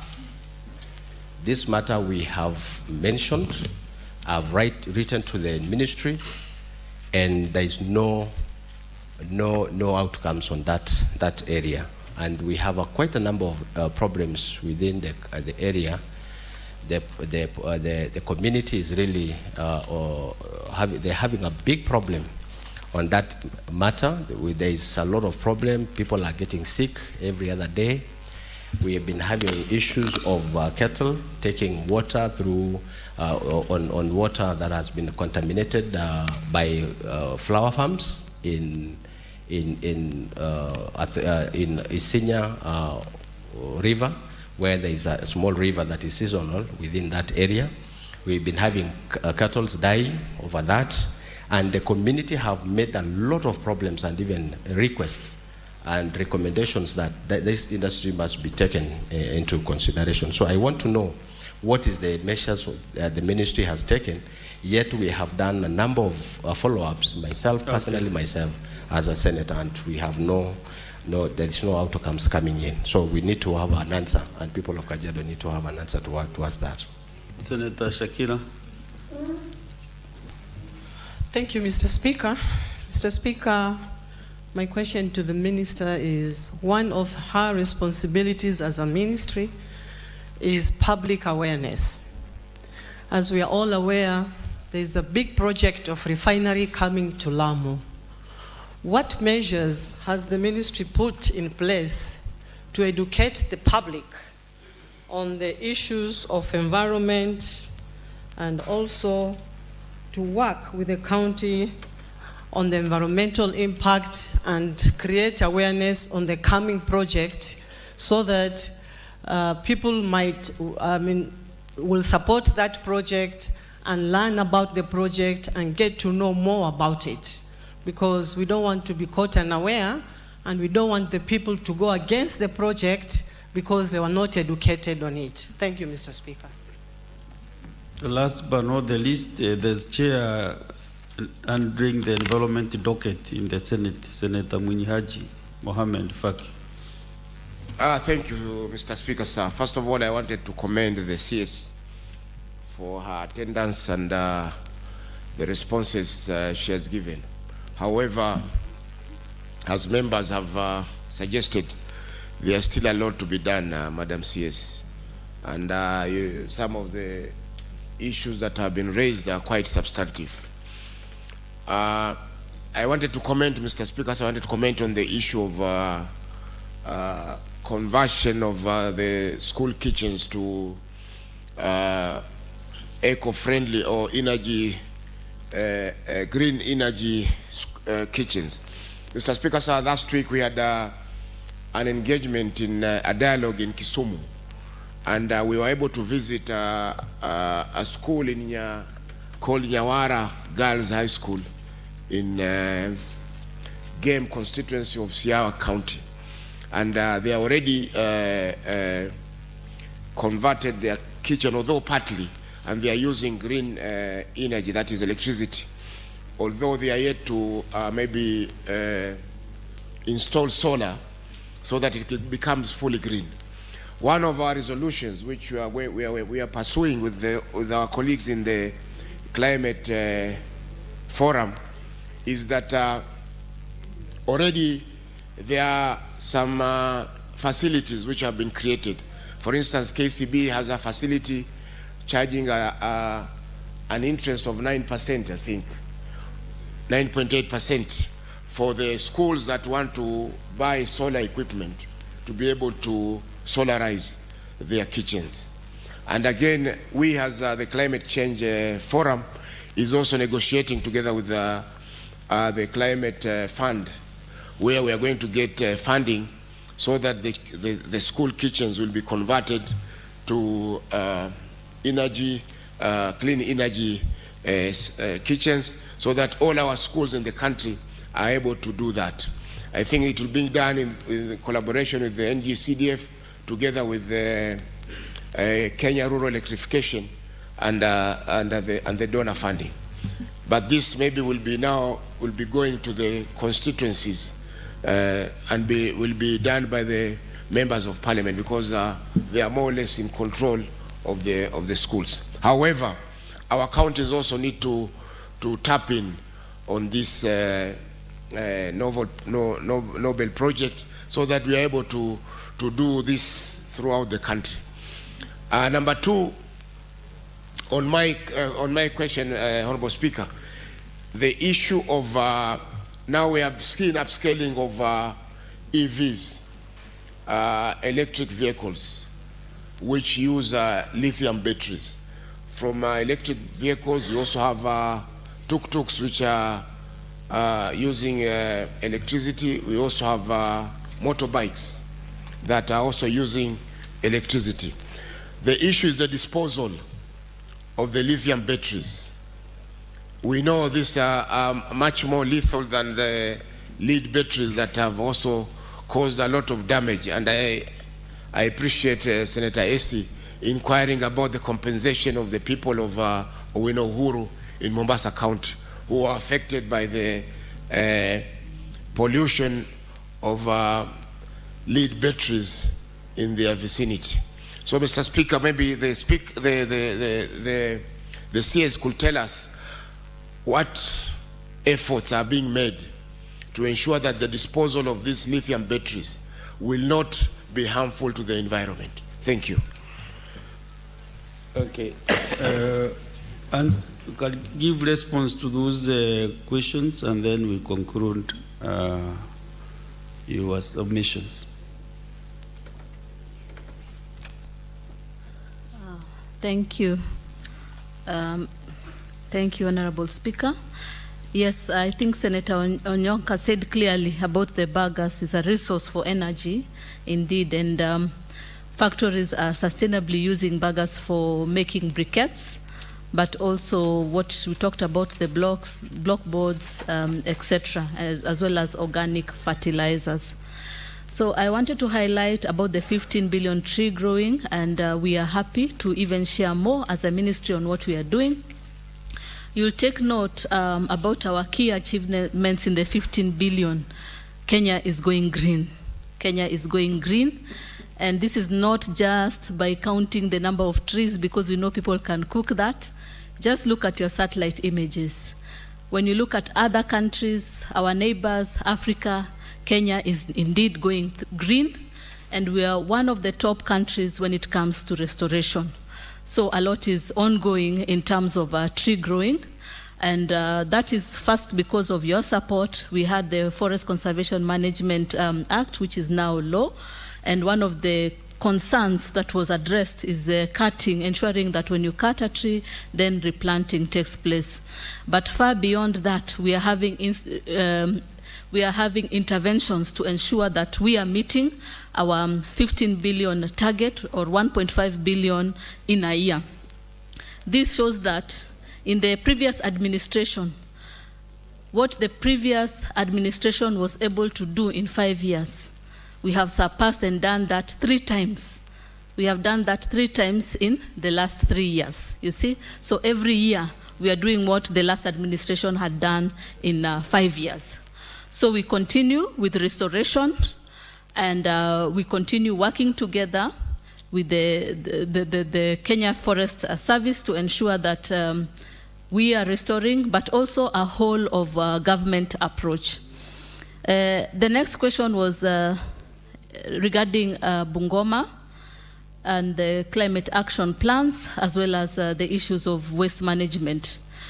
A highlight to this is that waste management is devolved, which again poses a challenge in terms of ensuring that the ministry exhaustively meets. So what we do is we have an intergovernmental framework, we support the county government, and we really need your oversight to ensure that we are managing the waste well.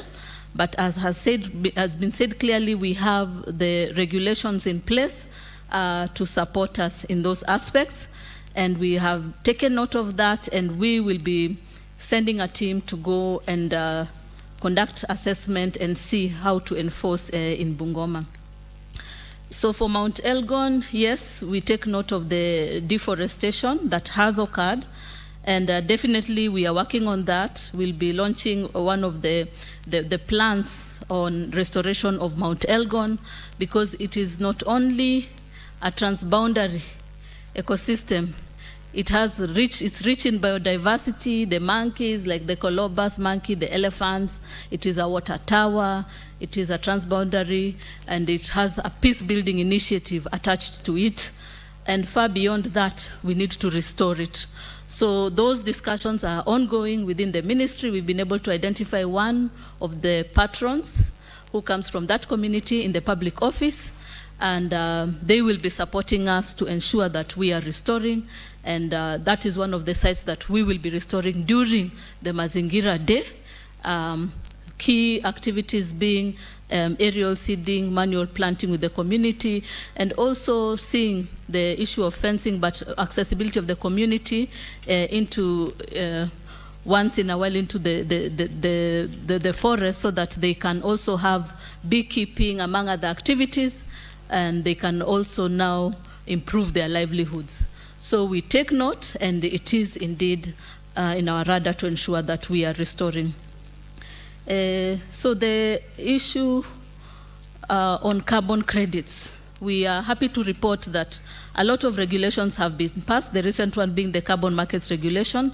The only one remaining is the non-markets. I just signed guidelines to support the community, improve public awareness and community awareness. And a lot will be ongoing. Partners have reached out even to support us, and as a ministry, we'll ensure we have resources to support this. Some of the projects that will be coming in, like the green zone, which we hope will be passed, will be looking at capacitating communities to understand carbon markets. This is because they're entitled to 40% of that money, and if they don't know, someone else will take advantage. So a lot of public awareness is coming. What we wanted to do is to ensure we have the regulations, then we move to the next point. And so the projects are on through the DNA. We've had multiple projects, and we are encouraging community engagement, and the communities benefit from carbon markets. So for Lake Victoria, Senator Kajwang, we take note. We will bring the report on the EIA on pollution in Lake Victoria and have proactive measures. We have really been looking at how we can support even through the various agencies like Lake Victoria Basin, among others. As a ministry, we have been able to receive some resources which we will be able to support. And it's one of the projects that is in the radar, because Lake Victoria is really a key ecosystem, a transboundary ecosystem, and also a source of livelihoods for many within the region. So we can assure you we'll have the report ready, and we also are allocating resources to support in its restoration. The other question was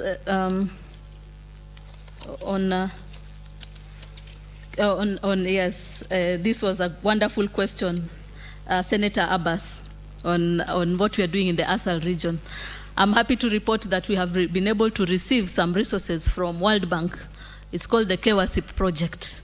And the ASAL region will really benefit from this. So we are looking at restoration, we are looking at improving livelihoods, and also other environmental conservation initiatives.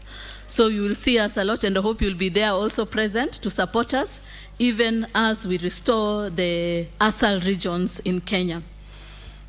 For electric vehicles, yes, Senator Faki, lithium is indeed a toxic substance that is not good for our people and not good for our environment. And we are happy to report from the EPR. When you look at the EPR, hazardous waste has been looked into. We are working with the PROs, and we said for hazardous waste, it will be for any waste picker who identifies the hazardous waste, they'll be paid 20 shillings per kilogram. So we are encouraging and incentivizing waste pickers and Kenyans to bring these hazardous waste, like the lithium products, and then we can manage within the community. So we'll create awareness and use the EPR, but also we have the regulations, definitely, including the chemicals regulation. Also the safe disposal has been addressed within the guidelines of the ministry. Yes, and the question on public participation, yes, we have adequately engaged on public participation, and thank you so much for highlighting what has been done in the clean cooking space. However, we still request for more time to consolidate everything because it's a multi-agency implementation strategy led by the Ministry of Energy. So I think we have been able to answer all the questions, and for Kajiado, we have also mapped out, and we will send people there to address those issues and enforce in terms of ensuring our environment is safe. The refinery, yes, we take note of that, and we'll be working. The lead ministry is the Ministry of Energy, but NEMA will work with them to ensure that we are creating public awareness. Definitely EIA must be done, and also ensure that implementation is seamless, even as we look at a safe, healthy, and clean environment, so that our people are not affected. Thank you. So that was the head of this session with the CS. Thank you, Madam CS, for creating time to appear before the Senate. The commitments that you have made, make sure that you furnish the Office of the Clerk with the information that you have committed to do. So thank you very much, and continue. You see, environment as a challenge, so continue. The issue is the inspections, and how you are able to make sure that whatever is happening is monitored with the industries, in the industry, and also, the counties, how also you work with the counties, especially in solid waste management. The national government will come up with clear policies, because the whole country is polluted. There is no county which is clean. Even though this is an devolved function, how can the national government intervene to ensure that there is no pollution in the counties? So thank you very much. I hope you have captured all the issues that members have raised. Okay. So clerk, next order.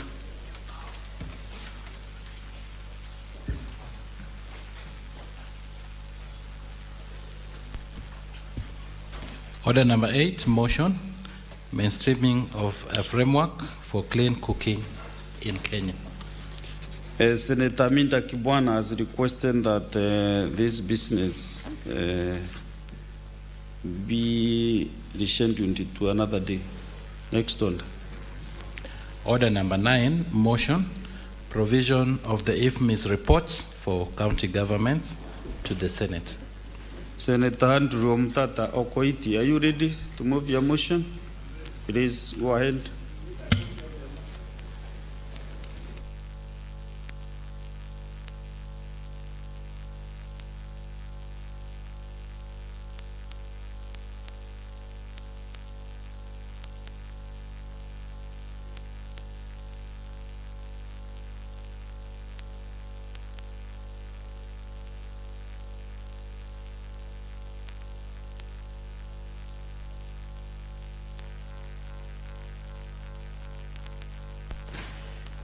Mr. Speaker, sir,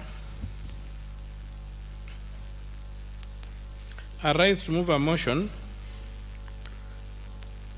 on the provision of IFMIS reports for county governments to the Senate.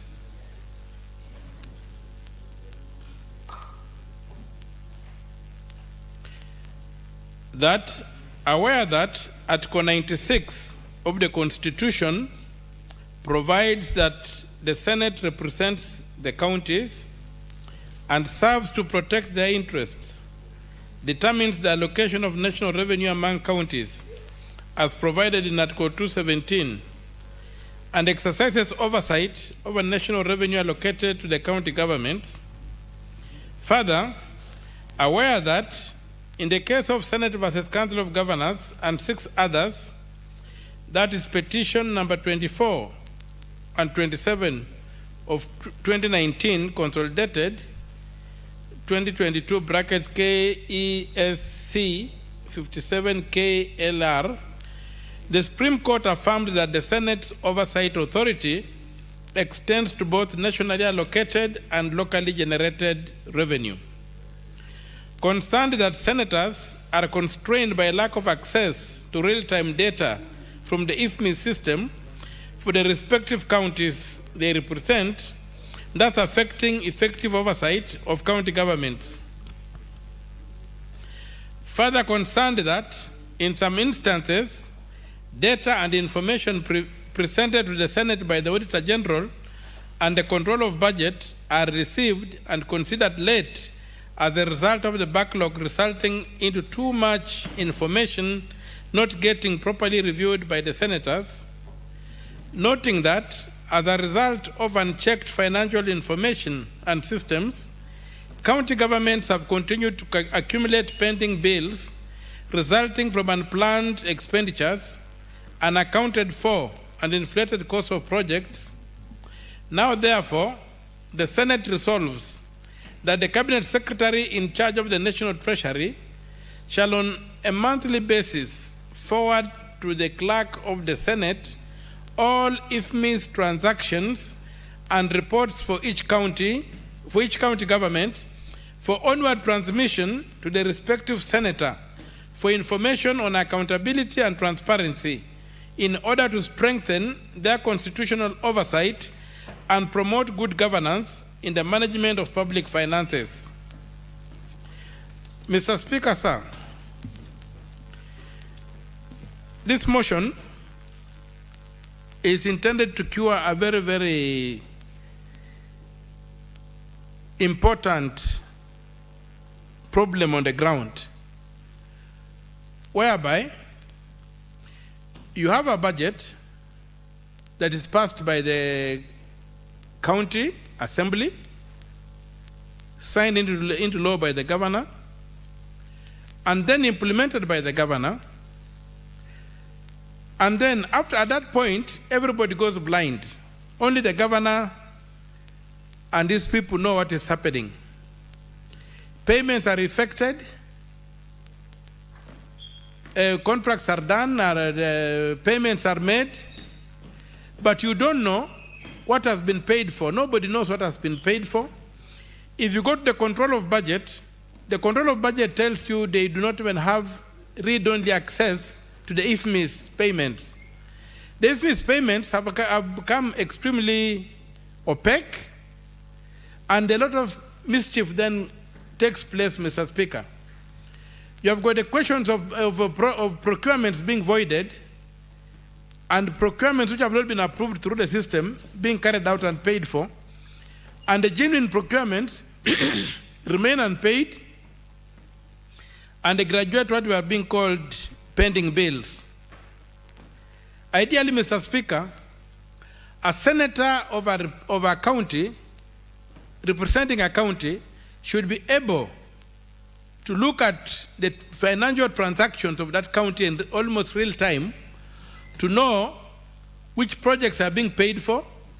And once you know that a project A has been paid for, you can go ahead and look out in the budget and say, okay, what's the status of this? Does the status of the project on the ground? Is it commensurate with what is being paid for? Without that, Mr. Speaker, you end up encountering projects being done. You don't know at what level they are. You don't know what certificates have been issued. You don't know whether they have been paid for or not. You don't know whether they have stalled. And the county then just is at the mercy of the governor and his people. So this motion is intended to remove that opaqueness and give the Senate, through the Senate, individual senators of individual counties, from where they come from, to have a possibility or the capacity to see what the county governor and this administration have paid for. After the procurement is done, then you can hold a budget in one hand and hold the IFMI's reports in the other hand and compare and know what is happening. Otherwise, we are totally constrained, Mr. Speaker, when you go to the ground and you do not have a starting point. You get people complaining, you have no starting point. The county assemblies have already passed the budget. The governor is implementing the budget in a manner that is not transparent. And you, who is supposed to do the oversight, are left there gazing what might have happened. These documents, Mr. Speaker, should be available. They don't qualify. The IFMIS does not qualify for the documents which are not supposed to be disclosed under the Access to Information Act. The Access to Information Act clearly has a category of the kind of information that should not be disclosed.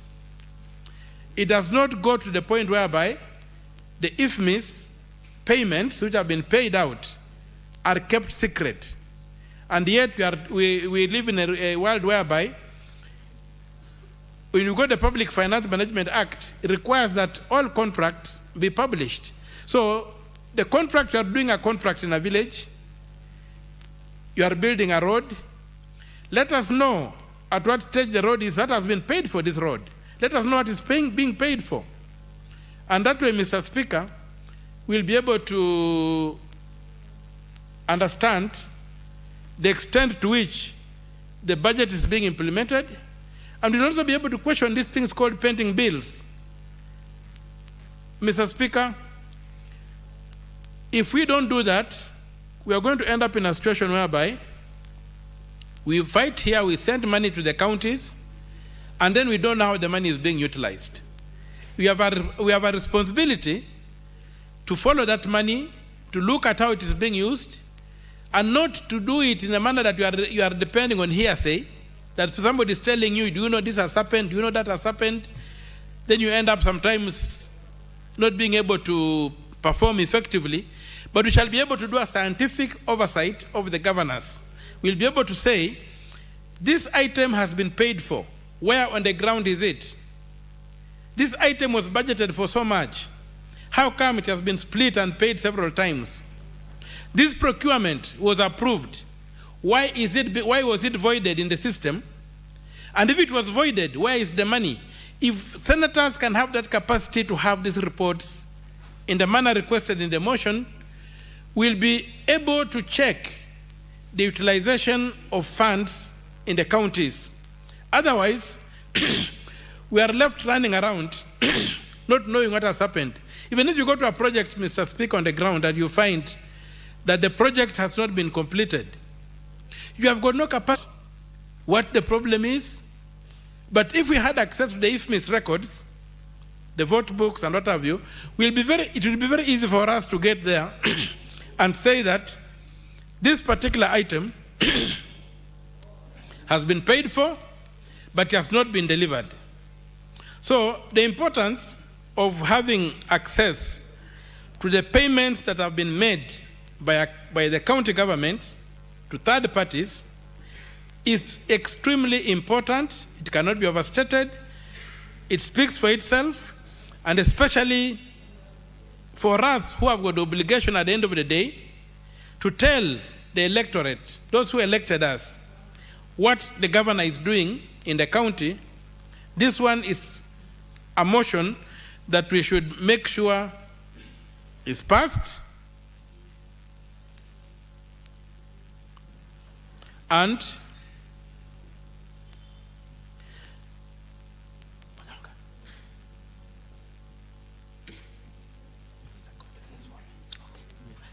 you make sure the motion is passed, and once it is passed, then we shall have the eyes, we shall be able to mulika mwizi, as they say in Swahili, to mulika mwizi.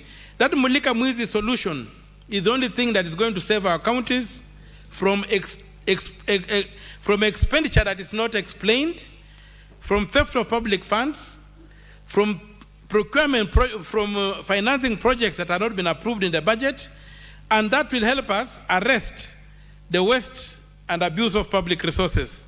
So, Mr. Speaker, I really plead and pray that the members of this House consider this motion, approve it, and we pursue its implementation to ensure that oversight of county governments is done in a scientific manner, in a measurable manner, in a manner that we are able to. Yeah. Senator Omtata. So, as I wind up, Mr. Speaker, sir, sorry, I just wanted to assist my brother wanted to look at the motion. I think we don't have enough copies going around, so I'm sorry. You remember, Senator Omtata, that we've gone digital, and the order paper as well as the motion is actually in the order paper. Yeah, that we need a retreat maybe to learn how to use this system. You know, we're used to the old system, which was iPads. These people took us back to the beginning of computing. You conclude. So it became a problem. Your counterpart already has the... Yeah, thank you, Mr. Speaker, sir, for the guidance. So I plead with the House that we pass this motion so that we can be able to mulika mwizi on the ground, so that any money be leaving the county treasury is known to the senator from that county in real time. And if there's any mischief being played, the senator can intervene and stop it. Otherwise, we are being treated like whatever you call those doctors pathologists who look at the dead bodies. Senators were never intended to come after the event and flail our hands and say, oh my God, this happened like this. We should be able to intervene in real time and check the governors. But we cannot do that when our eyes are closed. We must do that with the capacity to look at the IFMIS and say, this amount of money moved to this person the other day. What was being paid for? What has been done in the county? That way our people will benefit, the Senate will become effective, and the individual senators will not be held to unnecessary questions when they go to the ground and they also look lost. So, Mr. Speaker, with those few remarks, I move the motion. Thank you. And I ask Mr. Onyonka Senator Onyonka to second the motion rather. Senator Onyonga, the floor is yours. Mr. Speaker, I would not have stood here to second a motion that has been brought by one of the most incredible human beings I've ever met, known as Mr. Okia Omtata, who has made some of us become accountants. Mr. Speaker, legal accountants. Mr. Speaker, I second this motion because we and many other individuals in this plenary have always said there are some gaps, there is something wrong with our software. The software we keep talking about, Mr. Speaker, is not for a mobile phone or software which is meant to be for a computer. It is the fact that if we do not have the software that is going to run our financials in such a manner that we have prudence, we have real-time explanation of how money is moving from one department to the other, how money is being paid to contractors, how money is being released to different government departments and county government departments. Then, Mr. Speaker, the truth is, all we ever do is whitewash the Auditor General's reports after the effect, after the money has been squandered, after the money has been transferred. And what we've been saying, Mr. Speaker, in this House is that we need prudence in the financial management services for our people, whether it's at the national government, whether it's at the county government, Mr. Speaker. We are not behaving responsibly. And therefore, I second this motion because I want my colleagues in this House to agree with us, and we persuade them that there are certain things we can do, and we cannot blame government all the time. And yet, Mr. Speaker, in reality, we have the capacity to change some things in this House. And that is why, according to me and many of the senators who are of good faith, this is not a political issue. It is not controversial. It's about our job is basically to oversight resources that are released as shareable revenue from the national government to the county governments. And yet, we are not having the capacity to oversight, to audit, or even to actually question some of the transactions which are going on in our county governments. Whether these transactions are pre-budget, whether it is post-budget, whether it is pre-procurement, I mean, everything looks like the whole system is actually leaking. And Mr. Speaker, I therefore would like to say I second this motion, and I plead with my colleagues in this House that this is a low-lying fruit. We can actually squeeze the valves which are letting our funds to be misappropriated by unscrupulous people. Some governors are doing excellent work, but some of them are really doing shoddy work. Thank you, Mr. Speaker, and I thank my elder brother, Okiya Omtata, for an excellent motion. Thank you, sir.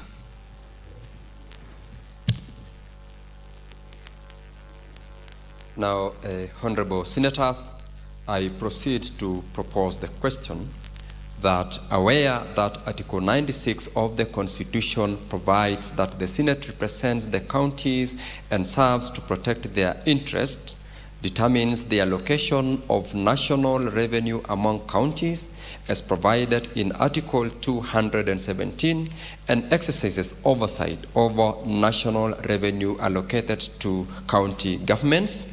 Further, aware that in the case of Senate versus the Council of Governors and 6 others, petition number 24 and 27 of 2019 consolidated in 2022 KESC 57 KLR, the Supreme Court affirmed that the Senate's oversight authority extends to both nationally allocated and locally generated revenue. Concern that senators are constrained by lack of access to real-time data from the IFMIS system for the respective counties they represent, thus affecting effective oversight of county governments.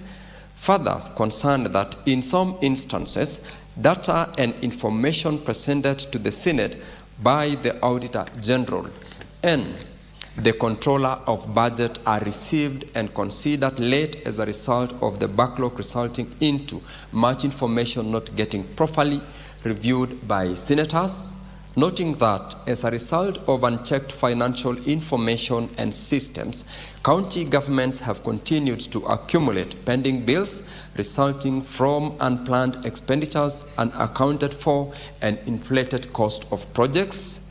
Now, therefore, the Senate resolves that the Cabinet Secretary in charge of the National Treasury shall on a monthly basis forward to the Clerk of the Senate all IFMIS transactions and reports for each county government for onward transmission to the respective senator for information on accountability and transparency in order to strengthen their constitutional oversight and promote good governance in the management of public finances.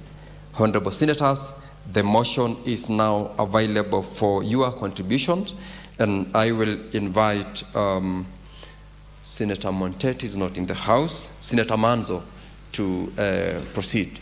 Thank you. Thank you, Mr. Speaker, for giving me an opportunity to contribute to this very important motion. Mr. Speaker, this had first come in as a request for statement, and I'm happy now it's become a motion. And the way this motion is framed is definitive. It's not like how motions are framed in Parliament. Previously, Mr. Speaker, motions used to be, drafted to say we urge, the CS in case of Treasury. But this one is mandatory. That now that the CS of Treasury is using IFMIS in the procurement and in the transactions for every county, then it is easy if this information is forwarded to the clerk of the Senate, and eventually the clerk now forwards each individual county's operations and transactions on IFMIS and on record to respective senator. Mr. Speaker, when we do oversight, a lot of Kenyans are not aware of exactly what senators do. Mr. Speaker, we do our oversight on audited accounts, And when we invite a governor to come to the Senate, the auditor general is present, the one who audited that particular county in the regions, and also the counties have internal auditors. And then, most important, the controller of budget is there. Recently, I saw the controller of budget saying what counties have done low absorption of resources, but did not show up in the Senate to come and explain these utterances in the press, which sometimes give the wrong impression to the communities and to the counties we represent. And I'm looking forward to when the controller of budget is in the House, that she can explain this low absorption of funds and why. Because a lot of times the government announces that monies to the counties have been released, and then it takes another 3-4 months. And you know the financial cycle is within a year. So by the time procurement is done, you find that monies in that county have not yet been absorbed. We want monies in counties to be absorbed 100%.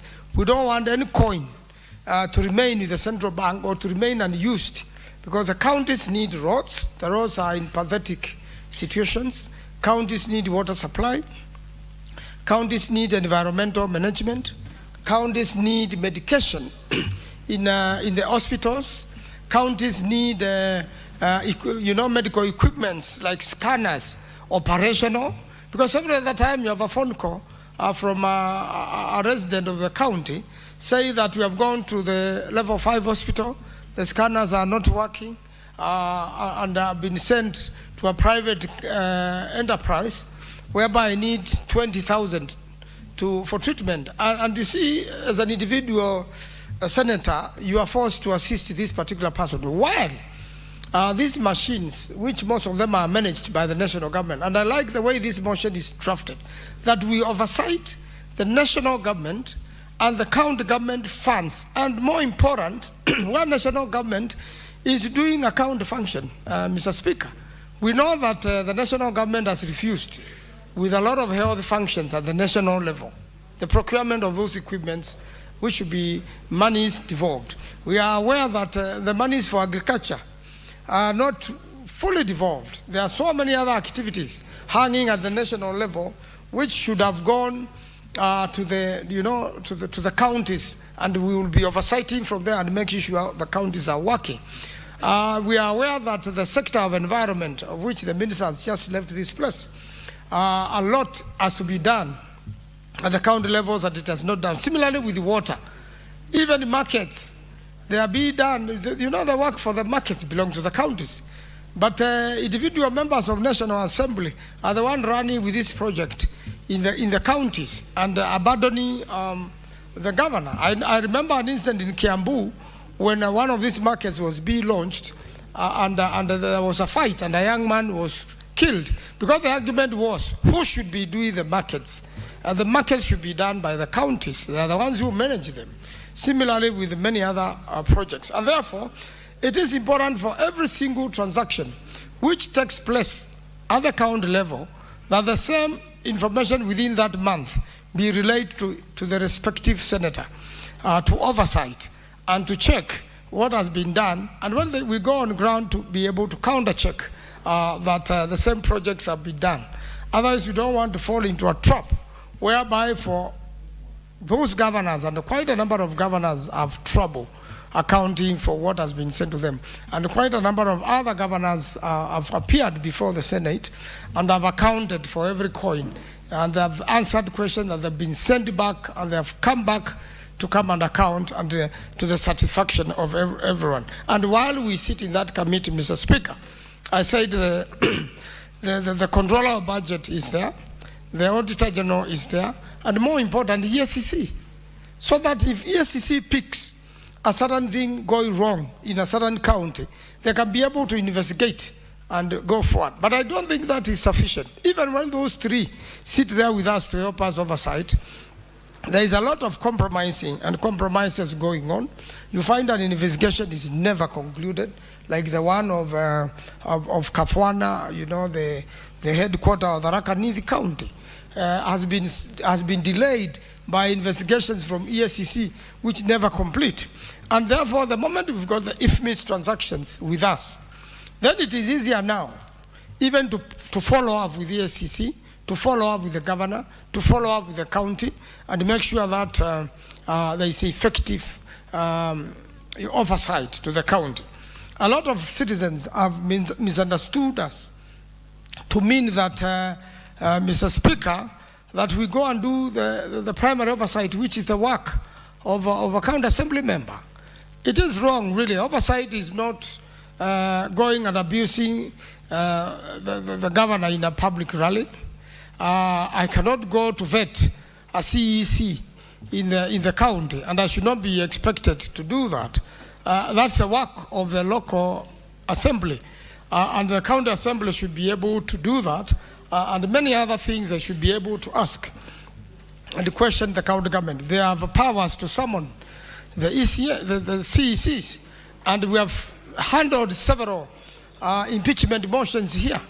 If a governor is not performing and has breached the constitution and has done a few things the county assemblies are not happy with, they impeach, and then they bring to this chamber to confirm whether the impeachment was properly done or not. And if so, we go on, try the governor, and render a verdict. So, Mr. Speaker, while supporting this motion, I think it is important we need to come out strong, guns blazing in oversight, so that the counties will represent, know that we have fully done our job and we have fully accomplished and made sure that everything has been done in accordance with the law and the constitution. And that's why this motion is important.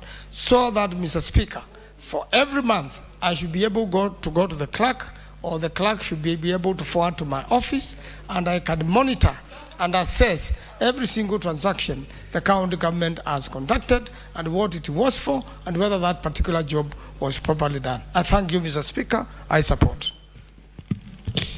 Senator Abbas. Thank you, Honorable Speaker. Honorable Speaker, I wish also to contribute on this motion. Actually, this is a very, very important motion. As we enter the first phase of since devolution started, there has been a lot of problems in the counties in terms of financial management.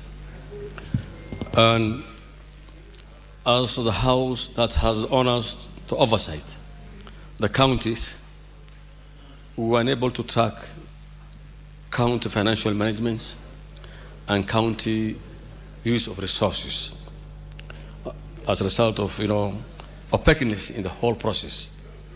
Most of the counties don't even cooperate with the senators to at least know what is taking place in that county. According to the IFMIS, or the Integrated Financial Management Systems, actually this is a very, very important system that needs to be tracking whatever financial management issues are taking place in the government, both the national government and the county government.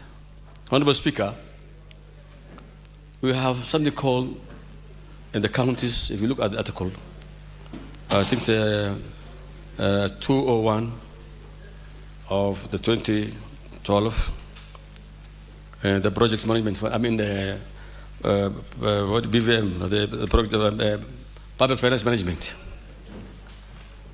There is something called Project Management Committee. This committee actually is supposed to be formed by every county. That this committee has a responsibility to be involved in all plannings and commitments that have been made, and they have a responsibility to see what kind of project is done within the counties. This actually engages the public, representatives, women, youth, leaders like the senators are supposed to be members of these committees. Of this committee of the project management. But however, the counties have avoided forming these project management committees in their respective counties. Specifically, the Speaker, the Senate is supposed to be actually a member of this committee. And that is the only way, by forming these committees, the BMC, that the Senator can be able to track and know how much money has been sent in the county and what kind of project has been done. And I think beside of having the IFMIS report, I think this House must compel that all counties must form the the project management committees, so that at least we can be able to monitor. Senators can be able to engage themselves and involve themselves in activities taking place in the counties. With this kind of avoiding the senators to be participating in whatever is doing and whatever is going in the counties, I think it will not be right for us to be the oversight, to have the oversight responsibility. But of course, we are not able to access all transactions that are taking place in the counties, projects that have been implemented. Honorable Speaker, if you go to the counties, there are so many stalled projects, so many. And that money, most of the money has been paid for it, and some of the money hasn't been paid. And what happened is actually every government comes in, starts his own project or her projects. Most of the previous government's projects are stalled and it's never completed. I think this is actually very unfair. We are duplicating projects, we are using money, and most of the projects have been left stalled. And a huge amount of money is actually lost through obsolete structures that are not paid for. And this is the same government, the Republic of Kenya, the respective ministries, the respective counties. The money comes from a taxpayer. It is not the honors of the governor not to complete the project that has been started by another governor. But government is actually a continuing institution that a president comes and leaves the office, another comes, but the project still remains for the Kenyan people and for the taxpayers' money. This has been paid for. And therefore, what you have now, there are many projects that have not been paid. So, but with the help of if we could have the project management committees in the counties that are functional, then we could avoid this kind of business. Honorable Speaker, I think I agree with the sponsor of the motion that we need to have a copy or reports of financial finances that are taking place. We have the big the PAC committee and PIC. But of course, when you see what this committee is handling, it's actually most of the times history. That work that has been done or the finance committed into 3 years, 4 years ago. There's no up-to-date financial responsibilities being taken by the counties because we postpone the audit reports. You see, even now when we're having the CARA and the DORA, all that is based is actually on the 21-22 financial, audit report of from the auditor control of auditors, the office of the auditor. So, if we have the IFMIS reports from the COB or from Treasury, this House will be able to manage that money that is being used, and we can be able to stop abuse of money and stall projects and this kind of businesses. Honorable Speaker, we need to have the IFMIS report as requested by the sponsor of this motion, and we need to form the project management committees so that the senators and the public representatives, including youth and women, that we can be able to know what kind of project has been done, where it has been done, how much money has been spent, and therefore we'll be able to at least hold responsible the various governors who believe that the county is their private businesses. And therefore, with those few remarks, I beg to support the motion. Senator Catherine Muma. Thank you, Honorable Speaker, for an opportunity to contribute to this motion. And I would like to congratulate Senator Umtata for bringing this issue. I think oversight is best done when everything is laid bare into the detail in order for us to be able to see what's happening. And As I support, I'm rising to just request that the motion be passed with an amendment for this reason. Senator Mtata, Honorable Chair, is known for bringing public interest litigation to align everything with the Constitution. But the last paragraph of his motion, in my view, focuses on the individual senator. In fact, he uses the word senator, and it may be interpreted that the Senate is made of 47 elected senators. As you are all aware, the oversight role of the Senate is provided for in Article 96. It's a collective role, and read together with Article 98, the oversight is to the Senate. So to request that the CS will be forwarding these reports to the individual senator, in my view, is a failure to recognize how the oversight role is done within the Senate. So I would request, Honorable Chair, that as the motion is passed, which it should, we should not allow it to pass with that tweak that is unconstitutional. The Senate oversight teams is largely currently done by the committees. So this information should be transmitted to the clerk for use by the Senate, not by a senator. So I would humbly request that we ensure that the motion complies with that. Thank you very much. Thank you, Senator Catherine Muma. Senator Mungatana. Mr. Speaker, I want to rise to support this motion, Mr. Speaker, that the Senate resolves that the Cabinet Secretary in charge of the National Treasury shall on monthly basis forward to the Clerk of the Senate all IFMIS transactions and reports. Senator Mungatana, just hold. Senator Joyce, I can see you are complaining. I can't see your request on the gadget here. Could the clerk help you so that you log in? Because I know you have been here and you've just taken that note. So I will allow you once Senator Mungatana speaks, once your gadget is set. Proceed, Senator Mungatana.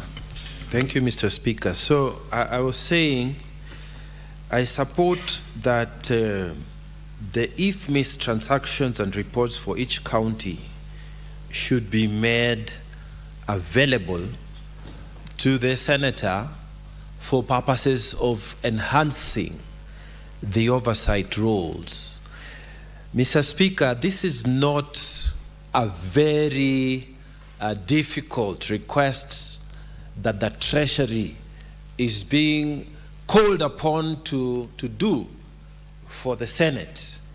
Why I say so, Mr. Speaker, is that already as a senator of Tana River County, I receive exchequer releases from the Treasury. Somebody always sends me that information so that you are up to date on what is being released by the Treasury. So my first point is, this is a matter of simply complying with a request from the Senate. You look for the figures, you compile them, and you transmit them. The National Treasury is already doing that when it releases exchequer reports in terms of the spendings that are being sent all over the country. So I would first of all want to urge that the Treasury should straight away comply once we pass this. There's nothing difficult about doing this. Number two, Mr. Speaker, I support this motion because it enhances the overall function of accountability that must be borne by the governors of this Republic of Kenya. Mr. Speaker, Right now, we are limited in terms of acting in real time. You know, Mr. Speaker, we are dealing with audit reports. The Auditor General brings the reports to the Senate, and we start examining those reports after the act has happened. Mr. Speaker, this means we are morticians. We are doing post-mortem analysis of how the funds have been misused or used by the governors of the 47 counties. So, Mr. Speaker, the good thing about this motion is that it is bringing real-time information to the senators, so that, Mr. Speaker, you are able to know that if IFMIS is releasing this kind of money, there's this transaction that has happened, then we are able to trace and we are able to make the necessary political influence on those transactions. And even, Mr. Speaker, we are able in real time to raise the issues, so that, Mr. Speaker, we are able to prevent the happening of corruption. We don't have to wait, Mr. Speaker, for the corruption to happen. Then we come to do a postmortem in the Senate. So, Mr. Speaker, I think this is a beautiful development of management of our funds. Why I say so, Mr. Speaker, is because in the past, in 2003, Mr. Speaker, we passed the national, we used to call it the CDF Act in those days. And the CDF Act, Mr. Speaker, did not have rules, did not have regulations. It had absolutely, you know, it was a free kind of money that was put on the table. And many members of parliament misused it. And Mr. Speaker, I remember that members of parliament at that time, they would be the chair of the CDF itself. I remember one particular member of parliament, Mr. Speaker, who was the chair. He appointed his wife as the treasurer, his son as the secretary of CDF, and told them to sign their part for the withdrawal. So whenever he needed money for use, for whatever, he would just put his signature as is the last signature, and money is withdrawn, and you can imagine the amount of misuse that was there. Mr. Speaker, I even remember one particular member of parliament who used to use the CDF as his personal kitty for Harambes. And I know that that parliamentarian was followed even into court, and he served a short stint. Mr. Speaker, the national CDF at that time, after 10 years, in 2013, it was amended to make it better in terms of management of funds. Mr. Speaker, after the new constitution, it was again amended following a court decision to make it now the National Government Constituency Development Fund. So the point I'm putting is that even the CDF, it has had its progression towards superior management of public funds. It has had its process. Mr. Speaker, what we are saying with this improvement in the IFMIS system, we are saying where it is, it's not good enough. It's not a good tool for us to use to track the information of the transactions that are being done at the county level. So what we are saying is that with this motion, it will convert the Senate from merely dealing with audited reports, some of which are are old, from being morticians to dealing with things that are real time, Mr. Speaker. And so, Mr. Speaker, I would urge colleagues who are listening to me and those who are listening online that this is a motion that we should pass early, as soon as possible. As soon as the debates are over, we should be able to pass this motion without delay. Mr. Speaker, real-time management, real-time overseeing of transactions gives us the advantage of saving, gives us the advantage of prevention. And the Englishman some time ago wrote and said the prevention is better than cure.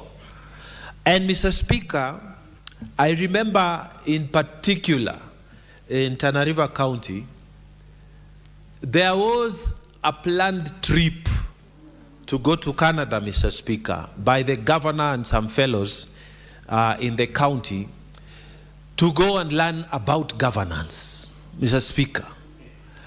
And you're talking about a governor who has been a member of parliament, who is a retired major in the army.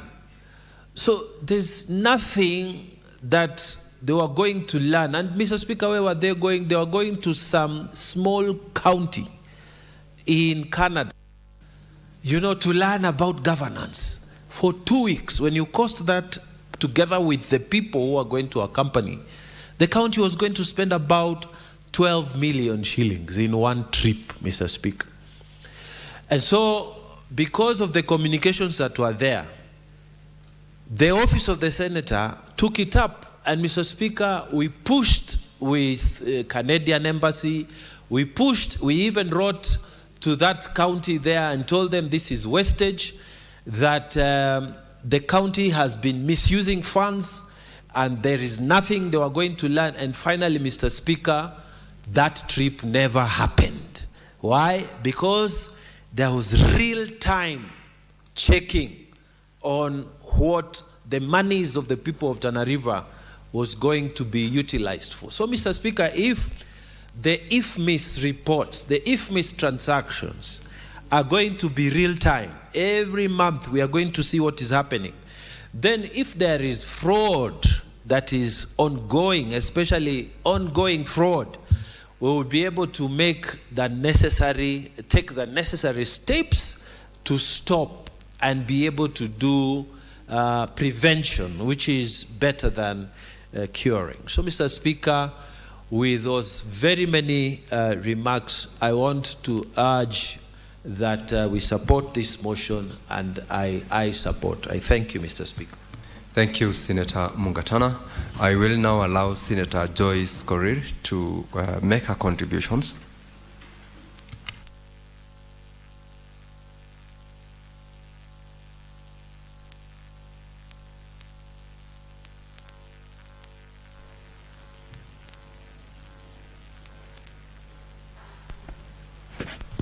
Clerk, give Senator Joyce the mic. Thank you, Honorable Speaker. I think my catchet has some problems, but I thank the table clerks for managing it. Honorable Speaker, allow me to thank Senator Omutata for this wonderful motion that is before the House. And maybe before I do that, Honorable Speaker, let me also take this opportunity to welcome the members back from recess and interaction with the members of the public to the business of this House. Honorable Speaker, in a special way, allow me to also contribute to this motion, a motion that is so direct, which I don't want to believe there is anybody who is going to go against this motion, because the issues of IFMIS, the Integrated Financial Management Information System, is a system that was developed to be able to assist the Kenyans, the national government, the county government, and other sectors in terms of assisting the public in management of the resources of this country. Honorable Speaker, a number of speakers have spoken, and I want to say this, that indeed, Honorable Speaker, it's so hard for this House to do their oversight role without the real-time reports, which will enable them to do the right decision, Honorable Speaker. A number of times we've been talking about the pending bills across the country, either within the national government or within the county governments. Not only that, Honorable Speaker, we've been talking about the white elephants projects in our villages, which huge amount of public funds or resources have been put, but the projects are still hanging, Honorable Speaker, and we cannot tell the amount that was allocated, neither the monies that have been paid for the said projects, Honorable Speaker. The only time that this House will be able to do their oversight role in a better manner is through the production or giving them the IFMIS so that they can access information on real time and be able to make the decision, Honorable Speaker. Honorable Speaker, when it comes to a procurement, this is one of the things that has really given us a lot of headache, because as we speak now, there is no single county that has no pending bills. There is no single county that can give us a proper report on procurement, not only the counties, but even within the national government. Honorable Speaker, the role of this House is the oversight. If they are going to be equipped with this IFMIS, Honorable Speaker, they will be able to do their role diligently, Honorable Speaker. Honorable Speaker, I know the county assemblies try as much as possible to do their budgeting. The national parliament does their budgeting. But we don't have a track to make sure that the itemized budget that has been done is done accordingly, Honorable Speaker, and with the help of the instruments, the statutory instruments that we have, Honorable Speaker. These things, Honorable Speaker, have been specified fully within the PFM Act and other statutory instruments, which can enable us to really make sure that we are able to do our legislation and be able to do the oversight role, which is envisaged in the Constitution, Honorable Speaker. So I just want to say that the only thing that I want to request this House is to move with speed and make sure that once this motion is approved, we make sure that is implemented to the letter. And this, Honorable Speaker, I want to believe is going to sort out a number of problems that we have in Honorable Speaker. Honorable Speaker, we have a lot of monies in this country, either within the national government or within the county government.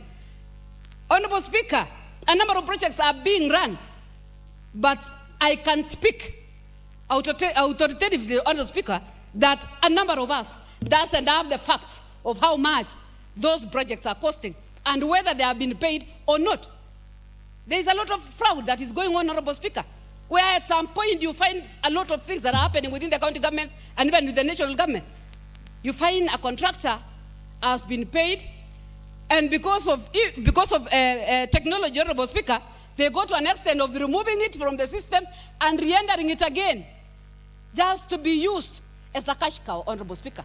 These are some of the problems that can be weeded out once the money has been paid and the members are notified on time. Because for this House to act, or for the committees, the various committees that we have in this House to act, they always rely on the auditor's report, which takes a whole year. You are correcting it for the next financial year. It is a total mess. But if we would have been correcting these issues instantly, Honorable Speaker, I want to believe that this nation will move forward. So, Honorable Speaker, I just want to say that I would urge the members of this House to move with speed in terms of making sure that they pass this motion. And also, I want to agree with Senator Muma on the correction part that the House of the Senate has 67 senators. So it's our collective responsibility as a House to make sure that the oversight role that is the major role we are supposed to play is done by the 67 senators. So I just want to say that I support and I urge members, I urge the relevant office to make sure that this is implemented immediately. Thank you. Senator Mogeni.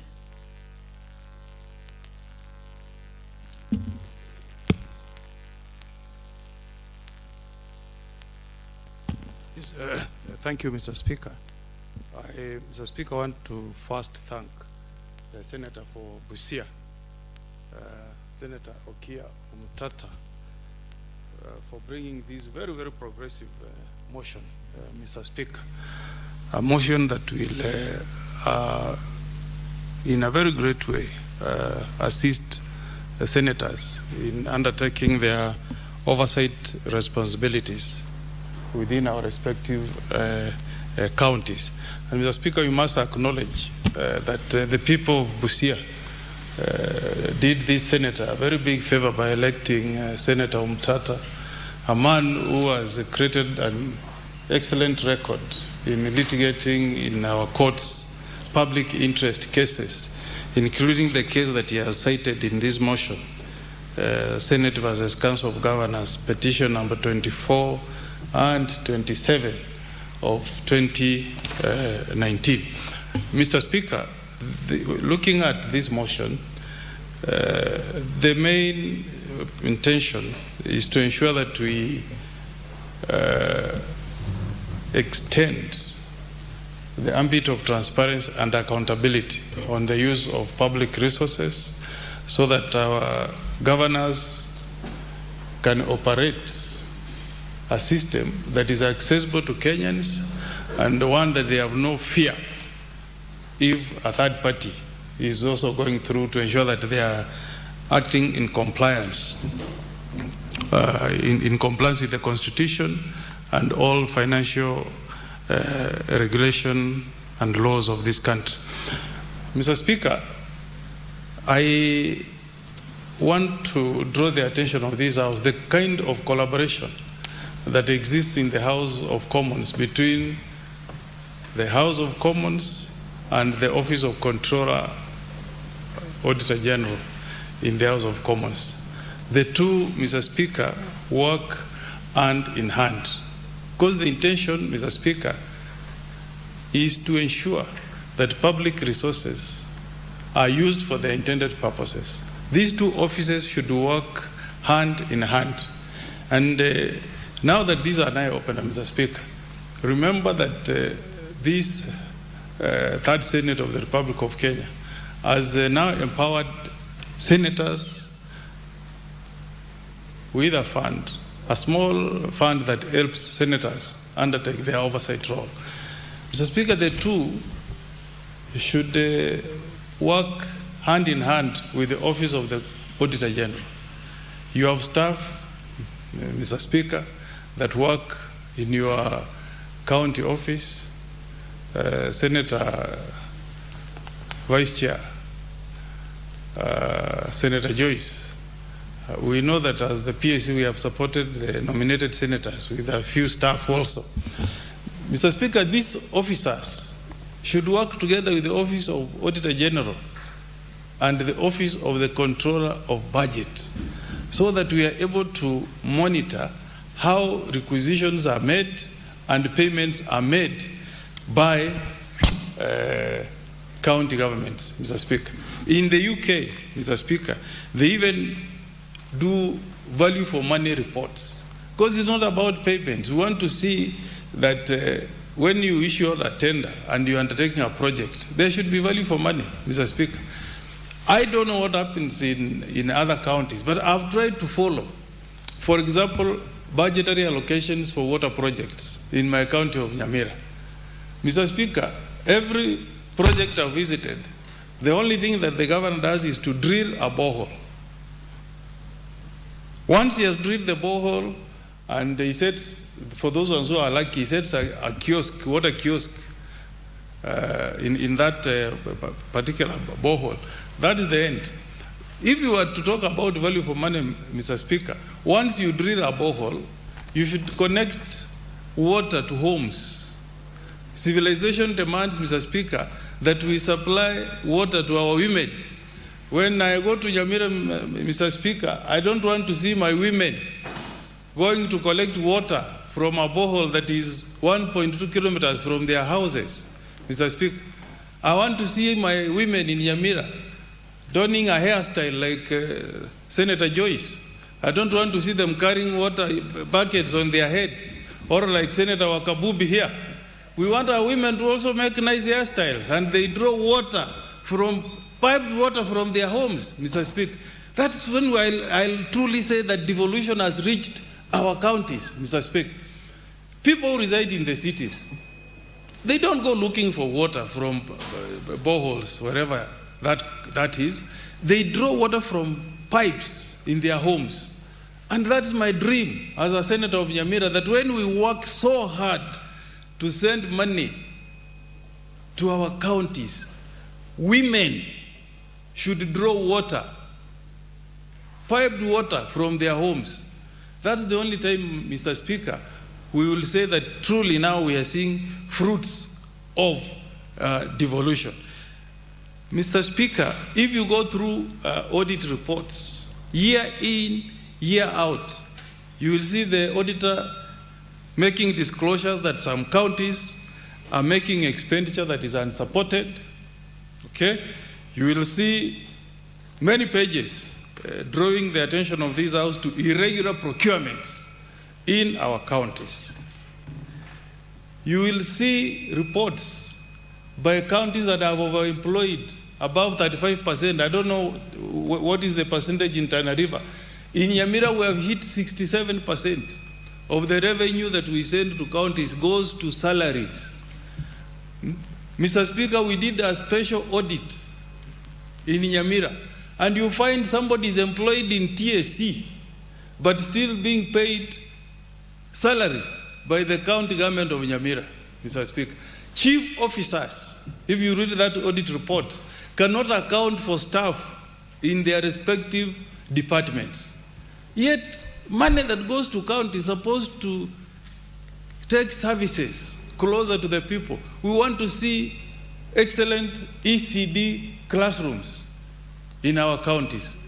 We want governors to stop this mentality that when you talk about county roads, it is just maraming roads. We want them to start tarmacking our roads. Because our Vision 30, Mr. Speaker, is to ensure that a Maram road is 1.5 kilometers from the homes of Kenyans. That's our Vision 2030. If, Mr. Speaker, every financial year we send monies to our counties, and all they can do is to Maram roads, when will this country achieve our goal on attaining a certain number of roads of kilometers that are tarmac, Mr. Speaker? So I support this motion because it will put governors on the spot on how they are utilizing the resources that are sent to their respective counties, Mr. Speaker. And we need to work very, very closely, Mr. Speaker, with the Office of the Controller, the Controller of Budget, and Office of the Auditor General, Mr. Speaker. Every office of a senator should have contacts. Like now, Mr. Speaker, auditors have landed in Nyamira. They are doing an audit for this last financial year. I want them to work very closely with my staff, because it is us, Madam Speaker, who hold the responsibility of ensuring that money is used properly in our accounts. When they land in Bomet, you should have a keen interest. Which projects are they visiting, and how will that report look like, Mr. Speaker, when finally that report lands on the floor of this House? I've received reports, Mr. Speaker, that the governor of Nyamira has done something that is unprecedented. That as soon as auditors, external auditors landed in Nyamira, Mr. Speaker, he has suspended the internal auditor. I mean, you know Section 65 of the County Governments Act. The only office that has authority to hire and fire is County Public Service Board. A governor has got no authority to hire or to fire a member of staff. More so, an internal auditor. Because, Mr. Speaker, if you make an internal auditor answerable to a governor, then you have killed audit in that respective county, Mr. Speaker. So, if the governor of Nyamira is watching or is listening, and I'm speaking to him as a senior counsel, let him allow the auditor, the internal auditor, to undertake the tasks of our office without any interference. Let the hold of that office avail all documents to the external auditor. Otherwise, Mr. Speaker, I'll bring that matter to the floor of this House so that the House takes it up. If we allow staff who are supposed to be independent in our counties to be harassed by governors, we are going to kill accountability and transparency in our respective counties. So I support this motion by my good friend, Senator Okia Omtata. Maybe I will propose that we amend it to go further and allow us an entry to work hand in hand with the Office of Controller of Budget and the Office of the Auditor General. And I've given you a very good example how this works in the House of Commons. These offices work very closely. In fact, meetings, Public Accounts Committee meetings in the House of Commons, Mr. Speaker, are supported by the Office of Controller and Auditor General in the UK. And I think that is what we should use as best international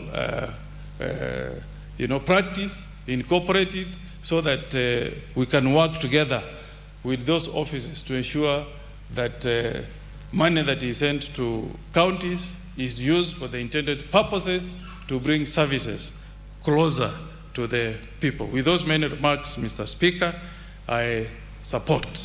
Thank you. Senator Okenyuri. Thank you, Mr. Speaker.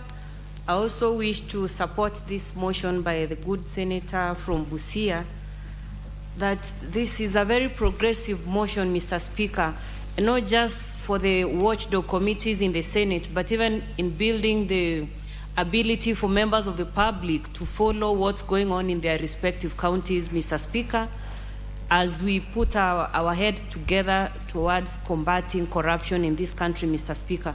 Mr. Speaker, many a times when the governors appear in the watchdog committees, and sometimes you ask specific questions, it's very easy for them to say, okay, that was avoided transaction. And because they know you're not going to dig deeper, or you do not have the benefit of seeing what is on the other side, they quickly get away with it, Mr. Speaker. So having such a system whereby members are able to see or access that information on real time is a breakthrough towards oversight, Mr. Speaker, and I feel that this motion should actually be supported strongly, because it goes a long way in helping the public protect resources, or ensuring those that are given the mandate to oversee these resources are using the resources for the right functions, Mr. Speaker. Mr. Speaker, we have very many cases of pending bills. We have contractors who've committed suicide on the basis of them not being paid. These are issues we should have avoided if money was being used for the intended purposes, and rightfully so, Mr. Speaker.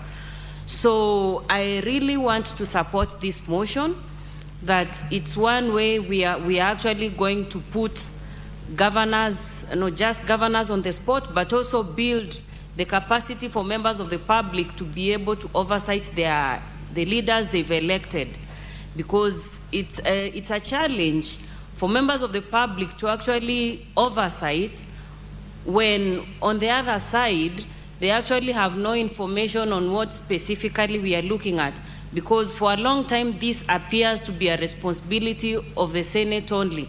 It's not a responsibility of the Senate only, but the public also has the moral authority to question their elected leaders on what they are doing in their specific positions that they are serving, Mr. Speaker. So I want to support the motion by Senator Umtata and commend him for such a progressive initiative to this House. Thank you, Mr. Speaker. Senator Wakwabubi.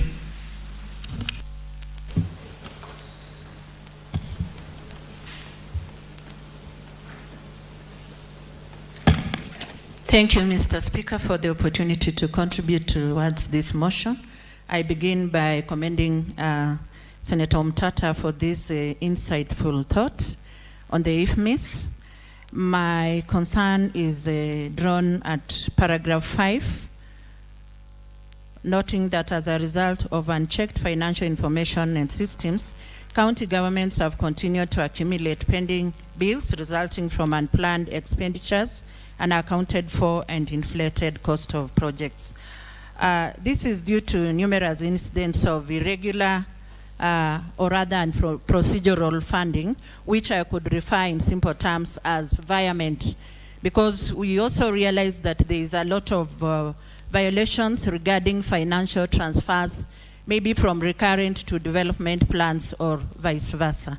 So I would also wish to propose that an amendment be put at that is paragraph 5, line 3, after unaccounted for, add the word virement and inflated cost of projects.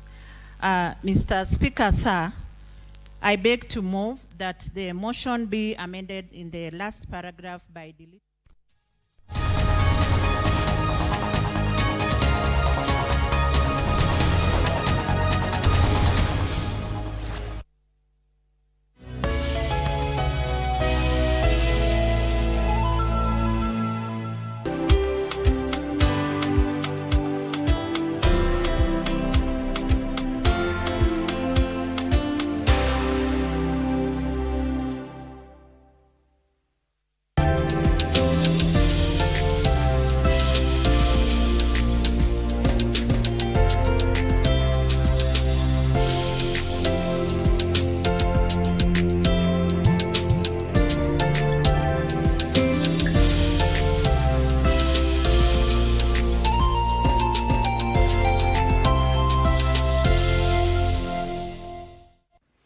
The 2026 FIFA World Cup is coming to the end, and what a tournament this has been.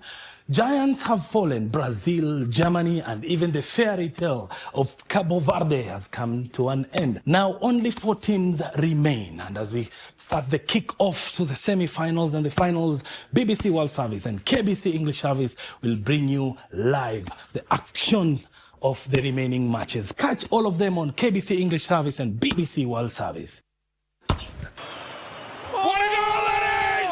Michuano ya kombe la dunia yanakaribia kilele, na sasa ni kufa kupona.